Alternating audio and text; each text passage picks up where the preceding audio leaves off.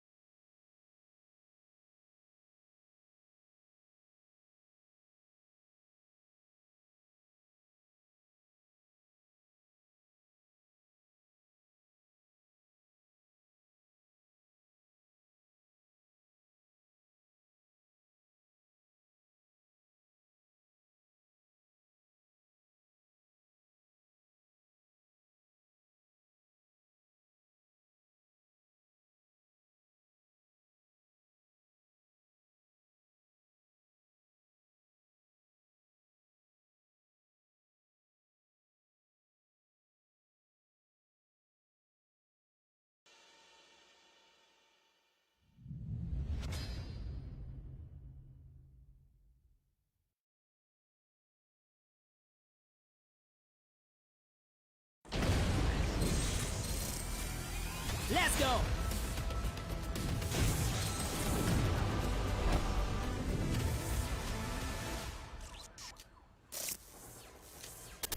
Sting ជាមួយនឹង Jensen រួមនឹងវីតាមីនចម្រុះដូចជា strawberry ឆ្ងាញ់ស្រស់ស្រាយអស្ចារ្យ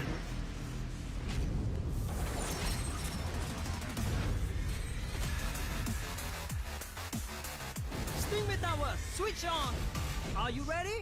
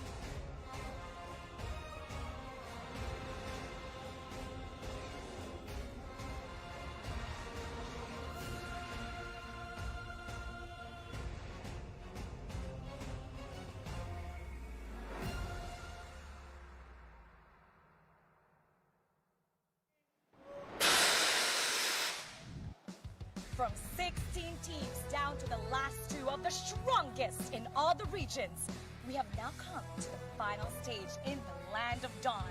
Fans across the globe have united to behold the greatness. Dari 16 tim, tersisa 2 tim terkuat dari seluruh region. Saat ini kita sudah berada di puncak. Fans dari seluruh dunia bersatu untuk menyaksikan the greatness. This is Mobile Legends Bang Bang. This is M4 World Championship. Dare to be great!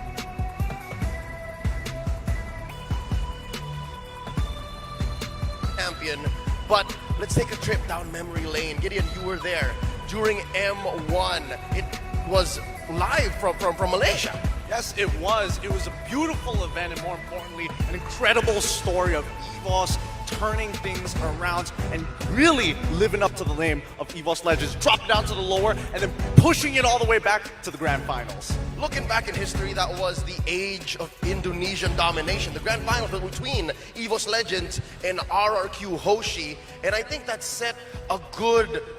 I guess, foundation for the scene that we have now. You know, after that as well, we saw that Indonesian MLBB just grew so much more. And we saw the development of every single team leading up to M2, where it all came down to a Myanmar versus Philippines grand finals. Carl Tizzy, the player you see in Echo right now, was the same jungler that got the finals MVP back in M2, winning the World Championship for Bren Esports. The way they were able to do it though, my goodness, they started a pattern here, Leo, that future tournaments follow through. Lower bracket champions from Bren. Oh, now here's a visual again from Akshata Arena. This is a scene that you were live from. Gideon, can you tell us real quick again, how did that feel? Look, it felt incredible to have the crowd, to have the Indonesian fans, the Malaysian fans, people from across the world came to check out M1 and the story that unfolded. Incredible, and that's why, you know, Mobile Legends is where it is today because of that very first step, that very first Indonesian standard that was set. And being the first MPL region to have a franchise, and you've been a part of it, Mirko, for a while now, how important was it that Indonesia took the first steps in establishing what we have today? Again, they went the distance, 4-3. 4-3, and it was kind of a reverse sweep, right, up against RRQ. Again, this set the stage for two of the biggest teams in Indonesia. We're seeing right now that in terms of viewership as well, MPL Indonesia has flourished since M1. And you can kind of say that in terms of viewership, we're number one right now, right? With all the teams, again, coming up, playing with their new rosters and even importing players, we can see the level of competition rising from Season 9, even from Season 8 to now Season 10, and it's going to continue to rise. G, that was back in 2019. What was it like for you watching from across the world? So across the world, it was amazing. You know, 2019, I think that was when I actually started my Mobile Legend career. So that was when I was dabbling into it, and you know, diving into esports. It wasn't around then, you know, like in NA. So I occasionally watched, but it was at a different time zone. But I loved it. I loved it when I did get a sneak peek. Were you a supporter of Gosu, who was also present during M1? I'm looking at you. I'm trying to get a read here. Supporter, maybe not. Gosu was good. Team Gosu was good. I was a big fan. Yeah, I mean anything NA, I try to follow. And NA has a budding and developing scene. I believe more will be injected into that region in 2023, given the Valley's performance, and they started that in M3. We'll be taking a look back at M3 in just a bit, wherein we held that in lovely Singapore. 2 World Championships were actually held in Singapore, and that was M2 and M3. But for now, we're gonna go ahead and move along because, again, tonight is all about the next championship. It's M4. Only one will go home with the trophy. Let's go ahead and see who.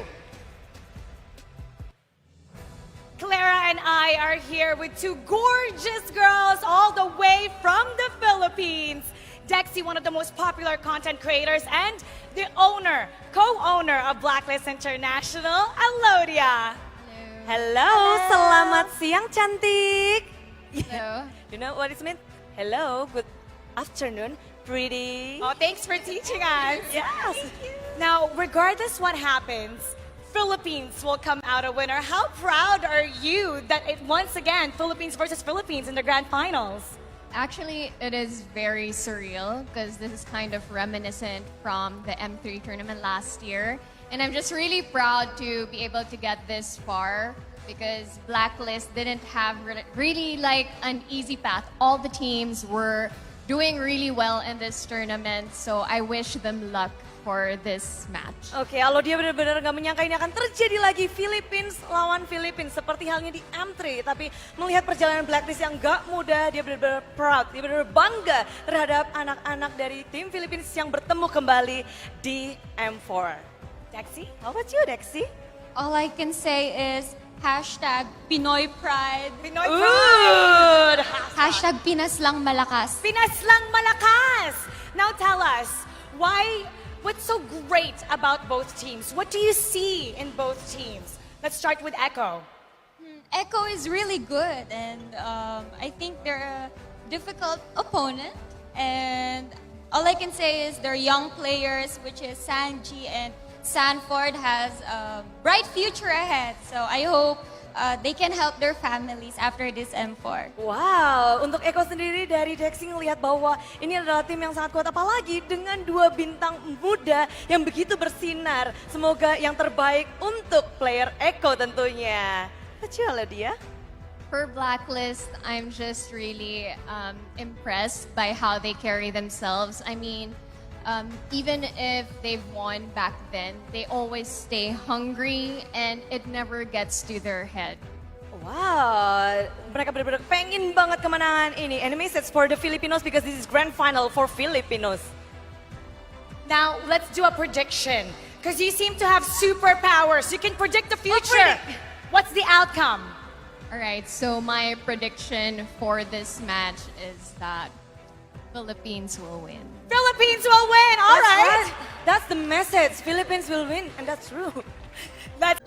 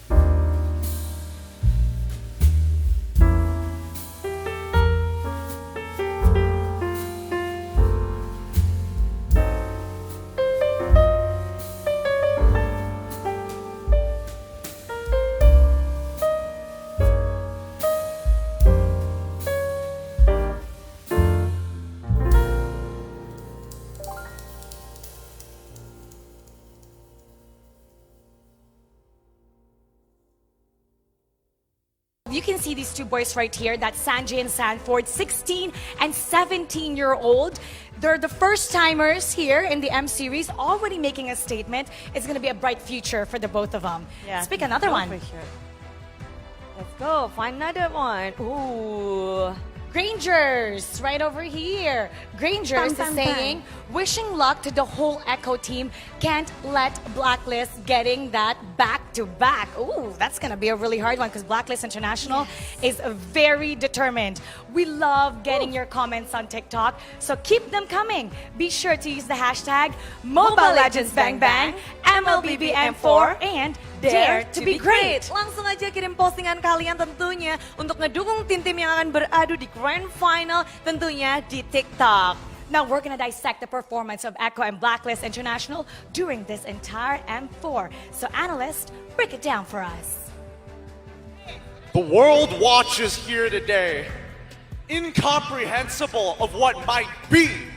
a potential defending champion.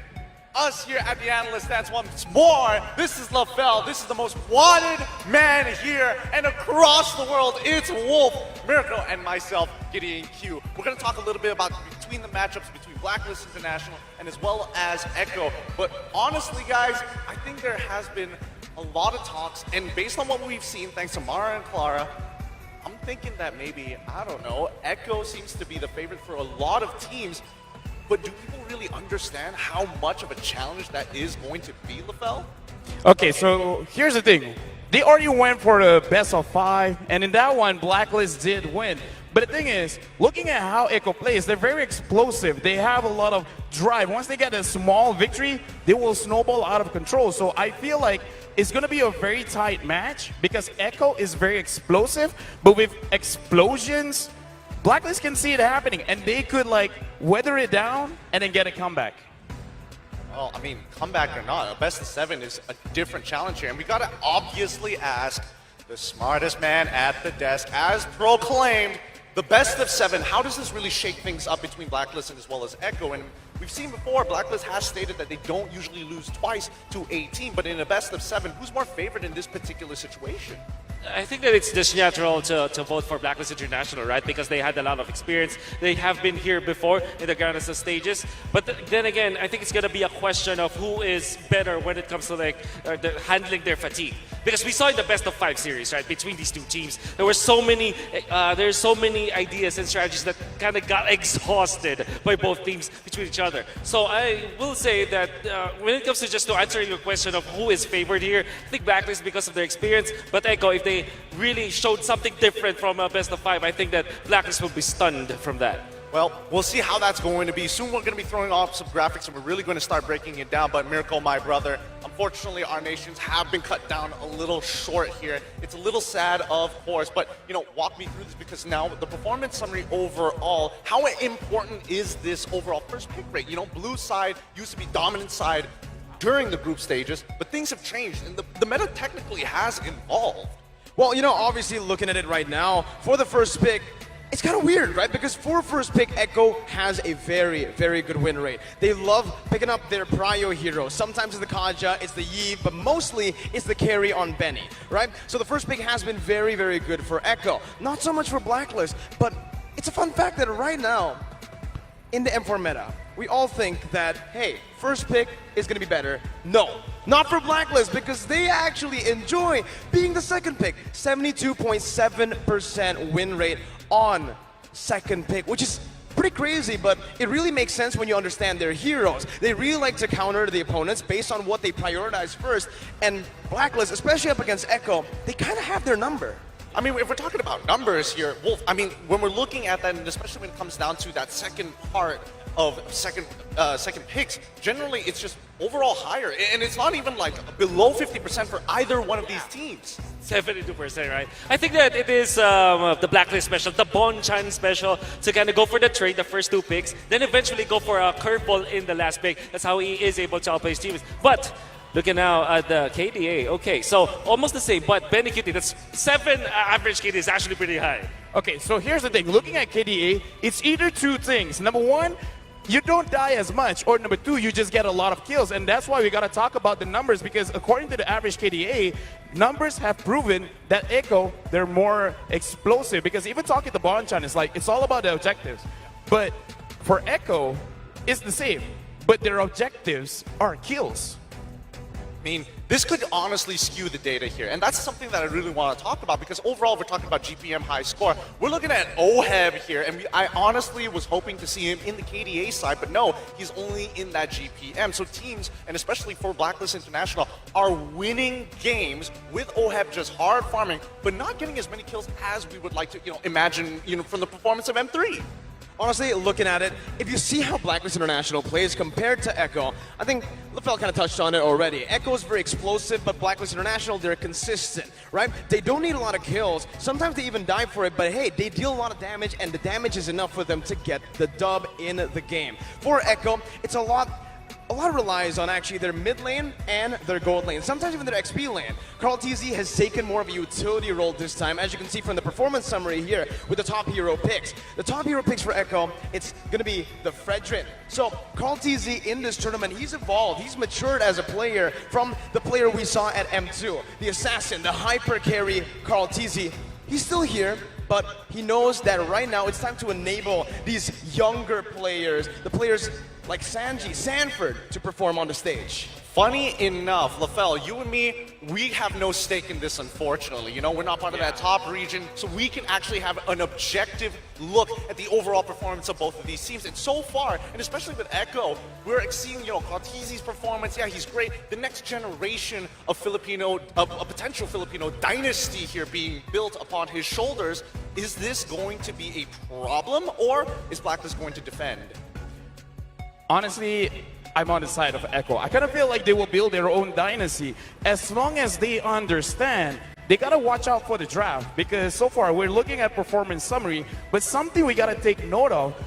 most of Blacklist International wins is when the opponent uses assassins. Because we looked at the Fredrin pick just now, I kind of feel like for both teams, they want to prioritize on like the tankier junglers. Because the thing about using an assassin against Blacklist International, Blacklist will go into your jungle and deny you of the purple buff. That is huge. I'm glad to have you on the stand here. Wolf, not so much. But with that being said, hopefully you guys are going to have a great show here. I'm very curious what's going on with Mara and as well as Clara. What are they up to? Let's find out. Thank you, analysts. We're excited and looking forward to who will be the grand champion of the Mobile Legends Bang Bang M4 World Championship. Kami benar-benar menantikan siapakah yang akan menjadi juara dari M4 World Championship. Now we're gonna take this time and devote this to show appreciation to the fans who became part of our journey here in M4. Dan kami benar-benar mengucapkan terima kasih kepada para fans yang sudah mendukung acara ini dan terus bersuara untuk menyemarakan acara M4 World Championship.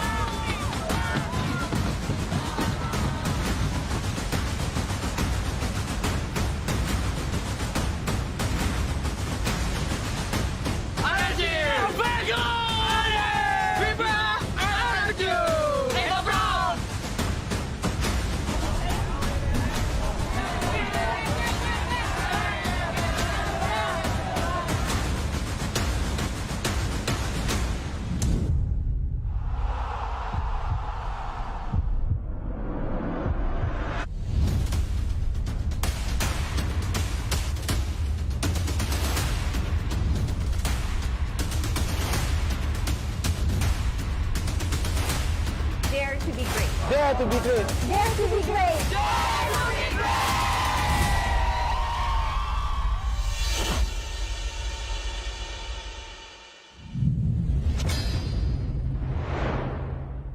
From the bottom of our hearts, we thank you, Mobile Legends Universe. Now, speaking of fans, we have here our lucky fans who have supported and dedicated their time for their favorite teams. And for us here, the MLBB community have rewarded them by bringing them here to M4 to support their favorite teams live. First, we have our Singaporean cosplayer, Nana Kimi, cosplaying as Nana. Hi. Hello. How's your experience so far? How's the experience so far, Nana? This is my first year experience a live stage. My first time is last year in Singapore. I have witnessed Blacklist as the champions of M3. This time I'm really excited to witness a championship again. Wow, cute Nana here. And dia benar-benar excited untuk menyaksikan kali ini. Adalah kali pertama dia menonton. And thank you for coming, Nana. Please don't make me a cat, okay? But we have another fans, lucky friend from Malaysia, Ed and Nan. What do you think about the teams that is playing in M4? All of the teams. From my perspective, every team is improving, especially Philippines team. It's been 3 seasons already since they are getting the world champion, starting from Brand. Second season, second is Blacklist, and this season it's either Echo or Blacklist. We really excited to see who will going to be the champion. Wow, banyak banget yang terus berkembang dari setiap timnya. Dan apalagi kali ini lagi dan lagi Filipina. Dan mereka benar-benar penasaran siapa yang akan menjadi juaranya. But next, we have lucky friend from Indonesia. They're from Munton Care. Halo Bapak Wahyu. Halo. Gimana nih kalau ngelihat dari semuanya, kita menjadi tuan rumah. Ada nggak sih pesan-pesan yang pengen kamu sampaikan untuk semua yang menyaksikan? Ada dong, bagi fans Indonesia mari kita ramaikan Grand Final M4. Kita tunjukkan bahwa kita itu tidak toxic dan selalu hype untuk event MLBB ke depannya. Okay, let's don't be toxic and let's just be great. Thank you, Wahyu. Now, Pinas lang malakas, lucky fan, Reese and Boost Gio.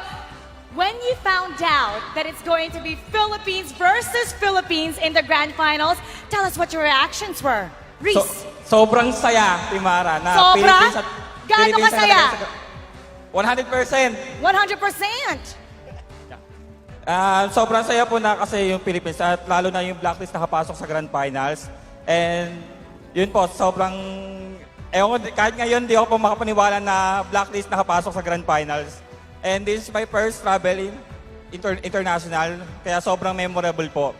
He's really happy that once again Blacklist has made it to the grand finals. He's been supporting Blacklist for the longest time. Sometimes he would travel 10 hours to watch them, even early for 15 hours, 3 in the morning. And look at what he made, show it off. So he can't believe that he's here to be able to watch live. What about you, Boost Gio? For me, I'm very grateful from the start. I know both Philippines teams like Blacklist International and Echo is very strong, and I'm grateful that this is a once-in-a-life experience that because we won in this contest. Then of course, thank you Muntun for having us, and yeah, I'm very grateful for having here. And we're very grateful to you. Oh, he's shaking, he's so cute. Oh, lucky fans, mereka benar-benar bersyukur berada di sini untuk menyaksikan acara yang luar biasa dan tim-tim yang begitu hebat. And now we have our lucky fan, Manjin. Manjin, Hi. why do you think Philippines is so great? Why do you think they're so good? Because again, M2, Bren, M3, Blacklist, and now regardless what happens, Philippines is a winner. I think the best trait that I can describe for us Filipinos is that we're really persistent and very well disciplined, especially for the things we love. We're very passionate for our dream and we love challenges. So to the Filipino gamers who's watching out there, I know by now they're inspired to be someday be champions as well. If you can prediction, who's gonna win, what's gonna happen? I think the winner will be a Filipino. A Filipino. And the losing country will be Philippines. Okay, you know what? Right. We're so grateful to have all of you here. And it's not just Indonesia that people are celebrating. We have fans all across the globe. So how about let's say hi to some of them right now from Singapore. We're Singapore. Hello. Hi. I am here all the way in Singapore, but I am not alone here. I'm here together with everyone! And of course, we are all here to bear witness this one region battling against themselves, PH versus PH. Blacklist International, they are ready to take the crown for themselves again. However, of course, Echo is one hell of a challenger, and we are all here super stoked and really wanted to find out if whether Echo will be able to be victorious this time, if whether Blacklist International will be able to defend their throne. Back to you guys. Thank you, Singapore. You know, Clara, I heard from Jay, a caster from Singapore, that they really watch MPL Philippines. We have a lot of fans there. How about, let's take a look at Malaysia. Hello from Malaysia. I'm Sid, and now we are having our watch party here at Homeboys Pit Stop. And after this, it's a grand final between two teams from Philippines. Who's gonna be the best team? It's either Echo or Blacklist International. Please give them the full support for the all Philippine teams who are competing in the grand finals. May the best Philippine teams win this battle. Now, back to you, Mara and Clara. Thank you, Sid. Thank you, Malaysia. And finally, Philippines! Hello, Jakarta, from the Philippines. This is your very own Odin, and we're here at Market with a horde of Filipino fans who have been watching M4 from here or from home since day one. From a repeat of our MPL PH Season 10 finals, and now back again to the world stage, the whole Philippines is cheering you on. Echo and Blacklist International. Let's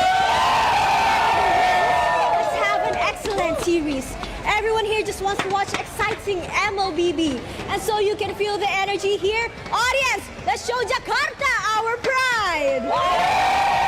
I say Blacklist, like the crowd. Echo loud, echo proud. And all together, Pinas lang, malakas. Good luck over there, everyone. Again, this is your very own Odin. Back to you, Mara and Clara. Wow. So energetic, I love it. Right. They're really showing, even with the energy, Pinas lang, malakas. Now we're gonna break it down for Echo and Blacklist International. Analyst.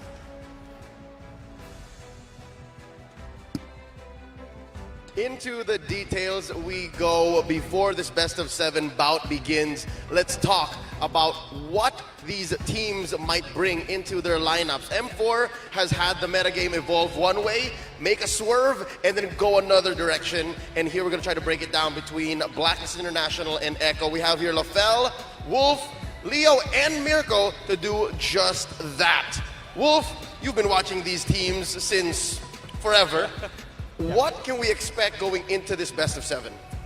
I guess you would expect Ube, right? That is, for Blacklist International, we saw that from Echo themselves when they battled in the upper bracket finals. Now, then again, we saw that Echo, it kind of felt like they're not that masterful yet with that composition. They look really good, though. I'm not saying that they looked bad back then, but it's just like, when it comes to experience, Blacklist knows that. So, what I expect from Echo this time is a different shade of purple coming out from them when they're going up against Blacklist in the finals. Okay, whoa. You said that Blacklist International have a lot of experience, and Echo, the thing that I've learned for newer teams is that they learn faster. Sure, the more veteran teams, they learn more efficient, but in the best of 7, I kind of feel like for the newer players, whatever mistakes they do, it was stuck with them for the entire best of 7 series. So in this series, I kind of feel like I understand what you're saying, but if we're talking about learning, Echo might have the edge. They might learn a little bit faster. Well, in terms of drafts, honestly, it does feel like Blacklist International have had the more solid drafts around or across M4. Meanwhile, Echo, I think me and you, Leo, we had a lot of discussions about this where the drafts from Echo seemed kind of shaky sometimes, right? We saw the Yi Sun Shin, we saw even yesterday picking up a Cho, and then the Hilda later on, swapping Yaoi into that Hilda. But first, I think we're going to take a look at the statistics first. If anything is to be said about Blacklist International, they are so consistent. And one of the most consistent players I've ever seen in the entire history of pro MLBB play is Haji. As Lafel would call, the Kada machine. And the thing is, it's nice when Blacklist International, they're in a pinch. They look at Haji, they look at Edward. Everyone performed well, but for these two players, they're gonna have more on their shoulders. And looking at the win rate as well, Eve, like, okay, Farsa, he played more, it's a lot of bursts, but if Eve is given to Haji, this 100% win rate might stay. Yeah, worthy of the trade, right? Definitely. I think that what we're seeking from Blacklist International, both Farsa as well as the Eve, and the way that they are controlling the map because of it and the team fights. Haji just plays the Eve as well as the Farsa so differently from other teams. Maybe the only similar playstyle was from when Rosa plays it, the aggressive kind of Nook mages. We are going to experience once again how great Haji is, these kind of heroes. One of my personal MVPs of the past championship of Blacklist International is definitely Haji, and I think that his improvement from the previous season was still very consistent. Yep, he's your favorite player. He is. He is my favorite player on Blacklist, right? I mean, the way he plays these mages, these are safe mages. These aren't mages that are supposed to be in front, right? I think back at M3, I was very surprised of Hatred's performance, right? On Onyx PH, the way he was able to just play in the middle of the team fight. But for Haji, sometimes he's the frontliner. He's the frontliner. He builds Winter Truncheon early. I think in terms of itemization, positioning as well, this is your guy, right? And I'm not just talking about positioning, playing in the back line. No, playing in the front line by understanding the spacing of the hero so well to a point where he can be the front line, but he's always still safe. And that just shows how important the box is in the current metagame of M4. And that's supported by Oh My Venus, who a lot would agree with me when I say is the heart and soul of the Ube. Okay, the thing about Oh My Venus is a different kind of power in Blacklist International, because Oh My Venus is moving the chess pieces, and using a healer like an Estes, you can dictate how we want to fight back, because the way that Blacklist International is playing, if you want to engage, if you want to fight, you're going to be the one that starts something. We're going to retaliate, and that's why it's great with having Oh My Venus in Blacklist, because he knows when to re-engage. Fun fact, do you know how ube is actually made? Like the actual ube, the food? Like purple yam. Yeah. It's a root crop, right? You boil it, high temperature for a long time, you mash it. Like there's a lot of pressure in it. And that's exactly how Oh My Venus, as well as Blacklist International, have developed this strategy. Over time, so much pressure, so much refinement. Eventually you get a wonderful recipe, wonderful dish that you can see in the world stage back to back. And that's what tells the story of the Ube. Again, you can throw in the best amount of bursts. You can throw in the best in the world trying to cut into your back lines, and even to the front lines via Carl Thesy's Fredrin, his Akai, his Grok. I can't believe we're here, 2023, M4. These are the picks for this guy? These are the picks for the FMVP of M2? It's insane, right? How much he's matured, how much he's learned and progressed through the years here. Coming again into the grand finals of his second grand finals in a world championship. It's not like he can't play the assassins anymore. He can still play those assassins. He can still threaten the back line with the Fanny, the Ling, and I'm still waiting for it, but the Lancelot, right? I mean, it's still possible, but honestly, looking at this tournament, the meta as well, it just really favors these fighters in the jungle. Not just the fighters, but also just the tanks. The utility provides so much for the team, enables the mid lane and the gold lane to do what Echo's been doing. Sanford as well, XP mid gold. And even to a point, it's Yaoi too. These are all carries. That's why Echo is so dangerous. They can carry through every single role. I guess we know who he's voting for. Okay, so right now we're looking at Benny Cutie as well, where he has, if I'm not mistaken, still the highest KDA. And very weird thing, Benny Cutie, it looks like the entire map is open to him, because even if Yaoi catches someone, sometimes he doesn't engage. He's waiting for the rest of the enemy team to show their face, then he re-engage. So he's playing a very different way than every other gold laner, where usually when the food is in front of his face, he'll eat it. No, Benny Cutie, he assesses first and makes the judgment call a little bit later. Which is the entire essence of this hero, his power hero carry, because the kit just solves everything that Benny Cutie wants, right? If he wants to split push, he can go ahead and click that ult. If he wants to space the opponents out, throws out the pinwheel. If he needs to locate himself, he's got the dash. And what I can say about Benny Cutie is that if you have a trophy for a gold standard, a gold lane standard, he now holds it for sure. He knows how to position well. He knows how to time his ultimates. He knows when to fight whenever his power spike is not yet there. So I think he is the holder of the gold standard today. Yep, everybody watch out for Bagyong Benny. For now, let's go ahead and throw it back to our lovely hosts. I'm pretty sure they'll have something very interesting for y'all before the match begins.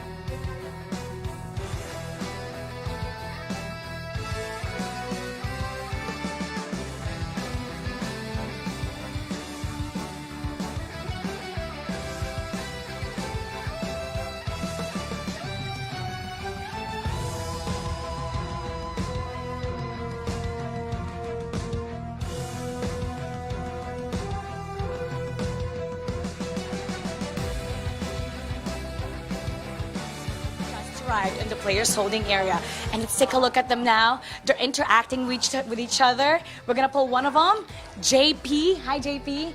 pwede kang kausapin? Can talk to you. So what's going on right now? What are you guys doing? Lang, mga pampakalma lang para before laban. So they're just trying to calm themselves, playing with each other. Who's the most nervous out of everybody? Sa ngayon siguro puro excited lang nararamdaman kasi sanay na sa stage. So they've gotten used to the stage. It's all excitement that they're feeling. Who could not sleep last night? Minsan duo kasi ayaw nga nila magtabi sa kama kaya ayaw magtabi kaya hindi makatulog eh. The San duo could not sleep last night. That's Sanford and Sanji. They couldn't sleep beside each other. They couldn't sleep beside each other, so they couldn't sleep properly without being with each other. So they're like twins, inseparable. So out of everybody, you have the most experience in the world stage. And Carl TC, you've been to the M Series before. The four of them, first-timers. What's something, an advice that you gave them to make sure that the nerves don't get in the head and they can perform their best today? Sinasabi ko lagi na parang kaya naman nila yung kalaban sa lang. Tas kalma lang lagi, tas walang parang overhype ganun. He's telling them that they can handle the team. They just need to be confident and they can do their thing. All right, I know that you got some stuff to do, so good luck. You got this. Echo loud. Echo proud.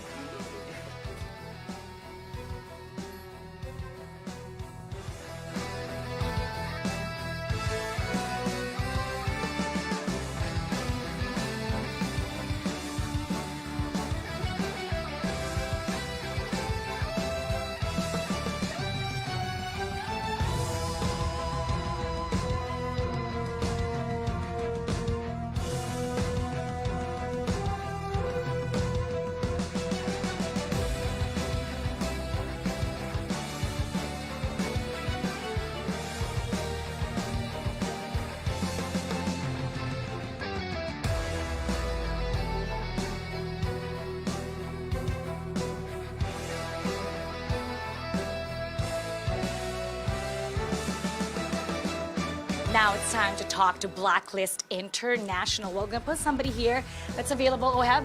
come over here. Okay. Oh, don't trip. We still have a game. What's the first thing you ate today? Corned beef. Are you nervous? Yes or no? No. And who do you think is gonna be the finals MVP? Me. Who's the best Matrix Caesar? Me. Wow, confident. Okay, I want to know, how's the feeling this time around compared to M3? I think it's the same. The same. And what is the same feeling? What is that feeling? Excited to get on stage and win. If you were keeping an eye out on one specific player from the other side, who is that? Yawi. Why? Because their gameplay revolves on Yawi. What's your message to Yawi? Good luck. May the best team win. May the best team win. Let's get it on. And the teams are preparing for their battle. Best of 7 for the grand final. But how about the opinion from the talents? But before we heard from them, let me invite our Queen Mara.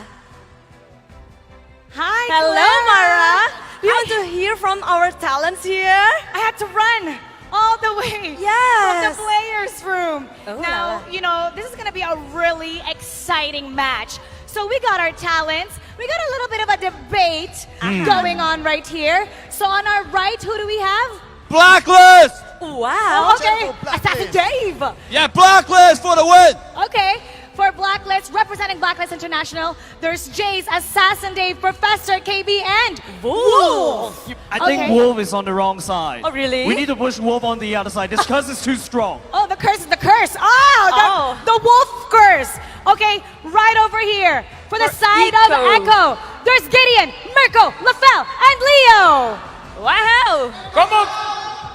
Echo Brown! All right, okay, we gotta settle this right now, Clara. We gotta know why Blacklist deserves to win and why Echo deserves to win. Let's do, Jace. Clara, Yes. you know, let's do rock, paper, scissors. Whoever wins, that side goes first. Okay, one, rock, two, paper, scissors.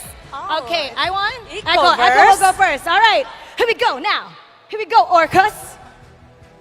What you got? Boys, this is a simple one. Echo is by far one of the greatest. And how do we know they've got the youngest players? They have an M2 World Championship jungler to lead them. The next generation of Filipino mobile legends is here.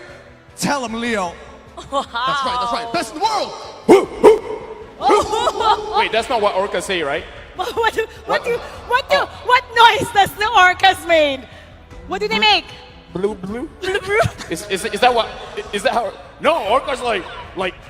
Probably. And I don't not. know. They I didn't do bloop, the bloop, research. and they grr. All right, Jace, what you gotta say? To be honest, you have one MVP. We have the whole team that won M3, and they're gonna do it again. Not Hell just yeah. that, we have the best duo in the world, right, guys? Oh yeah! Blacklist. We got a VYs on the Blacklist International, right? That's right. Best duo on the world. Oh, okay. Wow, Mirko, strong statement. they got the best duo. What you got?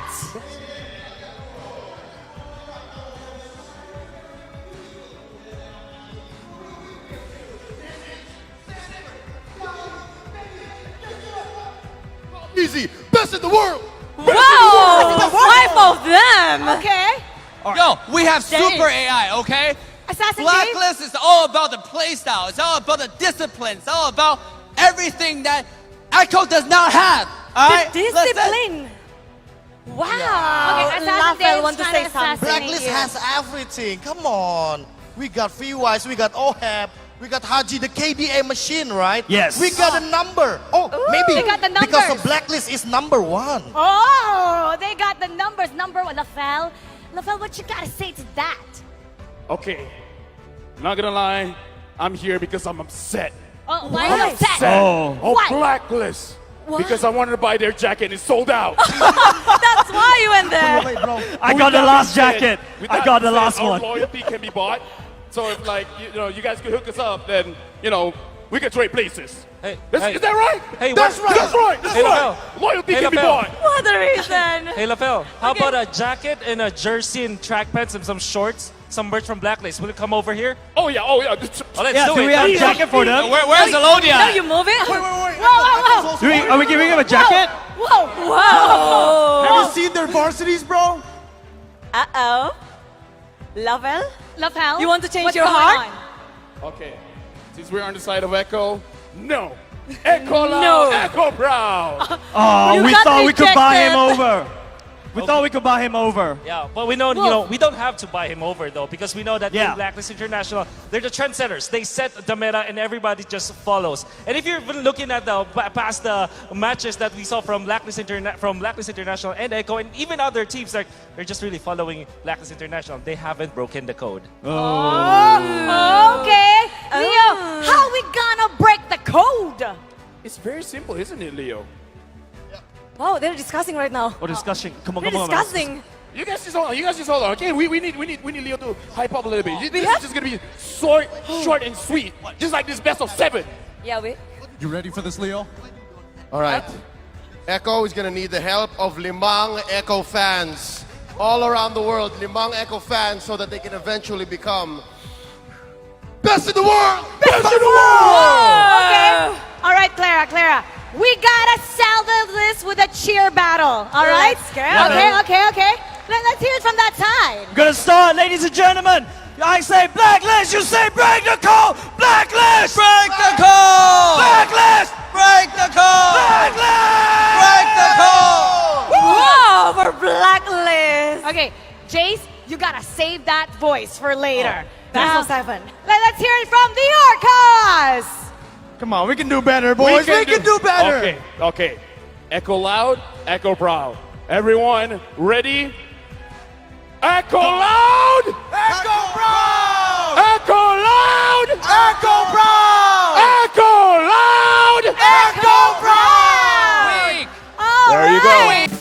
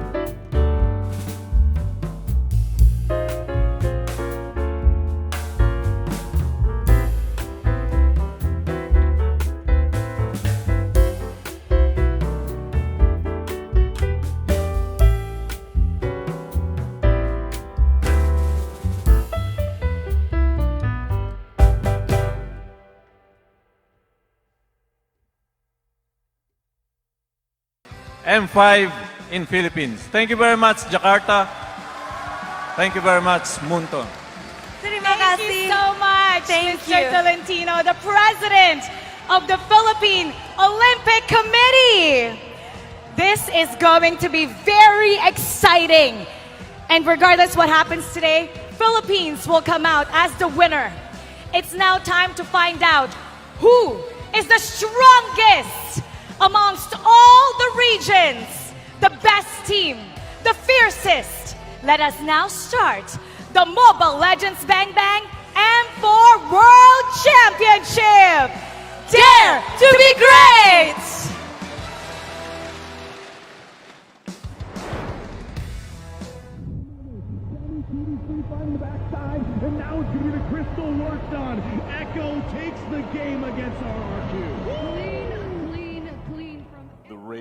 champions.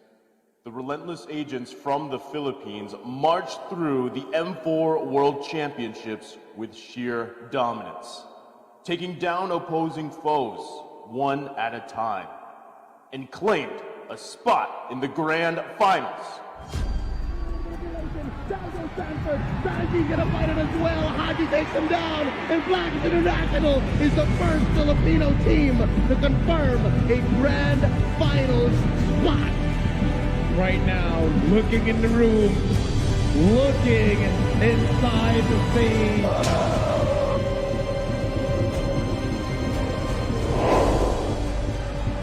Echo, a fierce challenger with a burning desire to claim victory and make history. The Orcas have swam their way through adversity and proved to be a worthy contender. Behind the leadership of Carl Teasy, the M2 Finals MVP, Echo is ready to stand loud and proud onto the stage.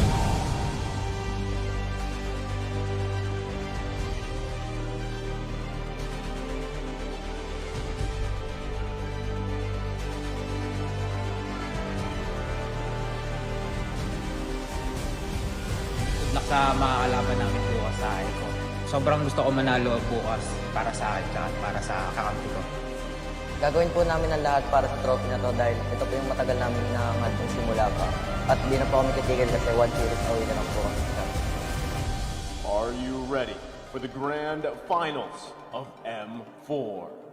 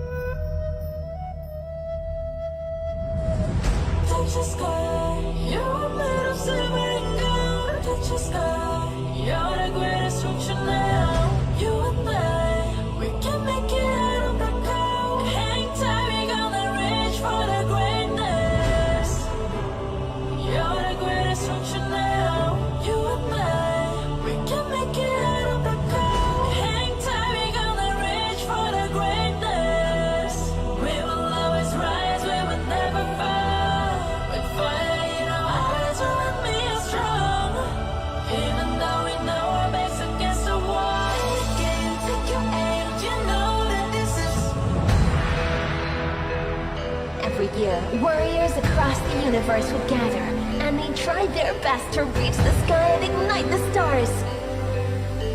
But ultimately, there can only be one victor each year. M1, the first ever world champions, EVOS Legends. M2,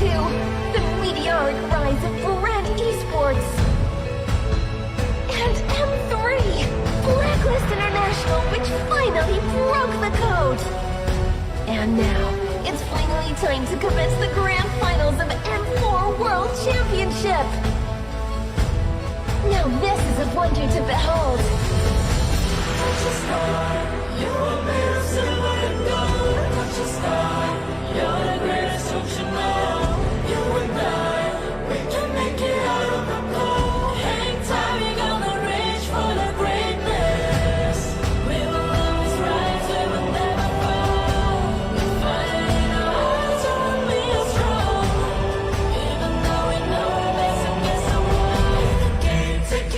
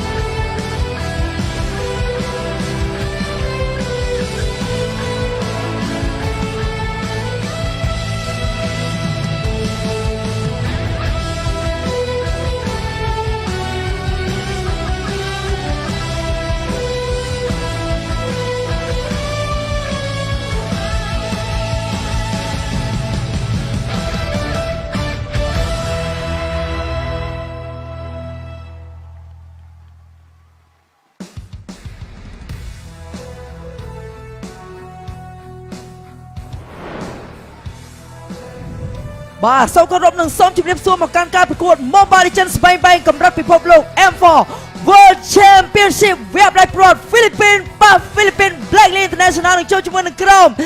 Echo បាទអញ្ចឹងដូចនេះបានដឹងអញ្ចឹងសម្រាប់ជំនួបហ្វីលីពីនប៉ះហ្វីលីពីននេះគឺបានធ្វើការមកតាំងពី M3 មកម្លេះបាទអញ្ចឹងជាក់ស្ដែងអាចយល់ថា DNA របស់គាត់គឺគាត់ផ្ទេរមកតាំងពី M3 មកជាលក្ខណៈ World Championship ដូចគ្នាដែរសម្រាប់ប្រទេសហ្វីលីពីនអញ្ចឹងសម្រាប់ខាង M4 នេះក៏មានជាមួយនឹងប្រទេសហ្វីលីពីនដែលមានជាមួយនឹងក្រុម Echo ដែលអាចយល់ថាយើងមានជាមួយនឹងក្រុមម្ចាស់ Champion M3 មកមួយហើយសំខាន់គឺ Echo ដែលគាត់ទើបតែធ្វើការលេខថាបន្ថែមជាមួយ roster ថ្មីបន្ថែមជាមួយនឹងកីឡាករ MVP player ប្រចាំ M2 មកធ្វើឲ្យពួកគាត់បាទបានធ្វើការអាប់ដេតជាមួយនឹងក្រុមប្រជែងជាមួយនឹង play style តាក់ទិកផ្សេងៗផ្ដួលជាមួយនឹងក្រុមជាច្រើនដូចគ្នាបានដែររហូតដល់ឡើងមកកាន់វគ្គ Grand Final ទោះបី Final Upper Bracket គាត់បានធ្វើការបរាជ័យក្រុមថ្មីដែររបស់ Black League 3-2យ៉ាងណាក៏ដោយប៉ុន្តែគាត់បានធ្វើការទៅ lower គាត់បានបាក់ជាមួយនឹង Okshu Hochi ក្នុងរយៈពេល3-1នាំមកនៅជាមួយនឹងទៅកាន់ Grand Final ប៉ះគ្នាដល់ជាមួយនឹងការជួបរួមស៊ីសាយកជាលៀងអញ្ចឹងជាមួយនឹងជំនួប Best of 7បាទហើយការគូនេះគឺជាគូសងសឹកផងដែរដោយសារ Eco ក៏ដូចជា Black League International គឺធ្លាប់ប៉ះគ្នាតាំងពីនៅ MPL របស់ហ្វីលីពីននៅវគ្គ Grand Final ម្ដងហើយដែល Black League ទទួលបានជ័យជំនះហើយក៏មានការប៉ះគ្នាជាលើកទី2នៅក្នុងវគ្គ Upper Bracket នៅក្នុងការប្រកួត M4 World Championship របស់យើងដែល Black League ទទួលបានជ័យជំនះនៅក្នុងលទ្ធផល3-2ហើយនេះគឺជាការប៉ះគ្នានៅក្នុងការប្រកួត M4 ជាលើកទី2ក៏ដូចជាការប្រកួតសងសឹកបាទនៅវគ្គ Grand Final ផងដែរបាទអញ្ចឹងសង្ខេបខ្លីៗរវាងក្រុមទាំងពីរពួកគាត់បានធ្វើការឆ្លងកាត់ជាមួយសមរភូមិយ៉ាងក្តៅគគុកតាំងពីវគ្គក្រុម Stack មកម្លេះដោយឡែកយើងក៏លេចទៅមើលជាមួយនឹងក្រុម Black League International គាត់នៅក្រុម A ដែលគាត់អាចនិយាយថាគឺគាត់អត់បានធ្វើការក្រុងជាមួយនឹងតំណែងជាមួយនឹងលេខ1នៅក្នុង pool ទេប៉ុន្តែបានគាត់អាចធ្វើការ secure យកជាមួយនឹង top 2ដើម្បីទៅការលេខ upper bracket ដូចគ្នាបានដែរជាមួយនឹងការលេខវគ្គបាទយេហើយក៏ដូចជាជាមួយនឹងក្រុម Echo គឺគាត់ធ្វើបានល្អមែនទែននៅក្នុង pool C ដែលគាត់បានបំបាក់ក្រុមជាច្រើនដូចគ្នាបានដែរបាទមានដូចជា RSG ក្រុមជាមួយនឹងOkshu Hytron បាទដូចជាជាមួយនឹងក្រុម Okshu Hochi ដែលជាក្រុមល្បីនៅឥណ្ឌូនេស៊ីបានធ្វើគាត់បានទទួលបានជាមួយនឹងលេខ1នៅក្នុង pool គាត់ធ្វើការឡើងមកក្រុម Black League បានធ្វើការបបាក់ជាមួយនឹងក្រុម Okshu បាទ Akina បានលទ្ធផល3-1ដូចគ្នាបានដែរបានឡើងបន្តទៀតដូចគ្នាបានដែរប៉ះជាមួយនឹងក្រុម Okshu Hochi គាត់បានបបាក់3-2ដូចគ្នាបានដែរបាទឡើងវគ្គបន្តគាត់បានប៉ះជាមួយនឹងក្រុម Echo ដែលគាត់ comeback មកវិញជាមួយនឹងលទ្ធផលបាទលទ្ធផល3-2ដូចគ្នាបានដែរដែល Echo ក៏គាត់ធ្វើបានល្អដូចគ្នាបានដែរនៅក្នុងវគ្គ knockout stage របស់យើងដែលគាត់បានធ្វើបានល្អយកលទ្ធផលនាំមុខ 2-0 ទៅកាន់ Team Hack ប៉ុន្តែ Team Hack comeback មកវិញបាទអញ្ចឹងធ្វើឲ្យគាត់ដល់លេងដល់ game ទី5រៀងវែងឆ្ងាយដែរប៉ុន្តែយ៉ាងណាមិញគាត់ធ្វើបានល្អដូចគ្នាដល់ផ្ដួល Team Hack ទៅកាន់ lower bracket ខណៈពេលដែលគាត់ទៅប៉ះជាមួយនឹង Onyx Esport ដែលយើងនៅថាហើយ Onyx Esport នៅឥណ្ឌូនេស៊ីបាទដែលមានជាមួយនឹងដៃ Jungler KD គាត់មកថ្មីប៉ុន្តែអ្វីក្រុម Eco គាត់បានធ្វើការធ្វើបានល្អជាងក្នុងការប្របាក់លទ្ធផល3-1បាទនាំមកនៅជាមួយនឹងអីមកកាន់វគ្គ Black ជាមួយនឹងបាទ Final Upper Bracket ខណៈពេលដែលគាត់ចាញ់ជាមួយនឹង Black League ប៉ុន្តែគាត់ក៏បានធ្វើការល្បាយឡើងវិញនៅក្នុងថ្ងៃនេះដូចគ្នាផងដែរបាទអញ្ចឹងថ្ងៃនេះផងដែរជួយជាមួយនឹងពួកយើងទាំង3ដែលខ្ញុំបាទ Ice Frank ជា caster ក្នុងការប្រកួតមួយនេះបាទក៏ដូចជាខ្ញុំបាទ Mano ស្មោះស្នេហ៍ក៏ដូចជាខ្ញុំបាទ SENTO កម្ពុជាស្មោះបាទចាយើងក៏អរគុណទៅដល់ក្រុមហ៊ុនមុនធននិងអ្នករៀបចំការប្រកួតដែលបានជ្រើសយើងពួកយើងទាំង3ជាអ្នក caster ក៏ដូចជា analyzer ក្នុងការប្រកួតនេះបាទអញ្ចឹងយើងក៏មានជាមួយនឹង player head to head រវាង Haji ក៏ដូចជា Senji ដែលជាដៃ mid lane បើយើងក៏លេខទៅមើល KDA របស់ខាង Eco របស់ Senji គឺមានការលើសរហូតដល់ទៅ 1.4 ចំណែក GPM ក៏មានការដូចជាការលើសដែរដោយសារឥឡូវមិញយើងក៏ឡើយតែនិយាយមានការ switch បាទអញ្ចឹងការប្រកួតនេះគឺមិនមែនជាការប្រកួតដែលទៅតែប៉ះគ្នាលើកដំបូងទេអ្នកទាំងអស់គ្នាគឺជាការប្រកួតសងសឹកហើយសម្រាប់ Black League គឺជាក្រុមមួយដែលត្រូវ defend ជាមួយនឹង champion របស់គាត់បើសិនជាគាត់ឈ្នះនៅក្នុងការប្រកួត M4 ទៀតគឺ back to back champion បាទដែលមានន័យថាដែលការឈ្នះ champion 2 ដងជាប់គ្នាផងដែរបាទចុះចំណែក KDZ KDZ ក៏ជាដូចដែលមនោបានលើកក៏ជា player ដែលទទួលបានជាមួយនឹង MVP នៅក្នុង M2 ដែលមានទឹកប្រាក់រង្វាន់រហូតដល់ទៅ$3000គ្រាន់តែ MVP M2 តែ MVP M4 របស់យើងគឺទឹកប្រាក់រហូតដល់ទៅ10បាទ 10,000 គឺ $10,000 ផងដែរតែ KDZ ក៏ឈរនៅក្នុង player ដែលអាចឈ្នះជាមួយនឹង two time champion នេះគ្នាចឹង key to victory របស់ក្រុម Black League ដែលជា key to victory ចុងក្រោយរបស់គាត់នៅក្នុងការ secure ទៅលើការឈ្នះជើងឯកដែលគាត់ត្រូវ focus ក៏ដូចជា lockdown position សានជីកវត្តចោលបន្តជាមួយនឹងការលេងយុទ្ធសាស្ត្រ ultimate bonding experience ដែលមានន័យថាតារះដើរជុំដាក់ឈាមហើយ Vice នឹងត្រូវតែបន្តជាមួយនឹងការទប់ KDZ ជាមួយនឹងការដណ្ដើម hero pool របស់គ្នានៅក្នុងការបន្តធ្វើជាជាមួយនឹងគេហៅថា យុទ្ធសាស្ត្រ goal របស់គាត់យកថាអានប្រប៉ែក៏យ៉ាងណាទេចំណែកឯការទប់ទល់ជាមួយនឹង lane របស់ Ohab គឺទៅកាត់ឡើងធ្វើដើម្បីធ្វើឲ្យ Philippines Sniper មួយរូបនេះបង្កើតទៅជាដែលអាចទប់ជាមួយនឹងរហស្សនាមរបស់អរេBanik Hurricane Banik Shooty អាហ្នឹងជារហស្សនាមរបស់ Banik Shooty បាទតែ Hurricane ហ្នឹងខ្យល់ព្យុះខ្យល់ព្យុះនៅក្នុងអង់គ្លេសក៏មានច្រើន Hurricane ហ្នឹងគឺព្យុះទឹកបាទ Storm ព្យុះStorm ព្យុះខ្យល់ហើយវាមានព្យុះជាច្រើនទៀតបាទចា Hurricane គឺព្យុះទឹកអញ្ចឹងជាមួយនឹង Key to Victory របស់ក្រុម Echo វិញម្ដងតែពួកគាត់នឹងព្យាយាមលួចក៏ដូចជាធ្វើយ៉ាងណាមានការឈ្នះជាមួយនឹងការស្មៃដូចប៉ុន្តែមិនមែនស្មៃដូចគឺស្មៃឲ្យមានគ្នាជួយបិទដៃរបស់ Vice ហើយគាត់ត្រូវការ ban ជាមួយនឹងតារារបស់ក្រុមរបស់ក្រុម Blacklist គឺជា Queen នៅក្នុង game តារារបស់គាត់តែម្ដងគឺជាមួយនឹងការ ban តែហើយ Yavi គឺត្រូវធ្វើយ៉ាងណាដែលមានការបង្កើត play style ប្លែកៗដើម្បីបំបែកក្បួនមួយនេះបាននេះគ្នាយ៉ាងណាវិញគឺយុទ្ធសាស្ត្រ San Duo នឹងប៉ះជាមួយនឹងយុទ្ធសាស្ត្រ Best couple duo នៅក្នុងពិភពលោករបស់យើងដែរ Vice versus San បាទអញ្ចឹងអ្នកទាំងអស់គ្នាប្រកាសជាដឹងហើយគឺ VY គឺពួកគាត់គឺជានៅក្រុមដែលយើងហៅថា couple ដែលនៅ Blacklist ចំណែកឯ San គឺ San ជីជាមួយនឹង Sanford បាទតែជាមិនមែនជា couple ធ្វើត្បិតតែមិនមែនជាបងប្អូនភ្លោះប៉ុន្តែជាមិត្តល្អនឹងគ្នាបាទតែមុខពួកគាត់ទៅរៀងគ្នាដែរបាទហើយការលេង performance របស់ពួកគាត់គឺស្មើដៃគ្នាខ្លាំងមែនតើសម្រាប់ក្រុម Eco បាទយើងដល់ឡែកលេងទៅមួយក្រុម Blacklist Vivice ដែលគាត់អាចនិយាយថាគឺគាត់ duo នៅចាប់ពី Midland តទៅដោយសារតែមួយ Jungle មួយជាមួយនឹង Roaming ដូចគ្នាបានអញ្ចឹងពួកគាត់អាចនិយាយថាជាការកាផលគ្នាដូចគ្នាប៉ុន្តែចេះដៃយើងលេងជាមួយ San ទាំងពីរបាទជាមួយនឹង Sanchi Sanford ពួកគាត់និយាយថាអាចយកមក Land ពីគ្នាមក Land អាចគ្នាតែម្ដងប៉ុន្តែអាចនិយាយថាជាមួយនឹងការសហការគ្នាជា team របស់គាត់នៅក្នុង team fight គឺគាត់តែងតែ cover គ្នាហើយចែកជាមួយនឹង position គ្នាដើម្បីផ្ដល់ជាមួយនឹងរូបភាពដ៏ល្អមួយក៏ដូចជានាំមកកាន់ជោគជ័យទៅកាន់ក្រុមរបស់គាត់ទាំងមូលដូចគ្នាបានដែរអញ្ចឹងក្រុមទាំងពីរគឺសិតតែមាន strategy ប្រចាំតកូល Echo បង្កប់មកនៅជាមួយនឹងទម្រង់រាស្មាច់រាល់ពេលដែលការកោះផ្ទះរបស់ពួកគាត់ម្ដងមិនមែនកើតឡើងពីការកោះផ្ទះចៃដន្យនោះទេគឺ4អ្នកទៀតអង្គុយខាត់គេកុំឲ្យ record ពជាពេលនឹងវាយគេនឹងរំខានគេឲ្យទៅផ្ទះហើយអ្នកដែលកោះផ្ទះ10ដងគឺជោគជ័យទាំង10មិនទាន់មានបរាជ័យសូម្បីតែម្ដងនៅក្នុងការប្រកួត M4 របស់យើងខណៈពេលដែល strategy ប្រចាំតកូលរបស់ក្រុម Blacklist ដែលយើងស្គាល់ថាគឺជា strategy UBE strategy គឺ ultimate bonding experience ជា strategy pick ជាមួយនឹង hero healing ហើយដើរជុំដាក់ឈាមចាំមើលថានឹងទៅជាងណាជាមួយ strategy ទាំងពីរនេះក៏ស្វាគមន៍មកកាន់ការប្រកួត M4 វាអបដៃព្រួត Philippines Echo ជំនួបសងសឹកជាមួយនឹង Blacklist International បាទក៏ដល់ឆាកមកព្រាមគណៈពេល Blacklist International គឺគាត់នាំមកជាមួយនឹង first pick ជាមួយនឹងតារា first pick របស់គាត់ដូចគ្នាបានដែរបាទគណៈពេលមានការបែនជាមួយនឹង Chu Fredrin និងការចាបន្តទៀតដូចគ្នាបានដែរហើយយើងក៏លេងទៅមើលជាមួយនឹង Echo ក៏នៅធ្វើការបន្តជាមួយនឹងការបែនចោលជាមួយនឹង Glue ដែល Glue គឺការ perform ពីអត់វត្តគ្រាន់ដងគាត់ធ្វើមកល្អដូចគ្នាដែរជាមួយនឹងការីក៏ដូចជាជាមួយនឹងវ៉ាន់ដូចគ្នាវាយវីចយតើគាត់នឹង pick យកមួយណាខណៈពេលតែមួយក៏កំពុងតែគិតដូចគ្នារវាងវាយវីនិងចយប៉ុន្តែអ្វីដែលយើងរំពឹងទៅក្រុមទាំងពីរនេះនឹងគ្មានការ pick នឹង band fan នេះនោះទេអូ first pick មានការ pick ទៅលើបារ៉ាត់គណៈពេលដែល ST ក៏នៅសល់ដែរដោយសារមុនហ្នឹងយើងបានមើលឃើញ key to victory របស់ខាង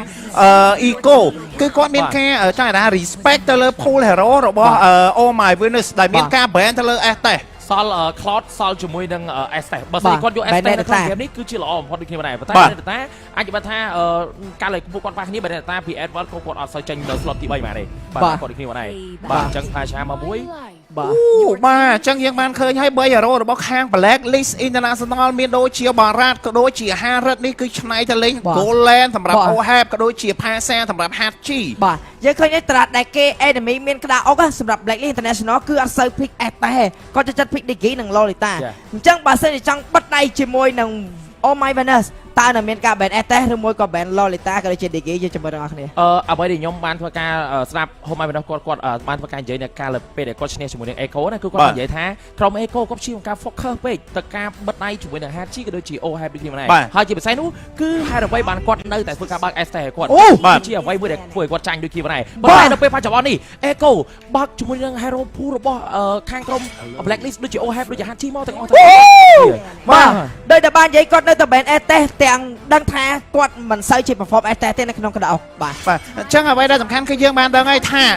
បារ៉ាត់គឺជា hero jungle មួយដែល counter ទៅលើអាកៃ បាទប៉ុន្តែសម្រាប់ខាងEco សម្រាប់ KTC ដែលជាដៃ Jungler នៅតែមានការភិកទៅលើអាកាយទៀតប៉ុន្តែយើងអត់ដឹងថារូបភាពនេះគឺអាកាយយកឆ្នៃមកលេងជាមួយនឹង Roamer ឬមួយក៏យកទៅ Jungler ប៉ុន្តែបើសិនជាយកទៅ Jungler គឺភាគរយនៅក្នុងការស្មៃដូចគឺពិបាកជាមួយនឹងបារ៉ាត់បាទនេះបានសាកសមជាមួយនឹង Key Victory ដែលគាត់បានការនិយាយ respect to Queen អញ្ចឹងគឺ double ban ចុងក្រោយរបស់គាត់គឺគាត់ធ្វើការ ban ទៅលើผู้ដែលរបស់ Home My Venus ដូចគ្នាហ្នឹងបាទអញ្ចឹង quote របស់ Oh My Venus ធ្វើឲ្យតែពួកយើងមានអារម្មណ៍រំពឹងទៅលើជាមួយនឹងការ enemy ដឹងតែ ban S តែហើយប៉ុន្តែពួកយើងនៅតែ practice និងពិភាក្សាគ្រប់យ៉ាងដែលពួកយើងមានដូចគ្នាគោលដៅរបស់ពួកយើងគឺនឹងយកជ័យជំនះឲ្យបានជាមួយនឹង strategy UVE មកហើយ pick អូនេះពិភាក្សាBen អេតេ Ben ទីគេភិកលលីតាបាត់បាន3 arrow ម៉ែជីតែនឹងមានការ surprise Rafaela Fredrin ឬមួយក៏ Farami ដែរទេចឹងសម្រាប់បាទសម្រាប់ដៃ Roamer របស់សម្រាប់ Oh My Venus គឺនៅសល់ជាមួយនឹង Mathilda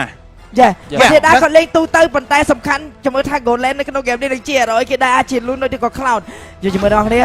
ប៉ុន្តែ Mathilda មកហើយ Edward Benedetta តារាដដែល strategy ដដែលចាំមើលការ perform របស់គាត់ដែលបិទជាមួយ hero healing ទាំង3 last pick មិនបាច់គិតយូរ Lunoid Goland ដោយដែលបាននិយាយដោយសារតែមួយទៀតដែរគឺជា hero ដែលស្រួលចាប់ជាមួយនឹង Goland មែនតើតែបើសិនជា Goland ជា Lunoid គឺគាត់មាន brilliant ដើម្បីកាត់តជាមួយនឹងការបុកនាំមកញ៉ាំជាមួយនឹងគាត់2ទៅនឹង1បាទអ្វីដែលយើងក៏ស្គាល់មើលនេះជាមួយនឹងការកំភារគ្នាទៅលើ Happy Hero ទាំង5នាក់របស់គាត់អាចនិយាយថាគឺគាត់មានទៅមានមកដូចគ្នាដែរយើងក៏លេចមើលជាមួយនឹង Hello Wrong Rank របស់ខាងក្រុម Blacklist International គឺគាត់មានផាឆាតែគាត់អាចធ្វើការតង់ស្បៃនាំជាមួយនឹងផាឆាមួយហើយម៉ាទីណាក៏ដូចជាអាចធ្វើការតង់ស្បៃនាំ Voice ដើម្បីធ្វើការទៅចូលលេខដូចគ្នាដែរដោយឡែកក្តៅវេទមន្តរបស់ខាងសមាជិកក្រុម Eco ក៏គាត់មានដូចគ្នាដែរបាទសម្រាប់គាត់តែខ្ញុំចង់បន្ថែមបន្តិចសម្រាប់ស្លាយពីបង SENTO និយាយទៅអាកៃហើយនឹងបារ៉ាត់វាអាចនិយាយថាបើសិនជាអត់ចេះលេង hero នឹង counter នេះទៅវិញទៅមកតែបើសិនជាចេះលេង hero នឹងអ្នកគេអ្នកដាក់ ulti មុនអ្នកនឹងអ្នកចាញ់មូលហេតុ ulti បារ៉ាត់គឺចែកជា2ជាមួយគឺមកតង់ដំបងការប្រឹងលេបមកតង់ទី2គឺលេប suppress stun អញ្ចឹងបើសិនជាចូលមកដំបងបើសិនជាបារ៉ាត់ចេញ ulti មុនហើយចេញលេបលើអាកៃហើយអាកៃចេញកវីអញ្ចឹងគឺដាច់ ulti បារ៉ាត់យកមកតែបើសិនជាអាកៃកៃមកមុនហើយបារ៉ាត់ចេញ immune តាមក្រោយគាត់នឹងលេបអាកៃបានវិញបើអាកៃលំៀលអត់ផុត rank គាត់ counter គ្នាទៅវិញទៅមកចេះយើងក៏ស្វាគមន៍ជាមួយនឹងជំនួបវាអត់ដោយព្រួតទីបំផុត Philippines នៅតែប៉ះ Philippines Blacklist មកជួបជាមួយនឹង Echo ហ្គេមទី1 Best of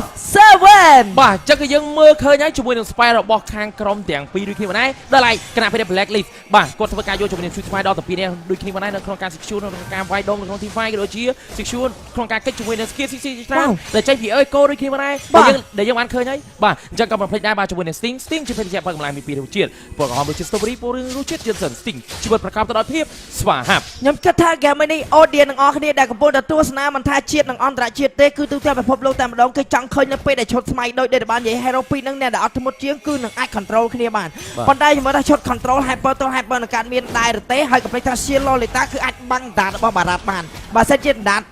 លេបមក Lolita ឬក៏លេបមកអ្នកដែលឈរពីក្រោយ Lolita អា shield ហ្នឹងបាំងដាតបានឃើញដាតហ្នឹងលិត shield ហើយលិតអត់ទៅលិតហើយល្អលទៅយកមកបាទប៉ុន្តែ shield គឺអាចរងបានតែ damage មកពីមុខតែប៉ុណ្ណោះប៉ុន្តែយើងលេងមើល hard G ដែលគាត់បន្តមកពីលើ មេឃនោះបាទអញ្ចឹង damage របស់គាត់អាចបន្តបាន4គ្រាប់ពេញផ្ដោតជាមួយនឹង damage ច្រើនតែកាន់យ៉ាវីនៅពេលដែលគាត់ជាការបើកជាមួយនឹង shield បាទអញ្ចឹង game នេះដូចដែលគ្នាបើយើងបានដឹងការឆ្នៃ spell និង emblem គឺសមាជិករបស់ Blacklist សម្រាប់ចិត្តទុកមុខឲ្យជាមួយនឹង skill stand ជាច្រើនគឺយក Purify ប៉ុន្តែបើសិនជារូប PDT full damage late game អត់មានអីរត់ទេដោយសារម្នាក់គឺមានតែ Purify វាអាចទុក damage លូននៅក្នុងណា stand មួយបើកមកស្មៃអូចាយស្មៃចោលមុនពេលដែលវាយតតគ្មានបញ្ញាជា escape មួយដេញតាមជាន់ focus ធ្វើមកឲ្យ enemy off flick អូ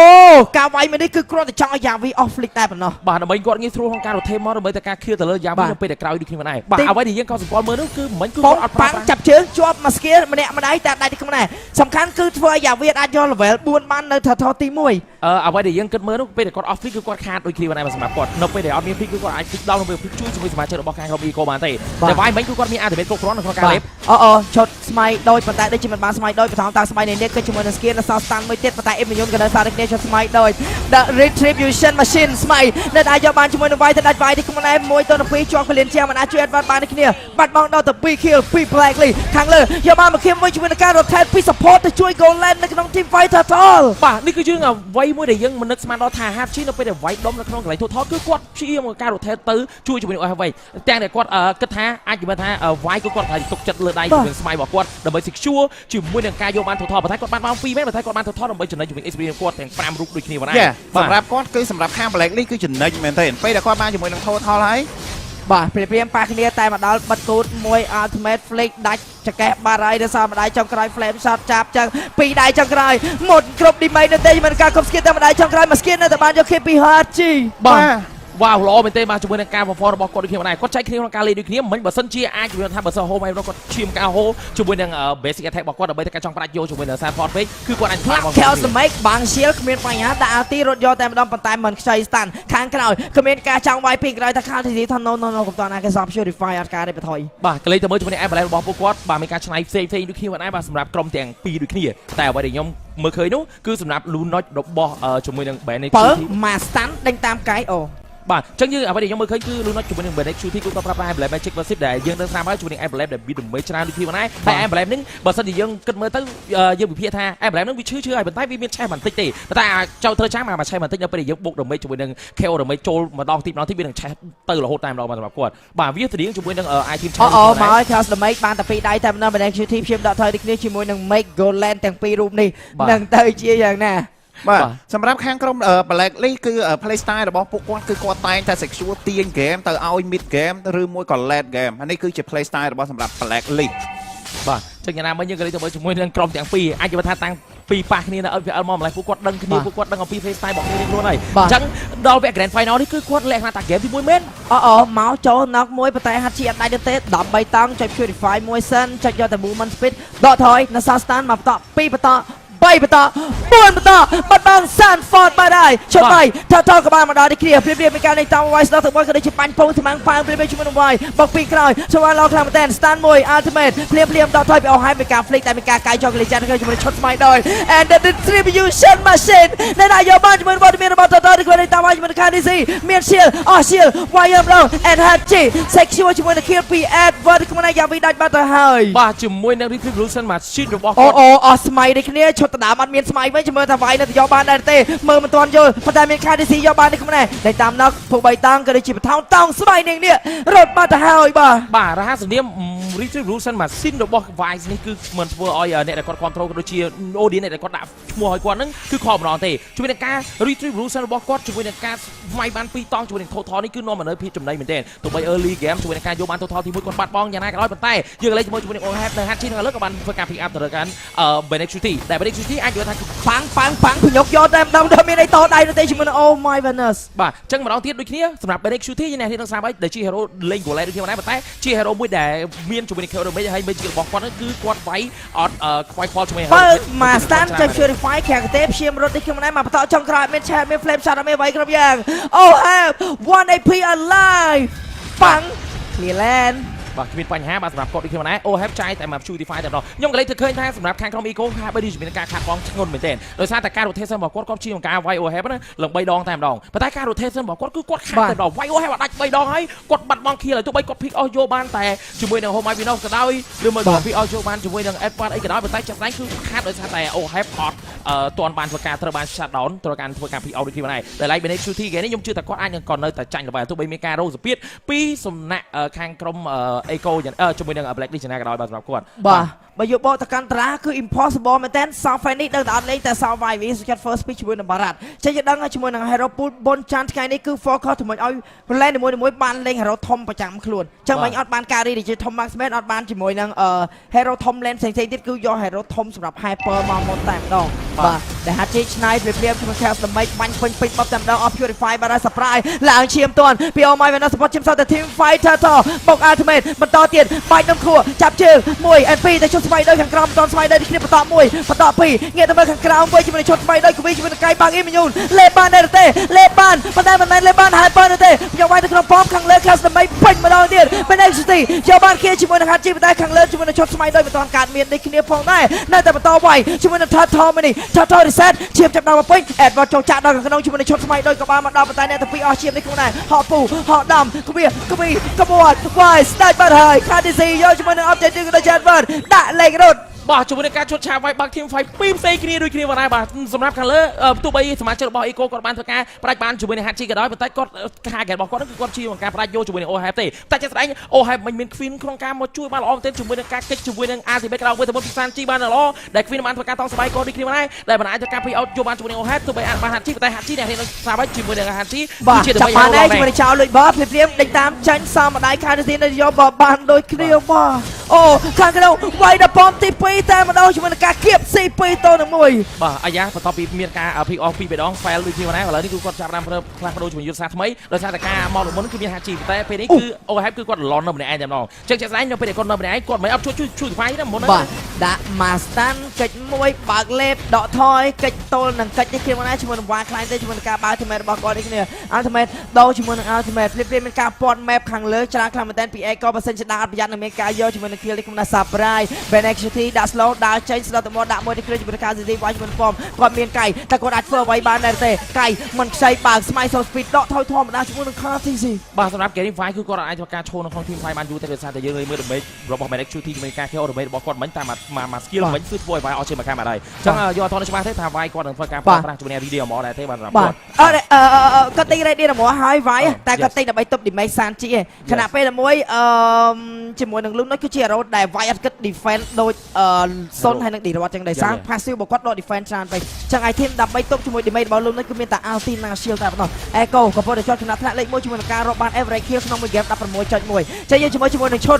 lot ទី1ឈុតវាយ objective មុនហ្នឹងសិតតែ2ទល់3 2ទល់3យើងមើលឈុត5ស្មើវិញជាមួយនឹងក្រុមណា perform បានល្អជាងបាទអាចនិយាយថាការពារប៉ះគ្នារវាងក្រុមទាំងពីរហ្នឹងអាចនិយាយថាជាមួយនឹងការវាយគ្នារបស់គាត់គឺជាច្រើនគឺគាត់ជាងការបើកវាយតែកន្លែងអាចទីតែប៉ុណ្ណោះបាទសម្រាប់ការវាយគ្នារបស់គាត់មួយដូចគ្នាម្នាក់ហើយជាមួយនឹងការ rotation របស់គាត់គឺគាត់ជាងការ rotate ដើម្បីតែការផ្ដាច់ជួយ goal line ដូចគ្នាម្នាក់បាទអញ្ចឹង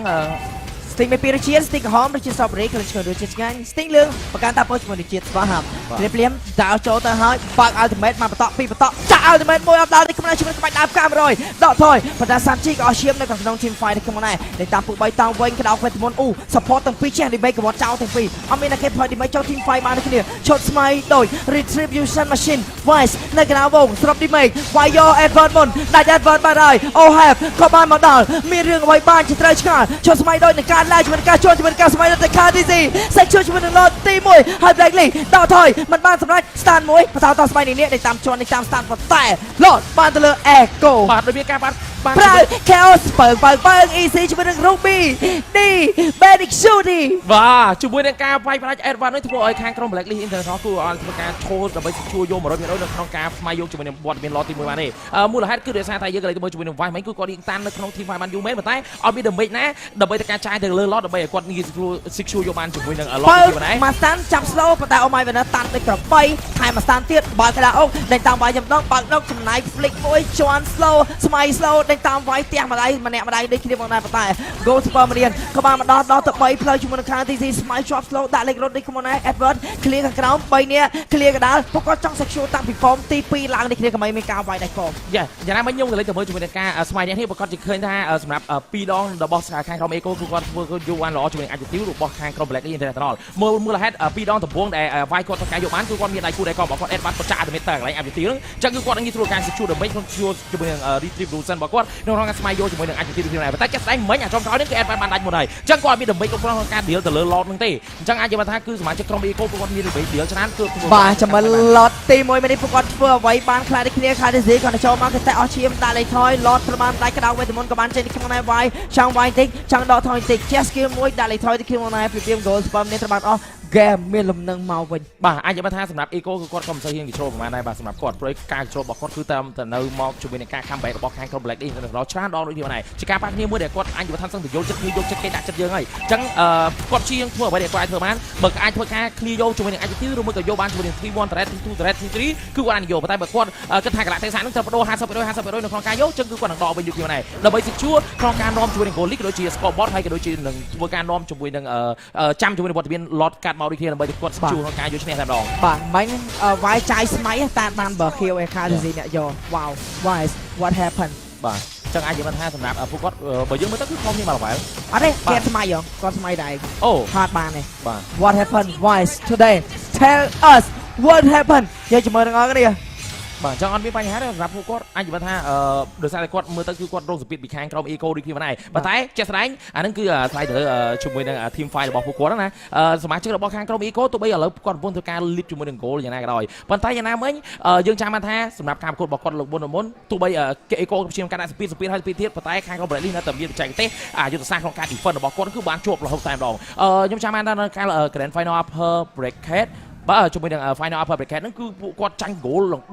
13k goal ចាញ់ kill ចាញ់អីគ្រប់យ៉ាងម្ដងប៉ុន្តែគាត់អាចទប់បានរហូតដល់2 lot ឯណោះចឹងអាចនិយាយថាគឺជារឿងមួយដែលយើងពិបាកក្នុងការស្មារតីប្រទេសជាមួយនឹងយុទ្ធសាស្ត្ររបស់គាត់ក្នុងការ defend ណាគាត់មានទាំងយុទ្ធសាស្ត្របុក team fight ក៏ដូចជាធ្វើការ defend ដូចគ្នាមកសម្រាប់គាត់នឹងតម្រង់រ៉ាស្បាច់មួយទៀតបាទចាយើងជាមួយទាំងអស់គ្នា team fight lot ទី2នេះសមាជិក Blacklist មានអ្វីចូលដែរទេ damage របស់ Harris ត្រូវបានដោយ shield ខណៈពេលតែមួយវាយគឺស្ទើរតែគ្មានសង្ឃឹមនៅក្នុងឈុតស្មៃដោយ damage គេចាប់ដើមច្រើនជាងមកលេង lot ទី2ឲ្យទៅ Echo បាត់ទៅហើយជាមួយនឹង Drastic Can Pick មួយនេះផងដែររបស់ Echo បាទប្រហែលជាគាត់គិតថាសម្រាប់ជាមួយនឹងបាទពីបើចូលជាមួយនឹង Golan នេះខ្លួនឯងទាញវាយជាមួយនឹង Barkill ឈុតស្មៃដូច Barkill នៅតែមិនបានដោយសារតែចាញ់ជាមួយនឹង level តែ2 level ដែលចាញ់ជាមួយនឹង160 damage ស្មៃបាទអាចនិយាយថាប្រហែលជាគាត់លេងជាមួយនឹង lot នេះប្រហែលជាគាត់គិតថាសម្រាប់ damage 50ជាឥឡូវបច្ចុប្បន្នគឺគ្រប់គ្រាន់ក្នុងការ clear ជាមួយនឹង lane នេះគ្នាណាបូកជាមួយនឹង Edward ទោះបីគាត់ចាក់ចូលទៅវារៀងស្លយមែនប៉ុន្តែចាស់តែគាត់អាចធ្វើការប្រើជាមួយនឹង KTP ដើម្បីទៅកែ mute ដកថយវិញបានដូចគ្នាដែរជួយនឹងការចាក់ចូល activate ចុចកក់ mute មកវិញចាក់ passive តង់ឲ្យរត់បានដូចគ្នាអញ្ចឹងពីរនាក់ហ្នឹងជាមួយនឹង Edward ក៏ដូចជាជាមួយនឹង HG នេះខ្ញុំគិតថាអាចនឹងងាយស្រួលក្នុងការ clear ជាមួយនឹង lot ទី2នេះដូចគ្នាដែរបាទឥឡូវយើងគិតចេះបើសិនជា game ដែលគេចាំ late game playing lot playing ឲ្យតែគេរងចាំអ្វី game នេះអត់មានអីដែលរងចាំទេដោយសារតែ Loon នោះក៏ពិបាកHarris គឺជា hero ដែលពិបាកនៅក្នុងការបញ្ចេញ damage ខ្លាំងមែនតើដោយសារទៅ shield ទៅឲ្យ Harris មិនមែនជា damage ដែលច្រើនពេកទេបើសិនជា game យឺតមានគឺគេមាន alternation នៅក៏បាក់វាយដូចគ្នាក្រោបក៏បានចេញមកជាមួយនឹងក្បាច់ដើរផ្កា100ឲ្យ sing ទៅ sing មក sing 1 sing 2 sing ចូល ulti គាត់ក៏បានដឹងជាប់ stun and advert goodbye ដាក់ជាមួយនឹង Ruby Diminish UT ដកថយមួយយ៉ាង free នេះក្នុងជាមួយនឹងការវាយជាមួយនឹង form ភ្លាមសមាជិក Echo stand strong Echo loud and proud what they gonna do ជាមួយនឹង ultimate របស់ Sanford មកឲ្យប៉ាំងប៉ង and ដៀង chaos ដើម្បីក៏ចេញមកនេះគ្នាជាមួយនឹងការកាយបាយក្បួនអារ៉ាមសាលីងសតបៃ and last man standing ទៅលើ all have no one alive and GG គេទី1ជ័យជំនះគឺបានទៅលើ Echo បាទខ្ញុំមកនឹងស្មានថា Echo ជាមួយនឹងការលេងយុទ្ធសាស្ត្ររបស់គាត់ឲ្យគាត់ come back មកវិញនៅក្នុងវគ្គ Grand Final ក្នុង M4 របស់យើងនៅក្នុងការប៉ះគ្នានៅក្នុង Game 2គឺគាត់ធ្វើបានល្អបែបនេះសោះតែម្ដងសម្រាប់គាត់បងអាចនិយាយថានៅពេលដែលគាត់ប៉ះគ្នាជាមួយនឹង Blacklist នៅ M4 របស់យើងនៅ Upper Grand Final គឺគាត់ទទួលបាន lead ជួយនឹង goal ទទួលបានការគៀបសង្កត់បែបហ្នឹងប៉ុន្តែគាត់ពិបាកក្នុងការរកសិនក្នុងការបុកដើម្បីតែការយកជ័យជំនះតែម្ដងគាត់ជាងការចំណាយ lot ទី1 lot ទី2រហូតដល់ lot ទី3ទៅគាត់អាចបានប៉ុន្តែលើកនេះគឺត្រឹមតែ2 lot តែប៉ុណ្ណោះដែលអាចនិយាយថាមុននឹងខ្ញុំគិតថាសម្រាប់ Edward មិញគឺគាត់ជាមែនទែនមកក្នុងការចាក់ចូលទៅដល់ Sanji គាត់ចង់ប្រោដមេចង់ឲ្យ Sanji ខាងខ្សែ activate របស់គាត់កន្លែងហ្នឹងដើម្បីកុំឲ្យមានរបស់គាត់អស់ឈាមច្រើនដល់ពេលដែល Sanji គាត់បើក activate ដើម្បី clear minion ណាដល់បឋម lane ប៉ុន្តែចុងក្រោយគឺគាត់ចាក់ចូលអត់ឈឺ Sanji ឡើងឈាមសទៀតមុននឹងទៀតដូចគ្នាដោយសារតែឈាមសហ្នឹងមានសៀនពី Lolita របស់ Yavi ចឹងធ្វើឲ្យ Edward គឺអស់លីនដល់ចាក់ activate ចូលចាក់ចូលចាក់ activate មកវិញបន្តមកចាក់ skill ទី2ហើយទើប Yavi បើក activate មកដំគាត់ចប់អត់មាន passive អត់មានរត់ហើយជាមួយនឹង Ruby Diminish UT អស់លីនតែម្ដងបាទអ្វីដែលសំខាន់ការ ban តារាសរបស់ខាង Eco មានការ ban ទៅលើ ST ក៏ដូចជាធ្វើការ ban ទៅលើ DG ហើយមានការ pick ទៅលើ Lolita ដែលបង្ខំចិត្តឲ្យ Oh My Venus គាត់លេងជាមួយនឹង Mathilda អ្វីដែលសំខាន់ game មួយនេះគឺ Golan គឺ Loon Notch របស់Benexuti គឺ counter ទៅលើ Harris ហើយអ្វីដែលសំខាន់គឺ Oh My Bonus នៅ early game គាត់បានទៅជួយមែនប៉ុន្តែបន្ទាប់ពីបានប្រហែលជា 3-4 នាទីគាត់ត្រូវការទៅ join ជាមួយនឹង team fight នៅក្នុងការវាយយកជាមួយនឹង total អញ្ចឹងធ្វើឲ្យBenexuti ធ្វើការបិទ level ទៅលើ OHAP វិញដំបូងការនៅ level 5 គឺ Benexuti មានត្រឹមតែ level 5 ឯងចំណែកឯ OHAP level 6ប៉ុន្តែចាប់ផ្ដើមដល់ level 7 level 8 គឺ Benexuti ចាប់ផ្ដើមបិទ level និយាយទៅគឺបិទ land goal land របស់ OHAP អត់ឲ្យមាននៅក្នុង team fight មួយនេះហើយអ្វីដែលសំខាន់ទៀតនោះការ pick ជាមួយនឹង Purify រហូតដល់ទៅ2អញ្ចឹងគឺគាត់ខ្លាចជាមួយនឹងការដំ ultimate ក៏ដូចជា ultimate របស់អាកៃហើយក៏ដូចជា ultimate របស់ Lolita អញ្ចឹងការចុចជាមួយនឹង Purify នេះគឺអត់មានអីជាមួយដែលត្រូវរត់ជាមួយនឹង damage របស់ Lunoid ពេលដែលគាត់បើកជាមួយនឹង ultimate charge បាទហើយការ pick ទៅលើអាកៃដែលយើងអាចគិតថាបារ៉ាត់អាចនឹងធំជាងអាកៃនៅក្នុងការវាយប៉ុន្តែនៅ early game គឺ Oh my Venice វាយគឺគាត់ធ្វើបានល្អមែនប៉ុន្តែចាប់ផ្ដើមពី2 mid game ទៅគឺការលេងរបស់ខាង Eco គឺគាត់សហការគ្នាបានល្អអ្វីដែលសំខាន់គឺ Sandford ដែលលេងទៅលើលពូនៅ early game គាត់ដាច់ 2-0 ប៉ុន្តែ item ដែលគាត់ build គឺ Antenna Seal មួយដើម្បីទុករង damage ជាមួយនឹង damage របស់ Pasa ក៏ដូចជា damage របស់ Harrod អញ្ចឹងសម្រាប់ Sandford គឺគាត់ធំខ្លាំងមែនទែននៅក្នុងការ load ដំ ultimate ដើម្បីជាន់នៅក្នុង team fight បាទអ្វីដែលខ្ញុំមើលឃើញនោះបងសម្រាប់សមាជិករបស់ខាងក្រុម Black International គាត់អាចនិយាយថាគឺគាត់ដូចជាចែកគ្នាជាមួយនឹង road យុទ្ធសាស្ត្ររបស់គាត់ជឿច្បាស់ហើយនៅពេលដែលគាត់ជាអង្គការចង់ចូលទៅ control active ទាំង total ទី1ទាំងទី2ឬមួយក៏ lot ឬមួយក៏អីចុះគឺគាត់តែងតែប្រើជាមួយនឹងដៃគូដៃកងរបស់គាត់មានតែ2នាក់ Edward គេ Edward គឺនៅពេលដែលឈាម total activity នោះវាសល់ 50% Edward ចាក់មក activate ទៅហើយសល់ប៉ុន្មានទុកឲ្យជាមួយនឹង Vice គឺគាត់ឈោចុចអាមេរិកស្មៃរបស់គាត់ហ្នឹងចុចស្មៃយកតែម្ដងចាយឃើញឈុត3ដូចក៏ថ្លឹងត្រាស់ Vice អត់បានឈុតស្មៃដូចស្ទើរតែអត់មានព្រោះដោយសារ Vice ដាច់ទៅមុនហើយឈុត5ស្មើក៏អត់មាននេះខ្ញុំដែរហើយដូចបាននិយាយអាកាយហ្គេមនេះគឺធ្ងន់ណាស់ធ្ងន់ជាងគេនៅពេលដែលគាត់កាយទៅលើជាមួយនឹង Ohab ទោះបី Ohab មាន Purify តែ Hero គាត់គឺត្រូវឈរលើកន្ទេលនោះដើម្បីវាយហើយ Purify 1.2 វិនាទីនឹងជាមួយនឹង Immune បានតែ 1.2 វិនាទីផុត 1.2 វិនាទីទៅគឺដឹងតែប៉ើងចេញពីកន្ទេលហើយតែចេញពីកន្ទេលហើយអត់មានការកាត់ cooldown reset skill ហក់ផ្ទះនោះទេអញ្ចឹងគឺធ្វើឲ្យ Ohab បានបញ្ចេញ damage មកស៊ុំងុំគឺកន្លឹះនៃ game នេះគឺបើយើងមើល game ទាំងស្រុងគឺមិនមែនជា game ដែលចាញ់ទឹកដៃគឺជា game ដែលចាញ់តែ rough ដែលត្រាស់របស់ Echo គឺអាចបិទត្រាស់របស់ Black Leaf first pick បានដូចគ្នាទោះបីជាមានការ first pick ទៅលើបារ៉ាត់ប៉ុន្តែនៅពេលដែលអស់ hero របស់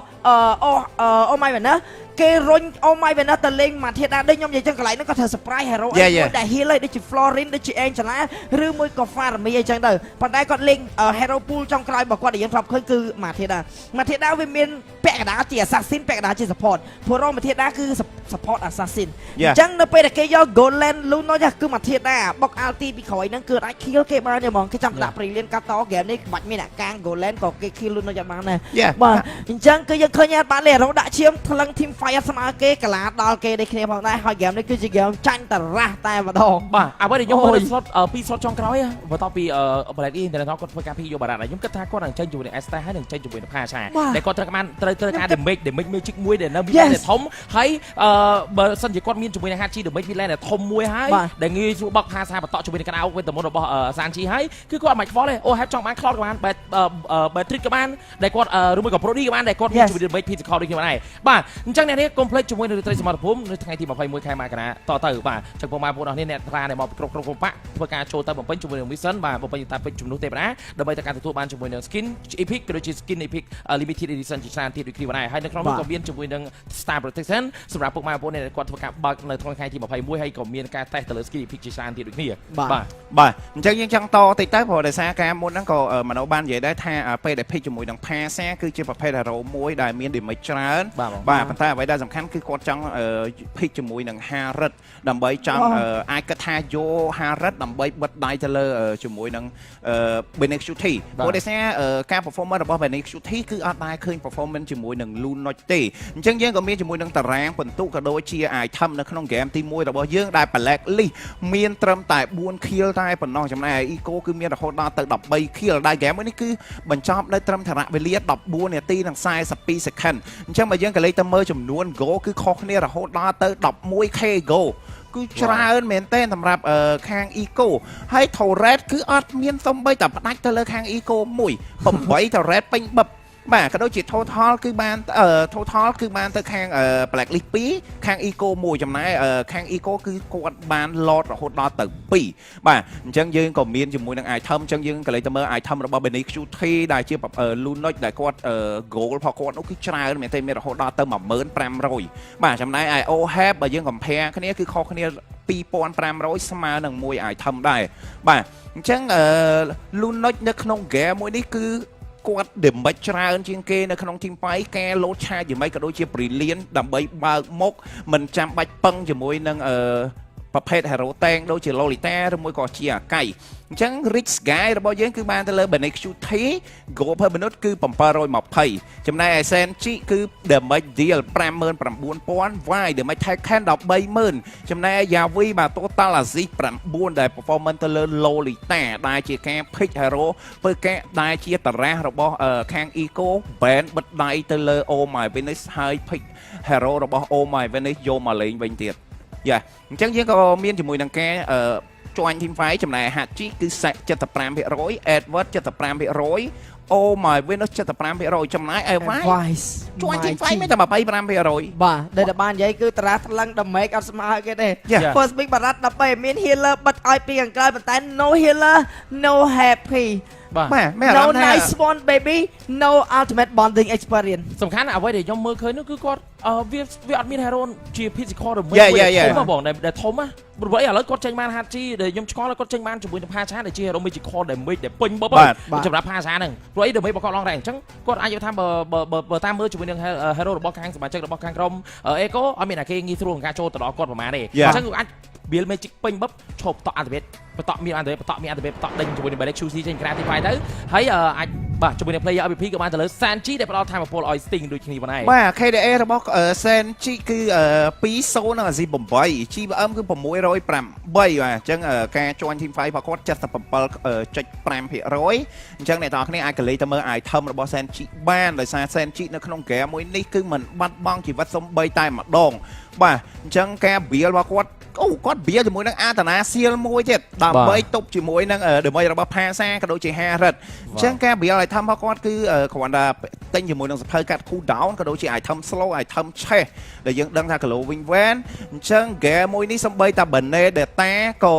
ចូលទៅអត់ដល់ជាមួយនឹង Senji ដែរអញ្ចឹងការបើក ultimate ដើម្បីឈរឲ្យ Senji វាយអញ្ចឹងតិចទៀតយើងក៏មានជាមួយនឹង video highlight ហើយឥឡូវយើងក៏លេចមកមើលជាមួយនឹង head map ដែលពីគិតត្រឹម5វិនាទីទៅដល់5នាទី5វិនាទីបាទអញ្ចឹងការ rotate របស់ Senji គឺអត់មានទៅជាមួយនឹង Goland សំបីតែម្ដងបាទអញ្ចឹងការដើរមកផកគាត់ហ្នឹងគឺដើរពីប្រទីឲ្យមកកាត់តាម blue bus ដើរទៅអាកន្លែង grip ចិត្តផ្លូវទឹកហ្នឹងហើយ rotate មក experience land បាទនេះបញ្ជាក់ថា Goland ដែល pick Lunoch នេះដូចតែនិយាយអញ្ចឹងគឺតាម៉ាធាតាដែលគេ Lunoch ឲ្យម៉ាំងគឺ Lunoch នេះគឺ safe យកហ្មងបាច់មាន support ទៅជួយក៏បានដែរក៏ roamer out plan ដែរបានបាទប៉ុន្តែនៅ early game មុនហ្នឹងគឺ Yavi គឺនៅចាំ care ជាមួយនឹងនេះរហូតបាទតែចំណែក Ohab គឺម្នាក់ឯងពេលដែលនៅ early game រៀងពីស្មើជាមួយនឹង Oh my win នេះហ่ะប៉ុន្តែដល់ពេលចាប់ផ្ដើមពេល4នាទីទៅរៀងប្រឡែងOhab ចោលបាទអញ្ចឹងយើងក៏មានជាមួយនឹង video highlight នៅក្នុង game ទី1របស់យើងដែរតែ total ទី1នោះគឺបានទៅលើខាង Black List ក៏មានការ trade kill 2 kill ពីខាង Ecoនេះមកខៀលហ្នឹងយ៉ាកន្លែងនេះបាទដាច់ក៏មានការ flicker មួយផងដែរអញ្ចឹងបើយើងខ្លាំងខ្លែងទៅត្រឹម4នាទីគឺបន្ទុក kill ក៏ដូចជា goal គឺខាង Black List គាត់លើស 1k goal ប៉ុន្តែចាប់ផ្ដើមពេលដែលសមាជិករបស់ខាង Eco គឺគាត់ចាប់ផ្ដើមលេង play style ដែលចាប់ផ្ដើមដើរ4ទៅគៀប C ជាមួយនឹង Goland បាទអញ្ចឹងយើងក៏លេចទៅមើលការរាល់ team fight តែងតែខាង Eco គាត់មានតែមជាងជាពិសេសដោយសារមាន Sandford ដែលលេងទៅលើលពូតែតែលោតដំជាមួយនឹង ultimate ចូលមកដល់មុខហ្មងបាទជាមួយ fight ចុងក្រោយទោះបីខាងក្រុម Black List International គាត់ព្យាយាមការ defend យ៉ាងណាក៏ដោយប៉ុន្តែវាអត់អាចទប់ damage របស់ Black Shooty បានទេដោយសារតែ damage របស់ Black Shooty សូម្បីតែវាយក៏គាត់ឈរនៅមកកន្លែងអត់បានប៉ុណ្ណឹងបាទដោយឡែក Ohab គាត់ព្យាយាមការទៅចូលដល់ Black Shooty មែនប៉ុន្តែនៅពេលចូលទៅដល់មានជាមួយនឹង C របស់ Yavi បើសិនអត់មាន C របស់ Yavi បើគាត់ចូលទៅវាយរត់ damage មួយស្មើមួយគាត់ក៏គាត់ត្រូវ Black Shooty KO ដែរដោយសារតែយើងនឹងថាបើហើយនៅពេលដែលយើងចាញ់លុយគេធ្វើឲ្យសមបាទតែ game ហ្នឹងគឺចាញ់ទាំងតារាយកហ្មងហើយយើងមើលតែ data របស់ Vice ដឹងហើយ game ដែលមានបារ៉ាត់គឺជា game ដែលបារ៉ាត់បើកមកឆយគេវាយ5-1អត់ខ្វល់ផងតែនៅពេលដែល game ចាញ់តារាបារ៉ាត់ team fight participation 25%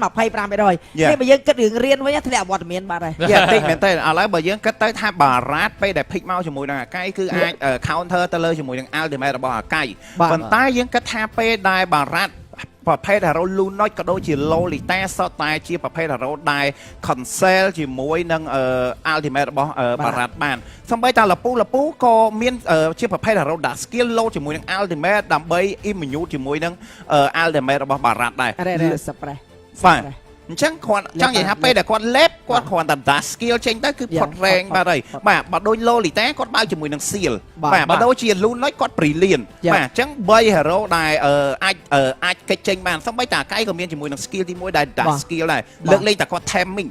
បាទអញ្ចឹងជាមួយនឹងការប៉ះគ្នាវគ្គ grand final របស់យើងរៀងក្រុម Philippines ប៉ះ Philippines Black List ប៉ះ Eco ក៏មានការផ្សាយផ្ទាល់នៅលើ TikTok នេះបងប្អូនអរនេះអ្នកដែលគាត់ទស្សនាលើ TikTok ក៏នឹងទទួលបានជាមួយនឹងការ share ជាមួយនឹង One ច្រើនហើយពុកម៉ែបងប្អូនអរនេះអ្នកដែលគាត់បង្កើត មេតាការផ្សេងៗ content ផ្សេងៗតាក់ទងមួយ M4 ហើយធ្វើការផុសក្នុង TikTok ដាក់ជាមួយនឹង hashtag MLBB-M4 ចឹងទៅអ្នកនាងអាចទទួលបានឱកាសក្នុងការឈ្នះជាមួយនឹង reward ច្រើនទៀតដូចគ្នាកុំភ្លេចជាមួយនឹង M4 Pass របស់យើងដែល M4 Pass របស់យើងទោះបីថ្ងៃវគ្គ Grand Final យ៉ាងណាក៏ដោយប៉ុន្តែ M4 Pass របស់យើងក៏មិនទាន់ចប់នៅក្នុងថ្ងៃនេះដែរបងប្អូនអរគ្នានៅតែអាចមានឱកាសក្នុងការ top up យកជាមួយនឹង M4 Pass ដែលមានតម្លៃ399 ដុល្លារទទួលបាន skin battery និង test ជួរ color ដូចគ្នាដែរសម្រាប់699 Diamond អ្នកនាងធ្វើការ top up ទទួលបាន M4 Pass Plus អ្នកនាងទទួលបានជាមួយនឹង skin battery experience item ជាច្រើន test ដល់ល្បាយ5អ្នកនាងនឹងទទួលបានជាមួយនឹង skin battery frame ដ៏ស្រស់ស្អាតហើយដល់ល្បាយ150អ្នកនាងនឹងទទួលបានជាមួយនឹង figure មួយរបស់ battery ដើម្បីធ្វើការយកមកដាក់តាំងនៅផ្ទះដើម្បីជាកាដូអនុស្សាវរីយ៍របស់យើងដូចគ្នាបាទហើយយើងក៏មានជាមួយនឹង Hero Pick Recap នៅក្នុង game ទី1ដែរដែលមានការឥឡូវដោយសារ Pick យើងនេះយើងនិយាយពី Hero Band មុនចុះដោយសារការ ban របស់ខាង Black List មានការ ban ឈូក៏ដូចជា Veteran របស់ Hero របស់ខាង Eco ក៏ដូចជាមានការ ban ទៅលើការចាក៏ដូចជា Battery ហើយនឹង Brody ចំណែកឯខាង Eco មានការ ban ទៅលើ Van Kari Kalu Estes ក៏ដូចជា Digi អញ្ចឹងបើយើងក៏លេខទៅមើល3 hero នៅខាងក្រោមមិនគិតជាមួយនឹង double marksman ដូចជា Van ហើយនឹង Kari 3 hero នេះគឺការ ban ទៅបិទដៃទៅលើ Oh My Venus ក៏ដូចជា Edward បាទបងអ្វីដែលខ្ញុំមើលឃើញណាសម្រាប់ក្រុម Black List គឺជាក្រុមមួយដែលគាត់រឹងមាំមែនទែនបាទក្នុងការ pick យក trash របស់គាត់និង strategy នៃ play style របស់គាត់ដូចគ្នាដែរអញ្ចឹងខ្ញុំគិតថាសម្រាប់ game ទី2នេះក្រុម Black List នៅតែញាត់ជាមួយនឹង hero ទាំង hero ជាមួយនឹង trash play style បែបហ្នឹងដែរប៉ុន្តែគឺគាត់អាចនឹងធ្វើការញាត់ជាមួយនឹង Estes ចូលក្នុងនឹងមួយបើសិនជាគាត់ញាត់ Estes ចូលក្នុងនឹងមួយគឺប្រកាសជាលេខថា trash ជាមួយនឹង Ube របស់គាត់ក៏នៅនឹងអាចធ្វើការចាញ់មកបានគ្នានេះទៅក្រុម Black List គឺគាត់មានទ្រព្យចម្លែកមួយអញ្ចឹងដល់ពេលដែលគាត់លេងចាញ់ក៏កម្របន្ទោសថា enemy ខ្លាំងគឺគាត់តែបន្ទោសថាត្រាស់យើងល្អហើយតែយើង perform មិនល្អបាទអញ្ចឹងក៏ដូចជា game ហ្នឹងទោះបីជាយើងមើលទៅឃើញរូបភាពចាញ់ត្រាស់តែដូចដែលមនោបាននិយាយអញ្ចឹងគាត់នឹងត្រូវញាត់ Estes មកតែបើសិនជាគេអត់ចង់ឲ្យញាត់ Estes តើគាត់នឹងសល់ hero ទៀតប៉ុន្តែនិយាយអញ្ចឹងមិនហ្នឹងគឺបើសិនជាខូចរបស់ខូចបុនច័ន្ទណាអាយ៉ាខ្ញុំ fan គាត់fan តែបន្ទោសទម្លាប់ឲ្យតែឃើញស្រីស្អាតចេះតែតដឹកមាត់បាទនិយាយលេងអ្នកទាំងអស់គ្នាអញ្ចឹងការប្រកួតតារ៉ាស់នៅក្នុង game ទី2ក៏ចិត្តចាប់ផ្ដើមមកដែរអ្នកទាំងអស់គ្នាអញ្ចឹងនិយាយតទៀតអញ្ចឹងនិយាយមិញខូចបុនច័ន្ទគាត់មានវិបត្តិសេរីមែនតើដែលអត់បាន pick ជាមួយនឹង Estes ឬក៏ Digi នៅក្នុងក្រៅអុកមួយហ្នឹងមកសុំងុំគឺគាត់មិននឹកស្មានថាគេ respect តារ៉ាស់គាត់ដល់ថ្នាក់ pick 2ហើយ ban 2 pick បាត់ដៃមួយទៀតអញ្ចឹងគឺធ្វើឲ្យតារ៉ាស់ខូចមែនតើនៅពេលដែលយកមកធាតាក៏គ្មាន surprise ដែរចេះយើងស្វាគមន៍ជាមួយនឹង game ទី2 Echo នឹងត្រូវជួបជាមួយនឹង Black List បន្តទៀត Bell ដែលមានន័យថាឈ្នះ4បានឈ្នះបាទអញ្ចឹងយើងលេខមើល Black List International គឺគាត់នៅតែបន្តជាមួយនឹង slot first pick របស់គាត់នេះដែរបាទអញ្ចឹងនៅតែមានការ ban ដដែលបាទសម្រាប់ខាង Black List ក៏ដូចជាខាង Eco ព្រោះដោយសារមានការ ban double marksman សម្រាប់ខាង Eco មុនហ្នឹងគឺ Van ជាមួយនឹង Kari នេះហើយប៉ុន្តែនៅក្នុង game ទី1ការ ban 3របស់ខាង Eco អត់មានការ ban ជាមួយនឹង Estes ទេខាង Black List សម្រាប់ខាង Black List គាត់អត់ pick ជាមួយនឹង Estes នៅ slot pick ទី3បាទយ៉ាban glue អញ្ចឹងយើងក៏បានដែរនេះគ្នា game មុនគឺជា game ដែល Salfani និង Choi ក្បត់ចោលមិនខ្ចី pick មិនខ្ចី ban ដោយសារតែតារ៉ាស់ Ultimate Bonding Experience UBE Strategy របស់ក្រុម Black List ក៏មិនខ្លាចសម្រាប់ Echo ក៏គេមិនខ្ចីលេងនេះគ្នាណាមួយជា Elong តាម support គ្នានិង Experience Land គ្នាមិញនេះគឺអត់មាន Elong យក Choi ទៅ slot ណាមួយនោះទេចេះជាមួយទាំងអស់គ្នា Open Estes Play glue ខូចឈឺឆាក៏ហាក់បីដូចជាមួយធ្លុះបាទជាមួយនឹងខាងក្រុម Black List តែគាត់ប៉ះគ្នាច្រើនដងអញ្ចឹងការបែររបស់ខាងក្រុម Black List អញ្ចឹងប្រហែលជាគាត់គាត់ប្រកាសជាគាត់ថាគាត់ Black List International នឹងធ្វើការយកជាមួយនឹងTrust game ទី1យកមកលេងNo សកលូ First pick Digi ទៅកលូអីគេអូបាទ Fred អូ Fred មុនគ្នាបាទបើចង់យក Digi យក slot ទី2ហើយព្រោះខ្ញុំធ្លាប់ឃើញ game Black List ដែលគាត់ទៅកលូអីគេមាន Digi កលូ0យកហ្មងបាទកលូអូបាន4 stake ខ្វះ1 stake ទៀត5ឡើងជាបើក overclock មិនដាច់ stake ទាំងអស់ហើយក្នុង3វិនាទីហ្នឹងគឺមិនអស់ stake អត់បានអញ្ចឹងខ្ញុំអស់បាន5ទៀតកលូងាប់បាត់យ៉ាឥឡូវ Digi មកឲ្យ slot ហ្នឹង Digi បែរតែបាទចឹងជាថ្លៃយើងចាំមើលទាំងអស់គ្នាបានតែគាត់អាចចេញរូបភាពជាមួយនឹង Farami ដែរទេបាទសម្រាប់គាត់បាទព្រោះសម្រាប់ Sen Hachi Valentina អូយក Lolita វិញបាទ Black List ទៅខ្ញុំអាចនិយាយថាការខ្ញុំមើលគាត់ប្រកួតរដងបងតារ៉ាស់ game ទី1គាត់ជោគជ័យគេយកតារ៉ាស់នឹងមកខែឆ្ងាយបន្តិចគឺបានហើយប៉ុន្តែលើកនេះគឺគាត់មកថ្មីទាំងអស់បាទថ្មីទាំងអស់អញ្ចឹងយើងក៏បានឃើញនេះគ្នាមកដែរជាមួយនឹងខូច TikTok ដែលគាត់បាននិយាយថាជាមួយនឹងបច្ចេកវិទ្យាខាងគីមីវិទ្យារបស់ enemy របស់គាត់គឺពិតជារឹងមាំនេះគ្នាមកដែរដែលពួកគាត់ផ្ដុំគ្នាបានជាមួយចាសាំនឹងយើងបាត់តបាត់តណានចោល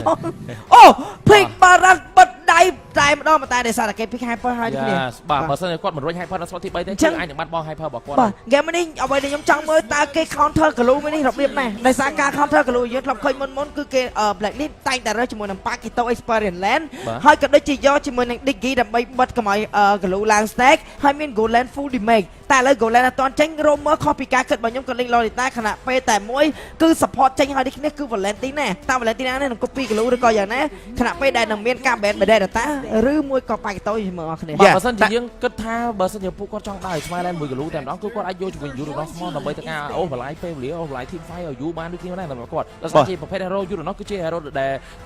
ដែលធ្វើបាសាច់ hero ដើម្បីធ្វើការហើយអញ្ចឹងគឺគាត់អាចនិយាយរុកចូលដើម្បីឲ្យកលូឡើងធ្វើមិនឡើងជីកគាត់យកតែម្ដងកុំឲ្យឡើងជីកគ្នាគាត់ណាតែដែលយើងធ្លាប់មើលការ performance របស់ខាង Black League គឺគាត់ធ្លាប់ឆ្នៃមែនទែនដែលយក Valentina ទៅលេងជាមួយនឹង Hyper បាទប៉ុន្តែនៅក្នុង game នេះបើសិនជាគាត់ចង់យកជាមួយនឹង Valentina ទៅលេងជាមួយនឹង Hyper ហើយគាត់ pick ជាមួយនឹង support មកមួយទៀតហើយយក Federin ឆ្នៃទៅលេងជាមួយនឹង Experience Land បាទប៉ុន្តែគាត់អាចនឹងពិបាកជាមួយនឹង Galo បើសិនជា Federin When at last wow បាទចឹងគាត់ចេញមកជាមួយនឹងតារាគ្នាខ្លាំងមែនទែនដោយសារឡើងមកខ្ញុំគិតថាប្រហែលជា ban Lunix ឬក៏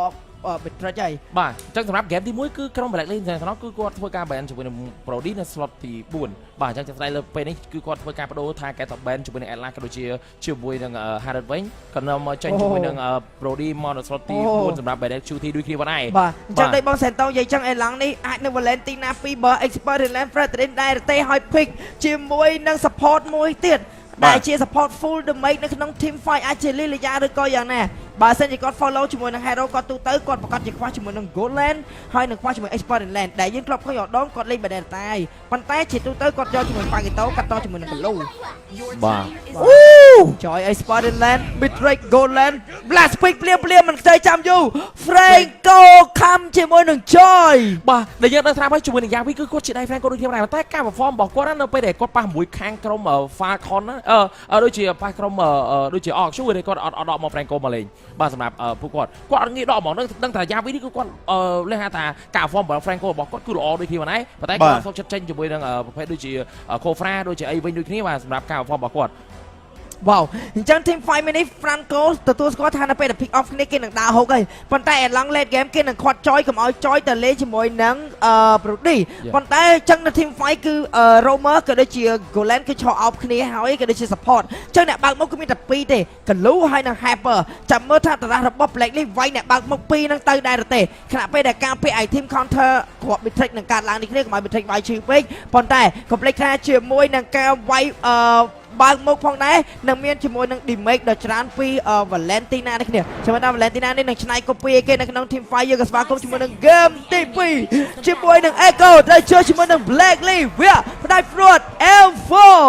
បាទអញ្ចឹងមកដល់ព្រាមក៏មាន audience គាត់ធ្វើការកោះផ្ទះដៃគ្រប់គ្រងក្រុមទាំងពីរគ្នាបាទជាមួយនឹងការហុកត្រូវពីអ្នក Yavi ល្អមែនទេបាទជាមួយនឹងការហុកទៅការ Home Winners ដូចគ្នាបាទបើយើងកលេសទៅមើលជាមួយនឹងការប៉ះនេះទៅ Home Winners ដែលគាត់លេងលូតាគឺគាត់ដូចជាធ្លាប់ប៉ះមួយ Falcon គឺត្រូវណា Obi គូគាត់ហុកច្រើនមែនទេបាទជាមួយនឹងលូតារបស់គាត់លើកស៊ីអត់ដែរតន់តែម្ដងសម្រាប់គាត់ដូចគ្នាដែរតែណាមិញយើងបើកឆាកជាមួយនឹងការហុករបស់ Yavi ដំបូងមកគឺនាំមកនៅជាមួយនឹងការហុកត្រូវបានមួយហើយអានេះយើងរាប់ target របស់គាត់យក 100% តែម្ដងបាទចាំពេលមាន4 flick សម្រាប់ Echo ការឆ្នៃ spell និង Airblade របស់ពួកគាត់គឺសិទ្ធិអ្នកទាំងអស់គ្នាធ្លាប់ឃើញតែ Banana City លេងជាមួយនឹង Airblade Assassin Team Fight ដើម្បីមានជាមួយនឹង damage ច្រើន movement speed 8% នៅក្នុងនោះគឺច្រើនសម្រាប់គាត់ដូចគ្នាផងដែរ Edward ជាមួយនឹង Glue Spell Long គាត់សង្ឃឹមថាគាត់អាចនឹងបើកមុខបានជាមួយនឹងការវាយជាមួយនឹង Backstep ដែលមានជាមួយនឹង Fasha Brody ដែលនឹងមាន Franco ដែលអាចខំគាត់ដូចគ្នាជាមួយ Spell Long នេះតាមដែរទេ complete អ្នកគ្នាជាមួយនឹង Sting ជាពេលចាក់ប៉ាកម្លាំងមានរសជាតិឆ្ងាញ់ប្រកបដោយរសជាតិ Jensen វីតាមីន B3 B6 និង B12 បង្កើនភាពស្វាហាប់ Sting ជីវិតប្រកបដោយភាពស្វាហាប់បាទជាមួយនឹងការបើកឆាកជីចាប់មកមួយវិសានជីឃើញមកជាមួយនឹង Home Winners គេនេះគ្រៀងប្រវាក់ការឆៃពិសេសមែនទេប៉ុន្តែយើងលេងទៅមើលជាមួយនឹងការដាក់ពុកសមាមកគឺ Console Skill ហុករបស់ Yavi បាទហើយមិនបើសិនជាពុកសមានឹងអត់ធាក់ជាមួយនឹង Home Winners ចេញក្រៅទេប្រកាសជានឹងត្រូវ Yavi ហុកត្រូវជាមួយនឹង Home Winners បាទហើយបាទចឹងស្គៀកតគ្នាឯងភ្លាមថតទី1គឺយើងនឹងរងចាំមើលតើក្រុមណាធ្វើបានល្អជាងគេជាមួយនឹងការ perform ថតទី1ផងដែរបាទរូបភាព 2-1 ក៏បានកើតឡើងមកដូចគ្នាផងដែរគណៈភេទ Sanford គេនេះអត់ទាន់បានល្បែ4ក្នុងការបើកជួយអាទិបដើម្បីទៅការជីកទេប៉ុន្តែយើងលេងមើល San ជីក៏មកដល់ double San ទាំងពីរក៏គាត់មកដល់ដើម្បីទៅការជួយគ្នាដូចគ្នាផងដែរ បាទជាមួយនឹង Duo San San ចាប់ពីថតទី1ក៏មកដល់ដូចគ្នាមកដែរ Hachi ក៏នឹងឆ្នៃ copy ជាមួយនឹង skill ណាគេចេះត្រានេះជាត្រាដែលប្លែក Oh my Venus យក level 4មុនដោយឲ្យជាមួយនឹង support ធ្វើការ roam តែឲ្យ roamer ជាអ្នកធ្វើការ roll លុយនៅ level នៅកណ្ដាលពេញបបតាយក level 4តតែទេជាមួយនឹងអ្នកគ្នា flow ហ្នឹងគេឲ្យ mid ទៅយក goal នៅ អូជាមួយនឹងការបើក ultimate មួយដូចគ្នាមកដែរដើម្បីតែការចូលទៅដល់ secure ក្នុងការជីកកជាមួយនឹង Vice ដើម្បីទាញ Vice ចេញការដើម្បីកុំឲ្យធ្វើការស្មៃប៉ុន្តែក៏មានការទាញចូលក្រោយវិញតើជួយនឹងការស្មៃប៉ាំងប៉ុន្តែមានការយកបានពី KTC បាទជួយនឹងការទាញ Vice KTC ក្រុមគេដើម្បីជាការវាយ KTC នឹងយកបាន 4 block ទៅ KTC តែម្ដងពីថ្នាក់ Hachi ជាមួយនឹងការបោកជាដូចគ្នាដែរជាមួយនឹងការចូលទៅដល់វាយផ្ទះដៃមកដៃចុងក្រោយយកបានជាមួយនឹងគេតែម្ដងទៅកាន់ Yavi ដូចគ្នាពីចយរបស់ Advance វ៉ាវជាមួយនឹងដៃស្មៃទាំងពីរថ្ងៃនេះគឺ KTC គឺធ្វើបានល្អខ្លាំងមែនទែនចុះស្មៃដោយអាម៉ៃនេះ Hyper ទល់ Hyper គឺអត់មានណាគេ counter ណាគេនោះទេបាទជាមួយនឹងការឆ្នៃស្មៃដូចប៉ុន្តែនៅតែបានចូលទៅ KTC គណៈពេលដែល Hyper ទាំងពីរគេវាយដាច់ដូចគ្នាអញ្ចឹងថាតទី1ប្រយ៉ាម្នាក់ក៏ដូចជា Echo បានមកគេបានមកថាថត Black League បាន2 kill តែមិនបានថាថតទេបាទចឹងហ្គេមមួយនេះបើសម្រាប់ BNXQT ខ្ញុំគិតថាអាចនឹងពិបាកនៅក្នុងការជួញ team fight ក៏ដូចជាការបញ្ចេញចំណុចនៅក្នុង team ព្រោះដោយសារមានជាមួយនឹង Edward ដែលលេងទៅលើ Choi ដែលគាត់ជ្រើសរើសជាមួយនឹង Spare Vengeance នៅក្នុងការ lock បាទនិយាយហ្គេមនេះហ្គេម Edward 3-1-3ជាមួយនឹងការបើក ultimate មួយដើម្បីធ្វើការ secure ក្នុងការ save ជាមួយនឹង KTC ដូចគ្នាដែរប៉ុន្តែយើងមាន Hachi ក៏ជិតនឹងបាត់បង់ដូចគ្នាបាទអាយ៉ាដល់ angle បាទដូចអត់មានបញ្ហាទេពួកគាត់គ្រាន់តែធ្វើការតេស្តតែប៉ុណ្ណោះបាទហូមហើយនិយាយទៅបងសេតូអញ្ចឹងហ្គេមនេះគឺជាហ្គេមដែល Edward វាយ1 3ហើយដែលបាននិយាយ3នៅខាងក្រោយនេះគឺមានខាំ Franco ទៀតដែរនៅពេលដែលPikachu រូបនេះលោតទៅជាមួយនឹង Edward គឺមានជាមួយនឹង passive របស់គាត់ដែលឡើងជាមួយនឹងឈាមសនឹង speed ដើម 100% movement speed ហើយនឹង immune ហ្នឹងគឺគេចាប់គាត់អត់ជាប់នោះទេអូវ៉ាវដៃ Snapper Philippines បាទជាមួយនឹង last hit secure យកជាមួយនឹងកាក់មួយដូចគ្នាដែរបាទអត់មានចង់ឲ្យមកខ្ចីការ fight ព្រេះហ៎បាទ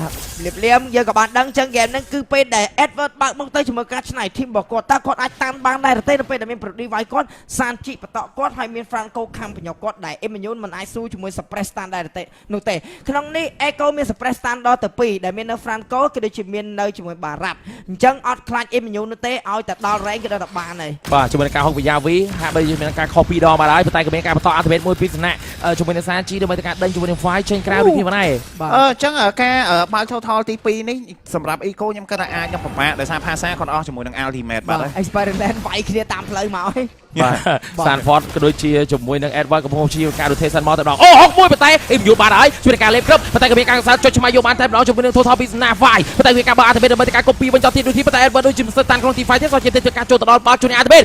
2ជាមួយនឹង BNXQT ល្អប៉ុន្តែជួយនឹង Flicker Ultimate របស់គាត់ដើម្បីការយកបានជាមួយនឹង Edward ប៉ុន្តែមានការជីកកមួយជាមួយនឹង Sanford ប្រៃបានតែម្ដងហុកឲ្យមានដូចទីប៉ុន្តែមានការហុកមួយទៀតប៉ុន្តែត្រូវទេជាមួយនឹង Hole ហើយខណៈពេលយើងជួយនឹងការចូលទៅដល់ដើម្បីការវាយយកជាមួយ Hachi Flicker មួយដើម្បី secure ក្នុងការត្រត់តែម្ដងបាទ Hachi មិនចង់ស្លុយចង់វាយតដៃនេះខ្លួនណាតែមិនអាចធ្វើបាននេះគ្នាឈុតស្មៃគឺជាមួយនឹង Vice ជាអ្នកយកបានថតប៉ុន្តែបើយើងងាកអូជាមួយ support ពីររូបនេះគឺញ៉ោះគ្នាខ្លាំងមែនតើចាយើងឃើញហើយជាមួយនឹងឈុតស្មៃដូច Black List ជាអ្នកយកជាមួយនឹងថតទី2វិញម្ដងប៉ុន្តែ Kill Echo យកបានទាំង2 Kill តែម្ដងបាទអ្វីដែលខ្ញុំមើលឃើញទៅ Yavi ដូចហុកកំរីមនោះក៏មិនដែរបានសម្រាប់គាត់បាទដើម្បីឲ្យមានរបស់គាត់បុកជាមួយ T1 Trade Top Lane ណាព្រោះការហុករបស់គាត់ខ្ញុំឃើញការ file 3ដងមកហើយសម្រាប់គាត់ដូចគ្នាបាទអញ្ចឹងហ្គេមនេះ Edward អត់ទៅសប្បាយចិត្តទេដូចតែបាននិយាយជាមួយនឹង Pikachu ដែលមានជាមួយនឹង Immune ប៉ុន្តែ enemy មានដល់ទៅ2 Suppress Stand បាទប៉ុន្តែគាត់សប្បាយលេងជាមួយនឹង Sanford ដូចគ្នាជាមួយនឹងការបើកជាមួយនឹង Ultimate របស់គាត់វាណាប៉ុន្តែគាត់គ្រាន់តែធ្វើការប្រេងទេបាទអញ្ចឹងមកប្រើតែរត់លឿនបើសិនជាគាត់រត់ផុតអណ្ដាតផុតហើយមកគាត់រត់ផុតខំផុតហើយតែបើអត់ផុតទេតែទៅគៀកបារ៉ាត់ហើយនឹង Franco បើមកជាប់ខំជាប់លេបដែលមិនជាប់លេបមកបុកម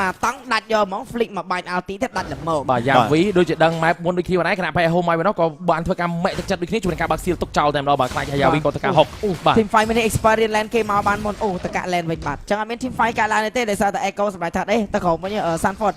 ឬក៏ចេះកាក់ land ឲ្យដល់មុនអូ experience land ទាំងពីរគឺperform 100បន្ទុកដូចគ្នាគាត់កាក់ lane ឲ្យបានមុនរៀងខ្លួនដើម្បីសល់ពេលវេលាច្រើននៅក្នុងការទៅ join team fight ថតឲ្យអត់ខាត minion perfect ជាមួយនឹងការលេងរបស់ Black Lee និង Echo team fight នេះជា team fight 5ស្មើជាមួយនឹងក្រុមណាស្មើឡើយត្រូវហើយចាប់ជួយនឹង Fight ក្រៅពីការចាប់ស្តានស្រុកស្គីមជាការតអត់មានបាយជួយនឹង Fight តែម្ដងឲ្យគ្រោះថ្នាក់ជួយនឹងការលេបពីខាទីស៊ីចំបាយផ្ទះបញ្ញាជាង Fight ត្រូវដាក់មកជើងចុងក្រោយផ្ដាច់បាន Fight ដូចគ្នាដែរប៉ុន្តែចយរបស់ Edward ជាការបើកជួយនឹង Ultimate ដូចគ្នាដែរជួយនឹងការ copy Ultimate ពីថ្នាក់ Hachi ប៉ុន្តែយើងលេងជួយនឹងការចូលដល់បាយផ្ដាច់យកតែដល់ជួយនឹង Sanford ពីថ្នាក់អូហើយជួយនឹងការរៀន Rafael របស់គាត់បន្តទៀតដូចគ្នាប៉ុន្តែ Hawk Edward ចេញការក៏បីដេញខាទីស៊ីខណៈពេលមានការដូរថាកែវិញចង់ធ្វើការវាយ Yavi តែមានការអត់ថយប៉ុន្តែយើងលេង BNXQT នៅពីក្រោយ អាចនឹង back មកវាយវិញដែរទេគណៈពី OHAP កំពុងតែការដើរទៅក្នុងនឹងប៉ុន្តែយើងលេងមក Benedict ហើយជាចាញ់មកទេដោយសារតែគាត់ឯកាមែនទេជាមួយនឹង game នេះគណៈពីឈុតឆា3ស្មើនៅកន្លែង total ប៉ុន្តែចាំង color របស់ខាងក្រុម Blacklist International ជាមួយនឹង White ក៏គាត់ធ្វើការកាត់មកដូចគ្នាដែរ61មិនត្រូវ OHAP ពី Yavi គណៈពី Home Vinos លោតចូលទៅដល់ដំជាមួយនឹង total ទេបាទសម្រាប់ Home Vinos បាទ Wow ដំខុស Benedict ឱកាសសាវេកនឹងទៅជាយ៉ាងណាបាទយ៉ាងណាមិញយើងចាំមើលទាំងអស់គ្នាជាមួយនឹងការបន្តអាតបេតពីឋានៈ HG ដើម្បីទៅការផ្ដាច់យកជាមួយនឹងសានជីតែមិនដឹងថាអាចទេតែខាងក្រៅក៏មានការចាប់ស្តានវាយយកតែជាមួយ OHAP ជាមួយការជា Skills ជាមួយស្តានផ្ដាច់ជាមួយផ្ដាច់បានជាមួយមួយ arrow ដូចគ្នាបានជាមួយការយកបាន OHAP មួយដូចគ្នាប៉ុន្តែយើងលេងមើលជាមួយនឹងការជួបដល់ឈូស PA បាទជាការចាត់ស៊ីរបស់គាត់ដើម្បីទៅការជួយកជាមួយនឹងអាតបេតរបស់គាត់ប៉ុន្តែមានការឡើងជីកទៅការ Home Vinos បាទអាតបេតបន្តជីកជួក្នុងការគ្រប់ស្តានតែក៏មានការយកបាន Home Vinos ពីសាន Ford ដូចគ្នាដែរ Surprise ស្តានចាប់ជាប់ Edward ក្រៅពីការលុបចូលដល់ជាការផ្ដាច់យកតែដល់ទៅការ Yavi ពីឋានៈជាមួយនឹង Edward ដូចគ្នាដែរប៉ុន្តែយើងលេងមើលជាមួយនឹង Benedict ក៏មើលការលេងសើចជាមួយនឹង Benedict ដាក់លេខពេបាទតែយើងបានឃើញ Benedict មកពួនមួយនេះគឺអេឡង់សាវេរបស់គាត់ហើយអញ្ចឹងមិននឹងគឺមានអ្នកឆៃស្មៅមួយនេះដូចគ្នាមកណាជាមួយនឹងអេឡង់ដែលគាត់ប្រញុកទៅលើ OHAP បុកមកជង្គង់បាញ់ស្គីមួយវាយម្ដាយបាច់3 stake គ្នាគាត់ប្រញុកគឺដាច់យកមកយ៉ាសម្រាប់ Benedict មិញគឺគាត់ save skill ខ្លាំងមែនទែនគាត់ចាំប្រើ skill ទី2ដែលដាក់មកជង្គង់ទៅលើនេះគាត់អត់ប្រើទៅលើជាមួយនឹងចាំង color ឯគាត់ប្រើចាំទៅលើជាមួយនឹង battery សម្រាប់ការ post game នេះឃើញយើងគាត់ comment សួរថាហេតុអ្វីនៅក្នុង team fight ហេតុអ្វីក៏មានការ post ដោយសារការប្រកួតរបស់យើងគឺជាការប្រកួតលក្ខណៈថា world អញ្ចឹងយើងមិនអាចធ្វើការរោចាជាមួយកំហុសនៅពេលដែល team fight ចប់ហើយទើបយើងអាចការ post ដើម្បីទៅការសេរីបច្ចេកទេសរបស់គាត់ទេអញ្ចឹងជាស្ដែងគឺនៅពេលដែលមានការលើកដៃសញ្ញាពីសំណាក់សមាជិកក្រុមនីមួយៗគឺក្រុមការងារគឺនឹងធ្វើការទៅដោះស្រាយគាត់ភ្លាមយកតែម្ដងមកសម្រាប់គាត់បាទចឹងបងប្អូនយើងកុំភ័យអ្នកដែលខាងរៀបចំនោះគឺស្តង់ដារអន្តរជាតិហើយបាទមិនបាច់ចាំភ័យទេដូចយើងឃើញតែស្រុកខ្មែរយើងមិនសូវពុះពេក team fight តែស្រុកគេមាន rule គេផ្សេងអញ្ចឹងពើងម៉ាំងបាទលឿនមែនទេអ្វីដែលសំខាន់គឺគេអត់ខ្វល់ថាកំពុងតែពេលហ្នឹង team fight ឬមួយក៏កំពុងប្រើ skill ដេញវាយគ្នាឬមួយក៏យ៉ាងដែរហើយប៉ុន្តែបើយើងក៏លេខទៅមើលនៅក្នុងតារាសនៅក្នុង game ទី2នេះគឺចង់និយាយថាអាចនឹងម្នាក់ម្យ៉ាងដែរបើសម្រាប់កលូបើយើង compare គ្នាកលូហើយជាមួយនឹង Joy គឺសតតែជាប្រភេទ hero ដែលឈ្មោះទៅ hero ជាមួយនឹងប្រភេទ hero carry របស់ខាង enemy នីមួយដូចជា Joy ដែលយើងបាននិយាយមុនហ្នឹងអញ្ចឹងគឺ Joy នៅក្នុង game មួយនេះរបស់ Edward គឺតួនាទីរបស់គាត់គឺធ្វើមិនdash skill របស់គាត់4ហ្នឹងបើជាមួយនឹង combo ជាមួយនឹង ultimate ក៏ដូចជា spare vengeance ដើម្បីរោទៅលើ Benedict ហើយបើចំណាយឯកលូគឺនៅក្នុង game មួយនេះគឺគាត់ធ្វើមិនគឺដេញលុកបើក ultimate ដើម្បីកុំឲ្យ damage Valentina ក៏ដូចជា damage របស់ Brody បាទកុំឲ្យងាយស្រួលនៅក្នុងការបញ្ចេញនៅក្នុង team fight មួយនេះបាទចេះយើងឃើញជាមួយនឹង data របស់ក្រុមរបស់ roamer ទាំងពីរ Yavi ជាមួយនឹង Oh My Venus ដែលសារមួយជាមួយនឹងលេង roamer បែប support មួយទៀតលេង roamer បែប tactic team fight អញ្ចឹងយើងឃើញជាមួយនឹង Yavi មាន damage ច្រើនជាងប៉ុន្តែ KDA ក៏ដូចជា team fight participation គឺចាញ់ជាមួយនឹង Oh My Venus វិញអញ្ចឹងបើយើងបកទៅដល់កន្លែងដែលគេហុកបានជាមួយនឹងហុកបានវាយហើយគេដាក់ពី suppress stand នោះគេខំហើយគេលេបទៀតអញ្ចឹងពេលហ្នឹងគឺយើងឃើញតដាក់ពី suppress stand បានវាយដាច់តែ Edward វាយ free វិញបាទជាមួយនឹងការយកបាន double kill ដូចគ្នាបានពី Edward មុនហ្នឹងគឺឃើញគាត់បានធ្វើការលុកបានតែការ Benedict ពីការលុក ultimate របស់គាត់ហើយប៉ុន្តែយ៉ាងណាមិញយើងលេងមកវាយទៅធ្វើការ respawn មកវិញដូចជាអស់ឈាមលោខ្លាំងមែនទេប៉ុន្តែបន្ត ultimate 3គ្រាប់ពីសានជីជាមួយនឹងការសូលគ្នាយកបាន HG ដូចគ្នាបានហើយហើយ support ទាំងពីរតែគ្នាទៅវិញទៅមកតែហាក់ដូចជាចាញ់ទឹកចិត្តរបស់សានជីអីញាក់ចកេះក៏ដូចជាជើងដាក់ skill ចៅ off flick មិនអាចរត់រួចជាមួយនឹងការបន្តពីសានជីនោះទេអញ្ចឹងយើងមើលបាទជាមួយនឹង Edward គាត់ដឹងមុនដូចគ្នាបានដែរខណៈពេលដែលគាត់អាំងថាគាត់បានអានលុក ultimate ហើយអញ្ចឹងគឺគាត់រត់បានយ៉ាងស្រួលបាទពិបាកចាប់ដូចគ្នាសិតតែ skill suppress stand តែសិតតែប្រភេទយឺតតែមានការ flick cam ពី Yavi អត់មាន Yavi អត់មានការបញ្ញុកដូចគ្នាមកដែរជ័យជាមួយដល់នេះជាមួយនឹងកំហុសទុយមួយគឺអាចនឹងចាញ់ game សម្រាប់ការ build របស់សមាជិក Blacklist ក៏ដូចជាមានជាមួយនឹង Joy build យកជាមួយ damage ពាក់កណ្ដាលក៏ដូចជាយកជាមួយនឹង តាន់ពាក់កណ្ដាលជាមួយ anti curious បាទចឹងគេនេះអូជួយនៃការហុកត្រូវទៀតដូចគ្នាបានតែកាន់ Home ឲ្យពេលនោះអញទស្សនាកណ្ដាលពេលមានការផ្ដាច់បានជាមួយ Home ឲ្យពេលនោះមួយគ្នាអាចលេបវាយចូលក្នុងប៉ុន្តែចង់ទៅណាគឺលោះដាតមួយលេបទៅវាយយកតែដល់កាន់វាយជាមួយការជីជន់ធាក់ចានចាប់ស្តានប្រាច់យកតែដល់កាន់វាយពីសំណា Benedict បើក ultimate មួយព្យាយាមការបន្តដេញជាមួយនឹង HG តែ HG រៀងចកេះល្អដែរបាទជួយនៃការលោតចូលទៅដល់ copy ultimate វិញអញនឹងបន្តវិញដូចគ្នាមានណាយ៉ាងមិនទៅហើយ Why ជា player ដែល perform រាប់រយរាប់ពាន់ game ទៅលើបារ៉ាត់តែបែរជាយកអត់ចេះ counter hero ខ្លួនឯងគាត់ដឹងដូចគ្នាថាគាត់លោតផុតទេប៉ុន្តែគាត់លោតនឹងមួយវិនាទីចុងក្រោយនឹងគាត់លោតទៅលក្ខណៈដាត់ផុតហើយប៉ុន្តែរយៈពេលហ្គេមនឹងគឺធ្វើកន្លះវិនាទីគេគិតថាអត់ទាន់ផុតទេអញ្ចឹងដាត់នឹងគឺជាដាត់ extra វែងតែម្ដង ដាក់មកឲ្យជាមួយនឹងដាត size XXL លេបបានតែម្ដងមកជាមួយនឹងការចេញលូតដែរតែចេញលូតយឺតពេកចឹងព្រាមបាត់បង់2 kill free ដែលធ្វើឲ្យសមាជិក Echo ចំណេញមែនទែនជាមួយនឹងការ surprise 6រំបាងកាយរត់លឿន half speed មើលឃើញព្រាលប៉ុន្តែ6 flick ចូលពំ perfect combo ជាមួយនឹង Javi នៅក្នុងការលេង Franco នៅក្នុង game នេះបាទជាមួយនឹងការ form របស់ V5 ថ្ងៃនេះដូចជារៀងធ្វើការ process ច្រើនដូចគ្នាប៉ុណ្ណាសម្រាប់ការ form របស់គាត់យល់គឺឃើញគាត់អាចទាំងគូទាំងក្នុង game នេះដូចគ្នាប៉ុណ្ណាបាទចឹងយ៉ាងណាមិញព្រីមយើងលេងទៅមើលខាង TC ក៏មកទៅការបើកឆាកជាមួយនឹង Lord ដូចគ្នាប៉ុណ្ណាប៉ុន្តែយើងលេងមើលជាមួយនឹងការខុសគ្នាមួយ level ខុសគ្នា80 ដើម្បីក្នុងការស្មៃជាមួយតា Vai អាចធ្វើការបើចេញជាមួយនឹង mechanic ស្មៃរបស់គាត់បានច្បាស់ដូចដែលគាត់បានធ្វើការទទួលបានអាហារសញ្ញាថាជា player ស្មៃលេខ1នៅហ្វីលីពីនដែរទេប៉ុន្តែយើងលេងទៅមើលជាមួយនឹង game នេះដូចគ្នាគណៈពេលមានការតថ្លៃ Lord សល់ជា 15,000 ប៉ុន្តែខាងក្រោយ Edward គឺជាការឈូសជាមួយនឹង San Sport ដើម្បីធ្វើការមកអាន Lord អានទៅប៉ុន្តែកម្រៃបានសាជីជាមួយជាមួយការចូលទៅដល់ស្រុកស្គីវាយយោតែម្ដងជាមួយនឹងការផ្ដាច់បានយ៉ាវីដូចគ្នាពីទៅ Ohab ប៉ុន្តែមានការ distance ចង់វាយ Ohab ចង់ជីក Ohab ប៉ុន្តែ Ohab ដកដល់ Fan វិញរះវិញដូចគ្នាតែមានការតទៅជាមួយនឹងសាន់ជីប្រាច់បាន Ohab មួយនេះគ្នាលេបក្រឹបអញធ្វើការចូលវាយតែបើក skill ចូលរ៉ាប់បាល់អមទៅជាមួយនឹង Home ឲ្យពីដូចគ្នាតែយើងមានការជីកដល់ថយវិញដូចគ្នាតែដូចតចប់ខណៈពេលមានការមកដល់ស្រុក skill ពីតា Alex Shooty ព្យាយាមការវាយបាទទៅអាឡូយកបាន2រ៉ូបាទទៅវាយបានមួយណាខណៈពេលសាន់ជាមួយនឹង Edward ព្យាយាមការបើកជាមួយ skill របស់ពីនឹង wipe out យ៉ាងណាវិញជាមួយនឹងការមកចេញរំបាងកាយមកដល់ surprise ខំជាមួយនឹង Hachi បាត់បង់ដៃ support ដែលមាន damage ច្រើនក្នុង team fight មកជុំងុំទៅបីជាមានការកាត់ត skill គ្នាទៅវិញមកយកជាមួយនឹង shield លលតាមករងជាមួយនឹងតាដែលខ្ញុំបានប្រាប់មុននឹងចឹង suppress stun គឺនៅលើលោកនេះ suppress stun តែមួយគត់ដែលអាចកាត់តបានហ្នឹងគឺមានតែ shield របស់លលតាប៉ុន្តែបាទគឺបើកទៅចំពេលវេលាខ្លាំងមែនទែនបាទអូជាមួយនឹងការដាក់ suppress stun ពី Yavi ដើម្បីការស្រួលទៅកាន់ Sanford ដូចគ្នាប៉ុណ្ណេះល្អមែនទែនជាមួយនឹងការសហការគ្នាពី Yavi ជាមួយនឹងការ cover ប៉ុន្តែយើងលេងមើល Hachi ដូចមេរបស់គាត់ក៏ច្រើនដូចគ្នាបាទដែលយើងឃើញជាមួយនឹងការ perform នៅវគ្គមុនក៏មានការយកជាមួយនឹង Frozen មកកាត់តទាញខែចាអញ្ចឹងកាត់ត suppress stun ប៉ុន្តែអាហ្នឹងគឺត perfect timing តែ Lolita បាំង shield មិនធ្វើចាញ់ទេប៉ុន្តែនៅតែមិនអាចទប់ទល់បានក៏ដូចជាបាត់បង់នៅតែ4 kia អូម៉ៃវិញចូលចំណាត់ថ្នាក់លេខ1នៅក្នុងដៃ Romer ដែលមានជាមួយនឹង assistant ជាមធ្យម 10.4 នៅក្នុងមួយ game បាទអញ្ចឹង stat សិតតែខ្ពស់ៗមកដល់វគ្គផ្ដាច់ប្រមីនេះក្នុងប៉ុន្តែ Echo ហើយដូចជាកំពុងតែគៀបទាំងសេដ្ឋកិច្ចទាំង objective ទាំងអ្វីគ្រប់យ៉ាងហើយការថ្លឹង team fight របស់ Tra Echo រូបនេះគឺធំខ្លាំងមែនតើម្ដងវ៉ាចឹងជាត្រៃយើងលេងទៅមើលជាមួយ Lord ទី1គឺអាចងាយស្រួលក្នុងការ clear ពី blacklist international បានយ៉ាងស្រួលតែម្ដងបាទដោយសារតែមាន Hachi copy អាទិវិតរបស់ Sanchi ក៏ដោយប៉ុន្តែយើងលេងមើលជាមួយការអន្តរាគមមកវាយហាក់បីមានការឈោកកាំងមួយកន្លែងតែម្ដងជាមួយការមិនអាចធ្វើអ្វីបានក្នុងការ cover បានជាមួយ T2 Trend បាទអាទិវិតមួយពី Sanford ប៉ុន្តែយើងលេងមក Edward ក៏មានការឈូសជាមួយ Sing របស់គាត់ដើម្បីការនេះវាយយកទៅកាន់ Sanford បាទអាទិវិតមួយប៉ុន្តែក៏ដកថយវិញដូចគ្នាផងដែរបាទជាមួយនឹង RT តាមដូចជាមិនទាន់ចប់សរុប skill វាយយកតែដល់កាន់វាយជួយនឹងការវាយបានជួយនឹងវាយបន្តទៀតដូចគ្នាប៉ុន្តែមានការដូរចាំងកលស្មើខណៈពេលមានការជួយទៅដល់ដើម្បីការហុកទីមួយណាប៉ុន្តែយើងលេងមើលជាមួយនឹង Edward ជួយការជួយទៅដល់ដើម្បីការជួយស៊ីដើម្បីការបើកជួយនឹង RT ប៉ុន្តែមានការសរុប skill ពីមាន Shooty ផ្លាច់បានតែដល់ការ Edward ដូចគ្នាដែរខណៈពេលយើងលេងមើលជាមួយនឹង Ohab ជួយទៅដល់ជួយនឹងការឈូសជាមួយនឹងទឹកដើម្បីការ Flicker ចូលទៅដល់សរុប skill ផ្លាច់យកតែដល់ការ Ohab ដូចគ្នាខណៈពេលយើងលេងមើល Hachi នៅក្រោមជួយការបើក skill ប៉ុន្តែ Sanchi បានផ្លាច់ Oh my វិញដល់បានហើយ Hachi យកទៅវិញណាអានេះ wipe out ឬមួយគេណាជួយនឹង game នេះបន្តពីមានការលុតជួយនឹងដៃវាយកលេហោកទៅពីយ៉ាវី Edward វាយទេតនៅទេ5វិនាទីចុងក្រោយបាយនៅ respawn មកអាចជា game ដែលឈ្នះដោយមិនបាច់ប្រើឡោដែរទេអូ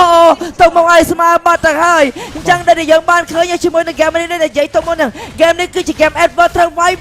1-3ដែលមានជាមួយនឹង Franco ដែលមាន suppress stun គាត់មាន immune ប៉ុន្តែ last pick របស់ coach Echo រូបនេះគឺមិនខ្ចីគិតសូម្បីតែ1វិនាទីគឺគាត់តែគេ pick ឲ្យភ្លាម pick Franco មកភ្លាមតែម្ដងដែលជាការ pick មួយប្រាប់ទៅ coach មុនចាំថាត្រាស់របស់អ្នកគឺនៅក្នុងការគិតរបស់ខ្ញុំដូចស្រេច player របស់ខ្ញុំកំពុងតែចាប់ lock ទៅលើ Franco ដូចស្រេចចាំតែអ្នក pick ចប់គឺខ្ញុំអូខេ lock Franco យកមកវ៉ាវមកសុំងុំ game នេះ Edward spell long ក៏ដោយពាក់តាន់យ៉ាងណាក៏ដោយតែការពាក់ full damage ពី Banek Shooty ដែលមានជាមួយដាវបៃតងខោពីដៃមួយដែលជា defense physics ទៀតមិនខ្ចីយក defense magic យកបើជា defense magic ខោ defense ដែលមានតែ26 magic ខោ defense តែម្ដង Alternative នឹងចេញតាមក្រោយឯងប៉ុន្តែគឺដក defense ធំដាវបៃតងក៏ដូចជាត្បូងបលាគឺធ្វើឲ្យ game មួយនេះជាមួយនឹង Edward ចូលទៅគឺចូលទាំងគ្មានសង្ឃឹមវាយតែម្ដងតែគាត់ត្រូវតែបាក់មុខវាយ1-3តែនៅពេលដែលជាប់ suppress stun 4 stack បាច់ RT មាន Fasha តម្លាក់បន្តមួយទៀតគឺ Edward មិនអាចពាំង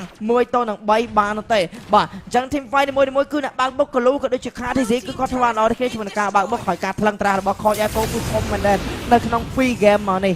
សម្រាប់ game មួយនេះខ្ញុំគិតថាអាចខ្ញុំពិបាកនៅក្នុងការ defend ជាមួយនឹង Law ទី2ព្រោះដោយសារ goal គឺខុសគ្នារហូតដល់ទៅ 8k goal បានទៅហើយបាទពិបាកមើល map Sanford Oh my god គាត់អាចបែកមកពីក្រោយវិញមួយគាត់ធ្វើការអូសឡែនយកតែម្ដងវិញណាប៉ុន្តែយ៉ាងណាបើយើងក៏លេងទៅមើលជួយនឹង Lord ក៏វាយអស់ជាមហាសភារ100ដែរចាញ់ color ទី2 1 3 1 5ខណៈពេល device ចាញ់ជាមួយនឹងស្មៃដើម្បីស្មៃដល់160ដើម្បីឌីធីវណៃប៉ុន្តែលើមើលសានជីជួយការបាក់ទៅលេវាយចុះក្នុងផ្ទះវាយបញ្ញាជាងចិត្តដល់វាយ soft skill បោះជាមួយនឹង RPG ជាការលេងតប៉ុន្តែវាការចុះយកបានជួយនឹង Lord ជួយនឹងការចាញ់ពី device យកបាន Lord ដូចគ្នាមិនអាចបានទេការទី2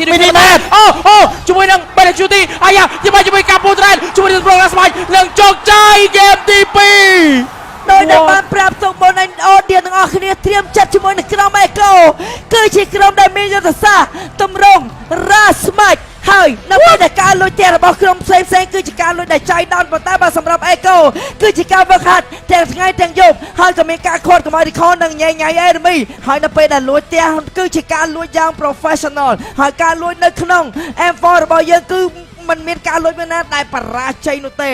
បាទចង់និយាយថាមិនសរសើរមិនបានទៅលើខាងក្រុមអ៊ីកូដែលដូចអាយប្រុកនិយាយអញ្ចឹងពួកគាត់មិនមែនជាការលាក់គីនៅក្នុងការមើលទៅលើមីនៀនទេប៉ុន្តែនេះគឺជាយុទ្ធសាស្ត្រដែលពួកគាត់ខំវឹកហាត់ជាមួយគ្នាពួកគាត់ដឹង flow ហ្មងគាត់សុខចិត្តវាយបើកន្លែងហ្នឹងបានឡសម្រាប់គាត់ទៀតទោះជាគាត់ចាញ់ធីម5 3 5នៅកន្លែងហ្នឹងក៏គាត់អាច defend បានដែរអ្វីដែលខ្ញុំមើលឃើញបងឡតសល់ឈាម10000បាទឡតឈាម10000ហាត់សានជីបើកអាតូមេតខាងស៊ីលេបគ្រប់តែម្ដងតែឡតនោះសោះជា10000អញ្ចឹងអាកន្លែងនេះគឺជាការបញ្ឆោតឲ្យសមាជិករបស់ Black នេះគាត់ហៅបែបគ្នាថាយើងអត់ skill ហើយយើងអាចវាយកន្លែងហ្នឹងបានយើងអាច skill កន្លែងហ្នឹងបានគាត់ធ្វើដូចជា performance mistake គាត់ធ្វើដូចជា over position ដែលចូលទៅជ្រុលលងខ្លួនឆ្ងាយគេស្រួលស៊ីប៉ុន្តែគឺគាត់បានបង្កើតឲ្យគេលងខ្លួននិងព្យាយាមជាមួយវាយជាមួយគាត់នឹងលួចផ្ទះហើយអ្វីដែលយើងចង់និយាយនោះគឺពាក្យហ្នឹងជាពាក្យដែលខ្ញុំតែនិយាយក្នុង live stream ខ្ញុំឯងតែនៅពេលមកនិយាយការប្រកួតកម្រិតពិភពលោកគឺខ្ញុំជឿជាក់មកហេតុអីបើខ្ញុំចូលចិត្តលេង solo ឲ្យលួចតែផ្ទះដោយសារអ្នកដែលលេង team ពេលដែលគេប៉ះអ្នកផាធីគេចូលចិត្តយកតារាដែលដើរជុំមកដឹងតែស៊ីរ៉េងយើងបានហ្មងដូច Johnson Lunuch អីចឹងទៅដូចតារាដាក់ឈៀបអេសតេចឹងប៉ុន្តែខ្ញុំកាត់អាកំណត់ស៊ីទាំងនោះដែលសារប៉ះអ្នកដែលគាត់ចូលចិត្តលេងដើរជុំហើយមានកម្បោល្អចឹងចឹងអេកូខំបង្កើតតារាលួចទាំងហ្នឹងគឺមិនមែនចៃដន្យទេអ្នកគ្នានៅពេលដែលប៉ះជាមួយនឹង Black Lee នៅពេលដែល Black Lee focus read skill គ្រប់យ៉ាងនៅក្នុង team fight ដើម្បីចេញ healing ឲ្យចំពេលគឺគាត់មើល map ដែរប៉ុន្តែគ្រប់យ៉ាងគឺ too late ហើយការលុយស៊ីផ្ទះយ៉ាង professional មួយនេះគឺ counter ទៅលើតារា ultimate bonding experience របស់ Black Lee បាទអាចនិយាយថាខ្ញុំទៅសើមើលទេការរៀបចំកន្លាអុករបស់គាត់គឺច្បាស់លាស់តែម្ដងកន្លែង Barrack Shooting នៅកន្លែងព្រៃនៅកន្លែង Midland Barrack Shooting Sanford កំពុងតែការពួនគាត់ clear lane អស់3 lane គាត់ចាក់ចូលទៅក្រោយដូចធ្វើដូច fight back អញ្ចឹងបាទអញ្ចឹងបាទខ្ញុំនិយាយកន្លែងដូចម៉ាណូនិយាយដែរអញ្ចឹងកន្លែង Sanford ដែលមកពីខាងក្រោយហ្នឹងគឺ clear ស្អាតអស់អា link តែម្ដងអាការវាយមកពីក្រោយហ្នឹងបើយើងមើលទៅគឺជាការដែលចាំមកវាយពីក្រោយប៉ុន្តែបើយើងបកគិតទៅវិញកលូគឺជាប្រភេទ hero មួយដែលត្រូវបើកនៅខាងមុខដើម្បីងាយ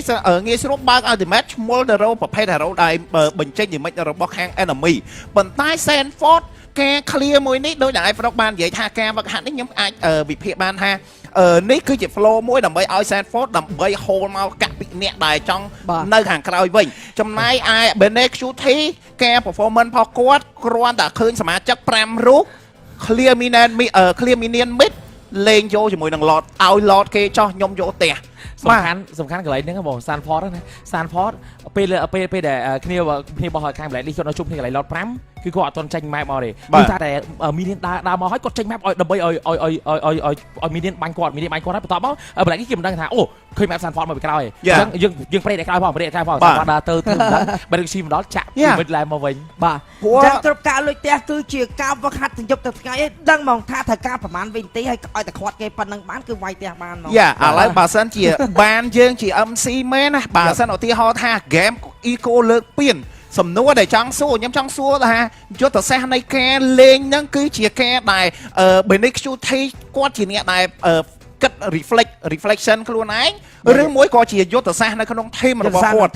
យើងចង់ដឹងពីអាហ្នឹងហ្មងយល់ទេអត់ទេតែដូចនិយាយគឺអាហ្នឹងសម្រាប់ខ្ញុំដែល player កោះផ្ទះរងថ្ងៃគឺខ្ញុំដឹងហ្មងពេលដែលខ្ញុំកោះផ្ទះខ្ញុំស្រែកនៅក្នុង live stream ខ្ញុំតែខ្ញុំលេង solo ឯងខ្ញុំស្រែកចោលគាត់គឺមក recall ប៉ុន្តែសម្រាប់ player professional ខ្ញុំមើលគឺដឹងមកគឺគេលេងជា team ហ្មងគេថាតោះយើងបែកដោះពងគេ set up យកមកអូខេណាបងប្អូនគ្នាឥឡូវ Black Lee គឺចាញ់2-0ហើយបាទទៅលើខាង Eco ដែលបន្ទុក kill គឺ8ទល់នឹង20បាទអញ្ចឹងគឺខុសគ្នាច្រើនមែនទេហើយ game គឺត្រឹមតែ14នាទីទេមិញអត់ដល់នឹងបានឡទី2ចេញមកតាន់ផងបាទ Benek Shuti ធ្វើការ back លបាត់ហើយ game មួយនេះសម្រាប់ Benek Shuti នៅក្នុងការ pick ជាមួយនឹង Brody ដែលគាត់ដឹងថា enemy គាត់មានជាមួយនឹង Joy ដែលសារ គាត់ដឹងថាពេលដែល hero ដែលគេឈ្មោលចូលមកញុកជាមួយគាត់មានជាមួយនឹង Mastan ហើយគាត់មានជាមួយនឹង flicker មួយនៅក្នុងការរត់អញ្ចឹង joy របស់ Edward ក៏ពិបាកនៅក្នុងការ lock ទៅលើ Benexuti ដែរហើយបើសិនជាចង់ lock ទៅលើ Senchi ក៏ Senchi មានជាមួយនឹង Jab នៅក្នុងការហោះហើរដើម្បីឌឺដងទៅលើ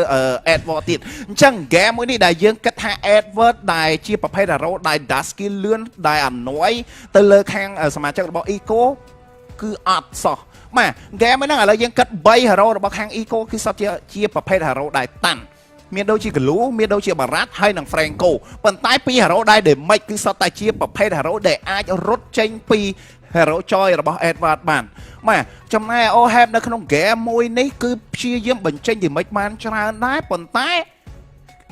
សុទ្ធតែជាប្រភេទ hero តាន់ជាពិសេស Sanford ក្នុងការបើក ultimate របស់គាត់គឺ timing ជាមួយនឹងHP របស់គាត់មែនទេគាត់ដឹងថាឈាមរបស់គាត់ហ្នឹងគឺសល់ប្រមាណដែល enemy វាយអត់ដាច់គាត់បើកជាមួយនឹង ultimate អញ្ចឹងយើងក៏មានជាមួយនឹង Rich Guy គឺបានទៅលើ Benexuti ដដែលចំណែក Senchi បាទទទួលបានជាមួយនឹង damage deal ចំណែក Caldiz ទទួលបាន damage Taken ចំណែក Sanford ទទួលបានជាមួយនឹង Total Assist ដែលយើងហៅថា Forgotten One បាទអញ្ចឹង4រូបរបស់សមាជិករបស់ Eco គឺមានទាំងអស់បាទអត់តាយ៉ាវីមួយទៀតទេបើសិនថាមានយ៉ាវីឲ្យយ៉ាវីមួយទៀតនេះហេងសយ5បាទអញ្ចឹងយើងបានឃើញថា2 game របស់ Eco ជាមួយនឹង Blacklist គឺការលេងរបស់ Eco គឺមានសន្ទុះក៏ដូចជាមានការផ្លាស់ប្ដូរ180 degree មែនទេអញ្ចឹងយើងឃើញ Eco សិតតែឈ្នះ Blacklist ដោយសារសិតតែឈុតឈ្នះតារារហូតតែម្ដងទោះបីជាគ្មានការលុចផ្ទះ game ហ្នឹងក៏យើងមើល team fight នីមួយមុននឹងទៅដល់ការវាយឡតហ្នឹងគឺសិតតែតារារបស់ Eco គឺអាចវាយឲ្យឈ្នះ team fight មុននឹងចូលទៅដល់ឈុតស្មៃដូចហើយបើស្មៃដូចក៏ខាត disease ស្មៃអត់ចាញ់ដែរបាទអញ្ចឹង MVP របស់យើងគឺបានទៅលើ Benexuti បាទដែលជាដៃគោះផ្ទះបាទដែលរៀនមកពី iFrog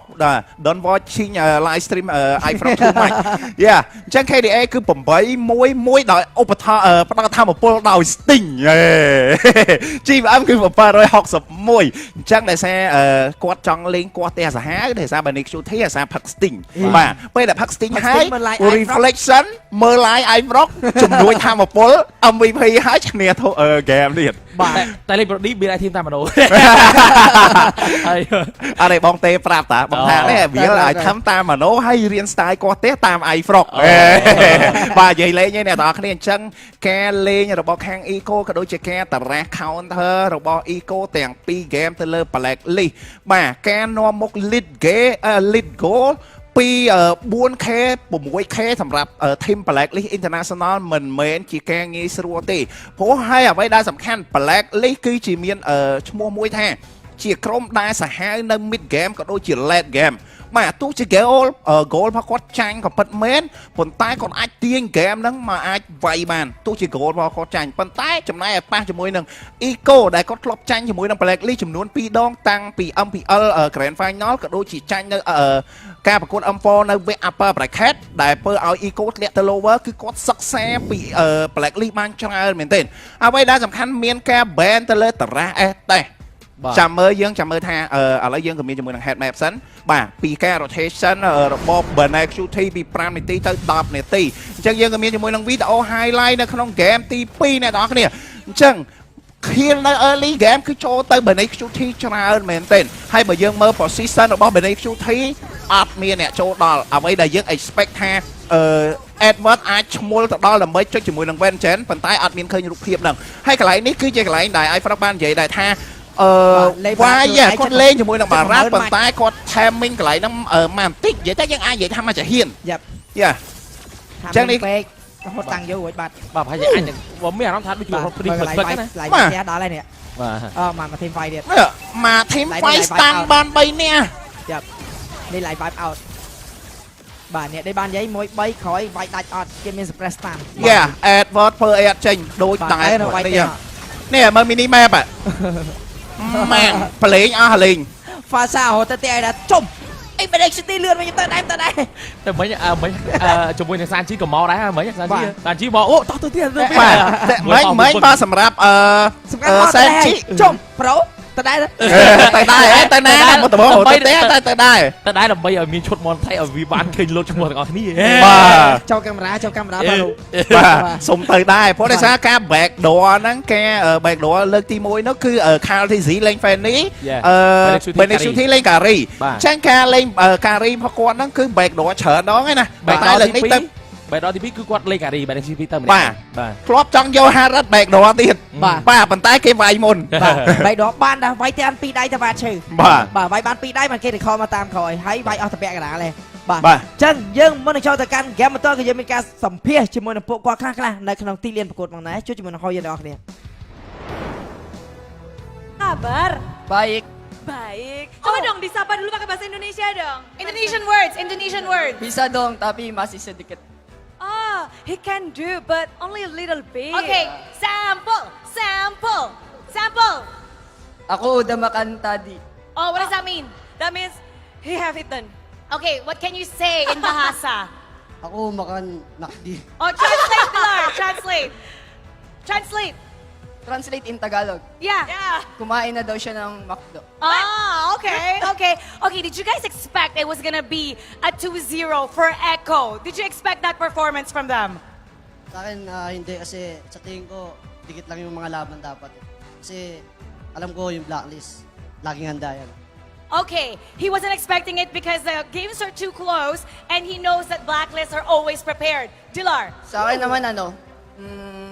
ina-expect na unang aabante yung Echo. Kasi meron silang momentum, galing silang lower bracket eh. Oh, you expected Echo to advance because they have the momentum because they're coming from the lower bracket? Okay, now, Dilar, you've been with V-Wise for 4 seasons, even before MPL, you're with them.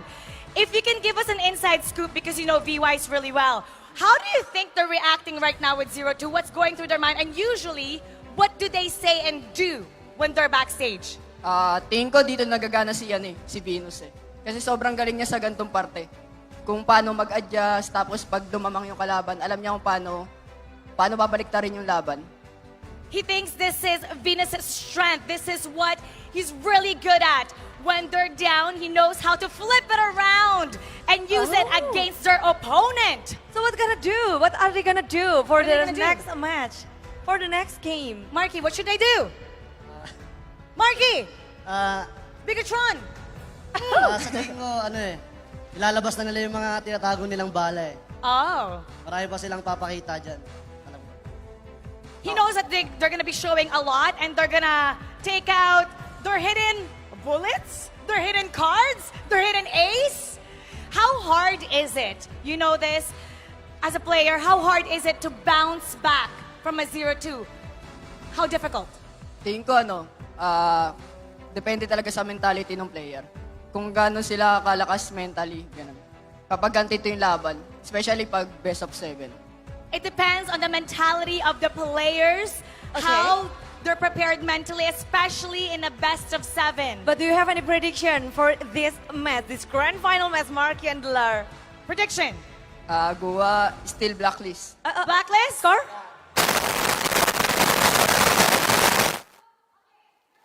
Here first, okay?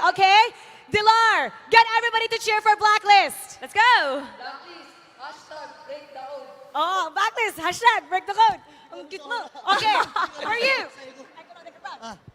Echo loud, echo proud. Pinas lang malakas, let's go. Echo loud, echo proud. Pinas lang malakas. Let's go. Let's go, casters. បាទស្វាគមន៍ត្រឡប់មកវិញផងដែរអញ្ចឹងយើងក៏បានឃើញនេះគ្នាជាមួយនឹងហ្គេមដែលបញ្ចប់ទៅ2ហ្គេមតែប៉ុណ្ណោះតែយើងអាចវិភាគបានថាតារា second pick 2 ដងរបស់ Echo គឺតែងតែធំជាងតារា first pick 2 ដងរបស់ក្រុម Blacklist International ផងដែរបាទហើយយើងក៏ចាំមើលថាតើនៅក្នុងហ្គេមទី3តើ Blacklist នៅខាង second pick ឬមួយក៏នៅតែបន្តនៅការ first pick ដដែលព្រោះដោយសារគាត់ first pick គាត់ចាញ់តារារបស់ខាង Eco 2 ដងហើយប៉ុន្តែបើឲ្យខ្ញុំនិយាយណាហ្គេមហ្នឹងគឺ first និង second ប្រហែលអត់ដូរប្រហើយមូលហេតុ Blacklist គឺជាក្រុមដែលដូច Burn X Flash ចឹងគឺជាក្រុមដែលលើកទៅតារា first pick ហ្មងលើកលែងតែគេមកយក first pick គាត់ ប៉ុន្តែបើសិនជាមានយុទ្ធសាស្ត្រពី Echo ថៃអីយើង surprise គេទៅ scan មកគេបែកសើអត់អាហ្នឹងមែនតែបើសិនជាចិត្តដូចគ្នា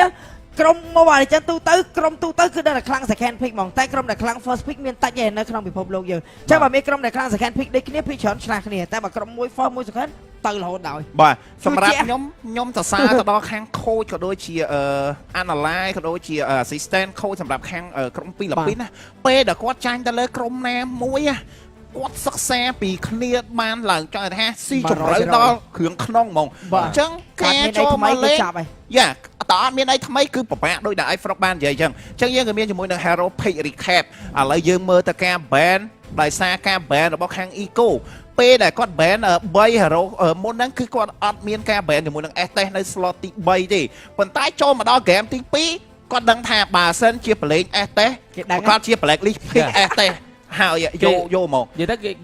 គេអនុញ្ញាតអន្តរជាតិទី1មកគេយក ST ចូលមួយទៀតគេវាយដល់ហ្គេមទី1គេបើកឲ្យពេលដែល3 pick ដំបូងអត់យក pick ban ទី4ទី5គេ ban គាត់ឃើញអេឡង់ឌីហ្គីក៏អាចលេងបាន ST ក៏អាចលេងបាន Lolita ក៏អាចលេងបានតែគេប្រើមកក្បាច់បិទ3 hero លងខ្លួនអញ្ចឹងបើយើងមើលទៅមើលការ ban 5 hero របស់ខាង blacklist មានការ ban ឈូតដែរការបិទដៃទៅលើ Yavi ក៏ដូចជាការចាព្រោះដោយសារ2 hero ហ្នឹងជាប្រភេទ hero roamer ដែរ Oh my goodness អត់លេងទេបើសិនជាចង់ឲ្យលេងបើសិនជាចង់ឲ្យយកឈូបិទដៃទៅលើនេះវិញបិទដៃទៅលើ Yavi តោះតែ Hachi switch roam មកលេងជាមួយនឹង roam ហើយ Oh my goodness លេងជាមួយនឹង mid ព្រោះដោយសារគាត់ធ្លាប់ switch គាត់ធ្លាប់ switch ប៉ុន្តែការ switch ហ្នឹងគឺគេ ban ដៃទៅលើ Oh my goodness រហូតគេលេងជាមួយ mid របស់ Oh my goodness គាត់ធ្លាប់លេងដូចជា ew ហើយក៏ដូចជាផាសាបាទអញ្ចឹងអ្វីដែលចង់បញ្ជាក់មុននឹងចូលទៅកាន់ការប្រកួតខ្ញុំមិនបាននិយាយតាំងពីការប្រកួតចាប់ផ្ដើមគឺក្រុមទាំងពីរមាន signature play style នេះគ្នាដែល UBE strategy របស់ Blacklist ក៏ដូចជាយុទ្ធសាស្ត្រគាស់ផ្ទះតម្រង់រាស្មាច់របស់ Echo ប៉ុន្តែ Echo ថ្ងៃនេះបានចេញតម្រង់រាស្មាច់មកម្ដងមធ្យមណាងុំបាន ban UBE strategy របស់ Blacklist ចោល2 game មិនទាន់ចេញទេព្រោះ UBE strategy ចេញនៅពេលដែលយើងមានឃើញ hero ដូចជា STS Digi Rafaela Angela Florin ឬក៏ Farabi ដែលជា hero ផ្ដោតទៅលើការដើរជុំដាក់ឈាមប៉ុន្តែអត់ទាន់មាន hero ទាំងអស់នឹងចេញមកទេចាំបានន័យថា UBE strategy មិនទាន់បានលេងសម្បីតែមួយ game ហើយក៏ដូចតែបាននិយាយក្រុមពីរនឹងដោយសារតែគាត់ជាយៈនៅដូរដូចគ្នាហើយគាត់សិក្សាពីគ្នាអញ្ចឹងមូលហេតុដែលយៈហ្វីលីពីនមូលហេតុដែលបង្កើតឲ្យមានជាមួយនឹងការលេងតារាលួចផ្ទះនេះគឺដោយសារតែ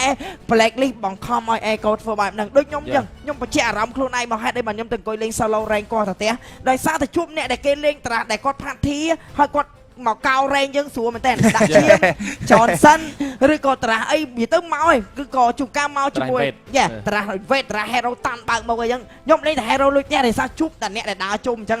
ចឹងគឺ Echo ត្រូវសម្របខ្លួនទៅតាមយៈហ្វីលីពីនរបស់គាត់ខណៈពេលតែមួយផងដែរគឺក្រុមទាំងពីរនេះគឺជាក្រុមដែលស័ក្តិសមដល់ឡើងមកដល់វគ្គ Black Rod មកដោយសារតែជាក្រុមមួយតែមួយគត់ដែលមានតារាតម្រង់រាស្មាច់មកបបែកតម្រង់ UBE strategy បាទសម្រាប់ខ្ញុំដូចតែខ្ញុំបានសង្កេតការ performance នៅក្នុង M4 របស់ខាង Blacklist គឺគាត់អ្វីដែលសំខាន់គឺគាត់អាចលេងទាញ game ហ្នឹងទៅដល់ mid game ឬមួយក៏ late game អាចដែលគាត់ធ្វើបានបើសិនជាគាត់ pick ជាមួយនឹង hero late game ដូចជា Zerber ឬមួយក៏អីចឹងគឺគាត់ទាញហ្មងគាត់ព្យាយាមទាញ game ហ្នឹងប៉ុន្តែយើងអត់ទាន់បានឃើញជាមួយនឹង Zerber ឬមួយក៏អីទេហើយសម្រាប់ Eco គឺជាក្រុមមួយដែល pick ជាមួយនឹង hero experienceក៏ដូចជា mid ដែលមាន damage ក៏ដូចជាប្រភេទ hero ដែល experience land ឲ្យ Sandford ឈ្មោលនៅក្នុងការវាយ team fight ដូចជា Dirot Lapu Yuzong 3 hero ហ្នឹងគឺ Sandford បុកវាយតែម្ដងបាទអញ្ចឹងព្រាមការមកដល់ជាមួយនឹង game ទី3គាត់នឹងធ្វើការចាប់ផ្ដើមបន្តិចទីនេះគ្នាបានហើយសូមស្វាគមន៍មកកាន់ traffic game ទី3ដែល Echo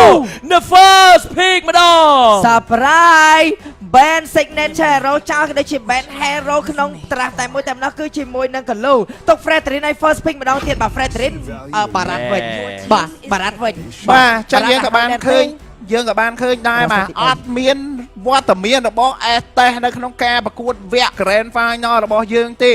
មានការ ban STS ដល់ទៅ3ដងសម្រាប់ Eco បាទដែល ban 3 slot ដំបូង2ដងនិង ban នៅ slot ទី4ម្ដងនេះគ្នាមកណាអញ្ចឹងបាត់ជាមួយ Digi មួយទៀតដែលជា hero pool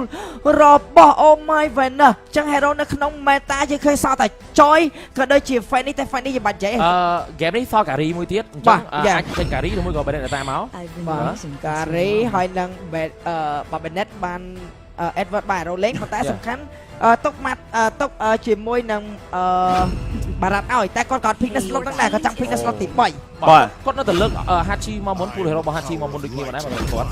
បាទកាចាមកមួយក៏ដូចជាជាមួយនឹងឡាពូមកឲ្យតែម្ដងសម្រាប់គាត់3 Hero របស់ខាងក្រុម Eco មើលទៅគឺធំមែនអាចនិយាយថាគឺចិត្តសិតតែជា Hero ប្រភេទ CC ទាំងអស់បាទអញ្ចឹងគឺ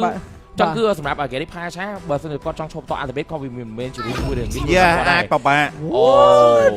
Lolita ហើយបើយើងធ្លាប់បានមើលការ performance របស់ Eco យ៉ាវីដែលពេលគាត់លេងជាមួយនឹងការចាការ flick ចូលទៅដល់ក្នុង team 5នេះគាត់លុកជាមួយនឹង Maxman គេមកបានយ៉ាងស្រួលអញ្ចឹងការលុកផុសគាត់គឺច្បាស់មែនតើសម្រាប់ការលេងការចារបស់យ៉ាវីមិនថាលេង Bennett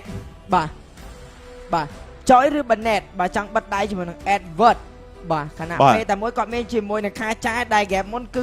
Edward គាត់ញាក់អីដោយសារតែ suppress stand cam របស់ Franco គាត់ឯងទូមួយបាទខាចានេះគាត់រើតែទូបាទអញ្ចឹងប្រហែលជាគេខ្លាចចយទេដូចតែបាននិយាយទុកបារ៉ាត់ឲ្យយកគេមិញ recommend ឲ្យ ban បារ៉ាត់2នាក់បាទ load មកពេញ screen ដែរម្ដងបាទយ៉ាងណាមិញបារ៉ាត់គឺគាត់ទៅតែ ban តែម្ដងដោយសារស្រួលទី3គឺគាត់អត់បានចាញ់មកហើយអញ្ចឹងគឺទីណាយ៉ាបាទចឹងគឺពួកគាត់មានភាពជឿជាក់ខ្លាំងមែនតើគាត់អាច win ជាមួយនឹង M World Championship នេះក្នុងណាជាមួយនឹង Y ជាថ្មីម្ដងទៀតគឺពួកគាត់គាត់តែមិនប្រើ Assassin ហើយពួកគាត់នឹង focus 1000% ទៅលើជំនឿជាក់របស់គាត់ពួកគាត់ជឿជាក់បាទអញ្ចឹង game មួយនេះសម្រាប់ផាសាអាចនឹងពិបាកនៅក្នុងការយក position នៅក្នុងការបើកជាមួយនឹង ultimate ដោយសារ2 hero របស់ខាង Eco មានដូចជាការចាក៏ដូចជាឡាពូងាយស្រួលនៅក្នុងការចូលទៅ lock ជាមួយនឹងផាសាណាបាទអញ្ចឹងបើសិនជាគាត់ចង់ជ្រើសរើសជាមួយនឹង Purify ក៏ពិបាកជាមួយនឹងការឆាដែរបាទអញ្ចឹងចាក់ស្ដាយយើងទៅមើលជាមួយនឹងការ ban Golan បន្តទៀតដូចគ្នាបាទ ban Harrod ណោះដែលយើងដឹងថា Shielota ក៏អាចបាំង damage Harrod បានក៏ដូចជា Carry ក៏អាចឈ្នះ Land Harrod ដូចគ្នាប៉ុន្តែបើយើងក៏លេងទៅមើលជាមួយនឹង Golan ណា game នេះបើសិនជាខាងសមាជិករបស់ Eco គាត់យកជាមួយនឹង Lunan មកក៏បានដែរសម្រាប់គេនេះការ ban ទៅលើ Harrod គាត់ខ្លាចគេ pick ជាមួយនឹង Harrod យកមកវាយគាត់ជាមួយនឹង early game មកគាត់ farm សំខាន់ជាមួយនឹង Y អស់ hero លេងហើយយើងដឹងស្រាប់ហើយជាមួយនឹង Aldo ក៏ដូចជាបើគាត់ pick Aldo គឺខាចាស្រួលទាញខ្លាំងមែនតើបើសិនជាគាត់លេង Ranger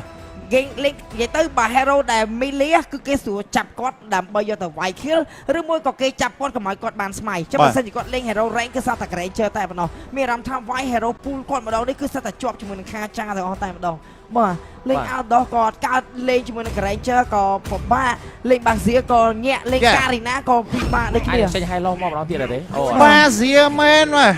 សតតែពិបាកជន់លើតុហើយបាទសម្រាប់ game នេះដូចគ្នា Pro D មកដូចគ្នាសម្រាប់ game នេះអាចនិយាយថាបាសេបើសិនជាយើងមើលទៅគឺគាត់ត្រូវជាមួយ hero CC 3 hero របស់ខាង Eco ទាំងអស់4 CC សម្រាប់ hero របស់ខាង Eco ឥឡូវចាំមើល Senchi គាត់អាចនឹង pick ទៅលើ hero អីដែរនៅ mid lane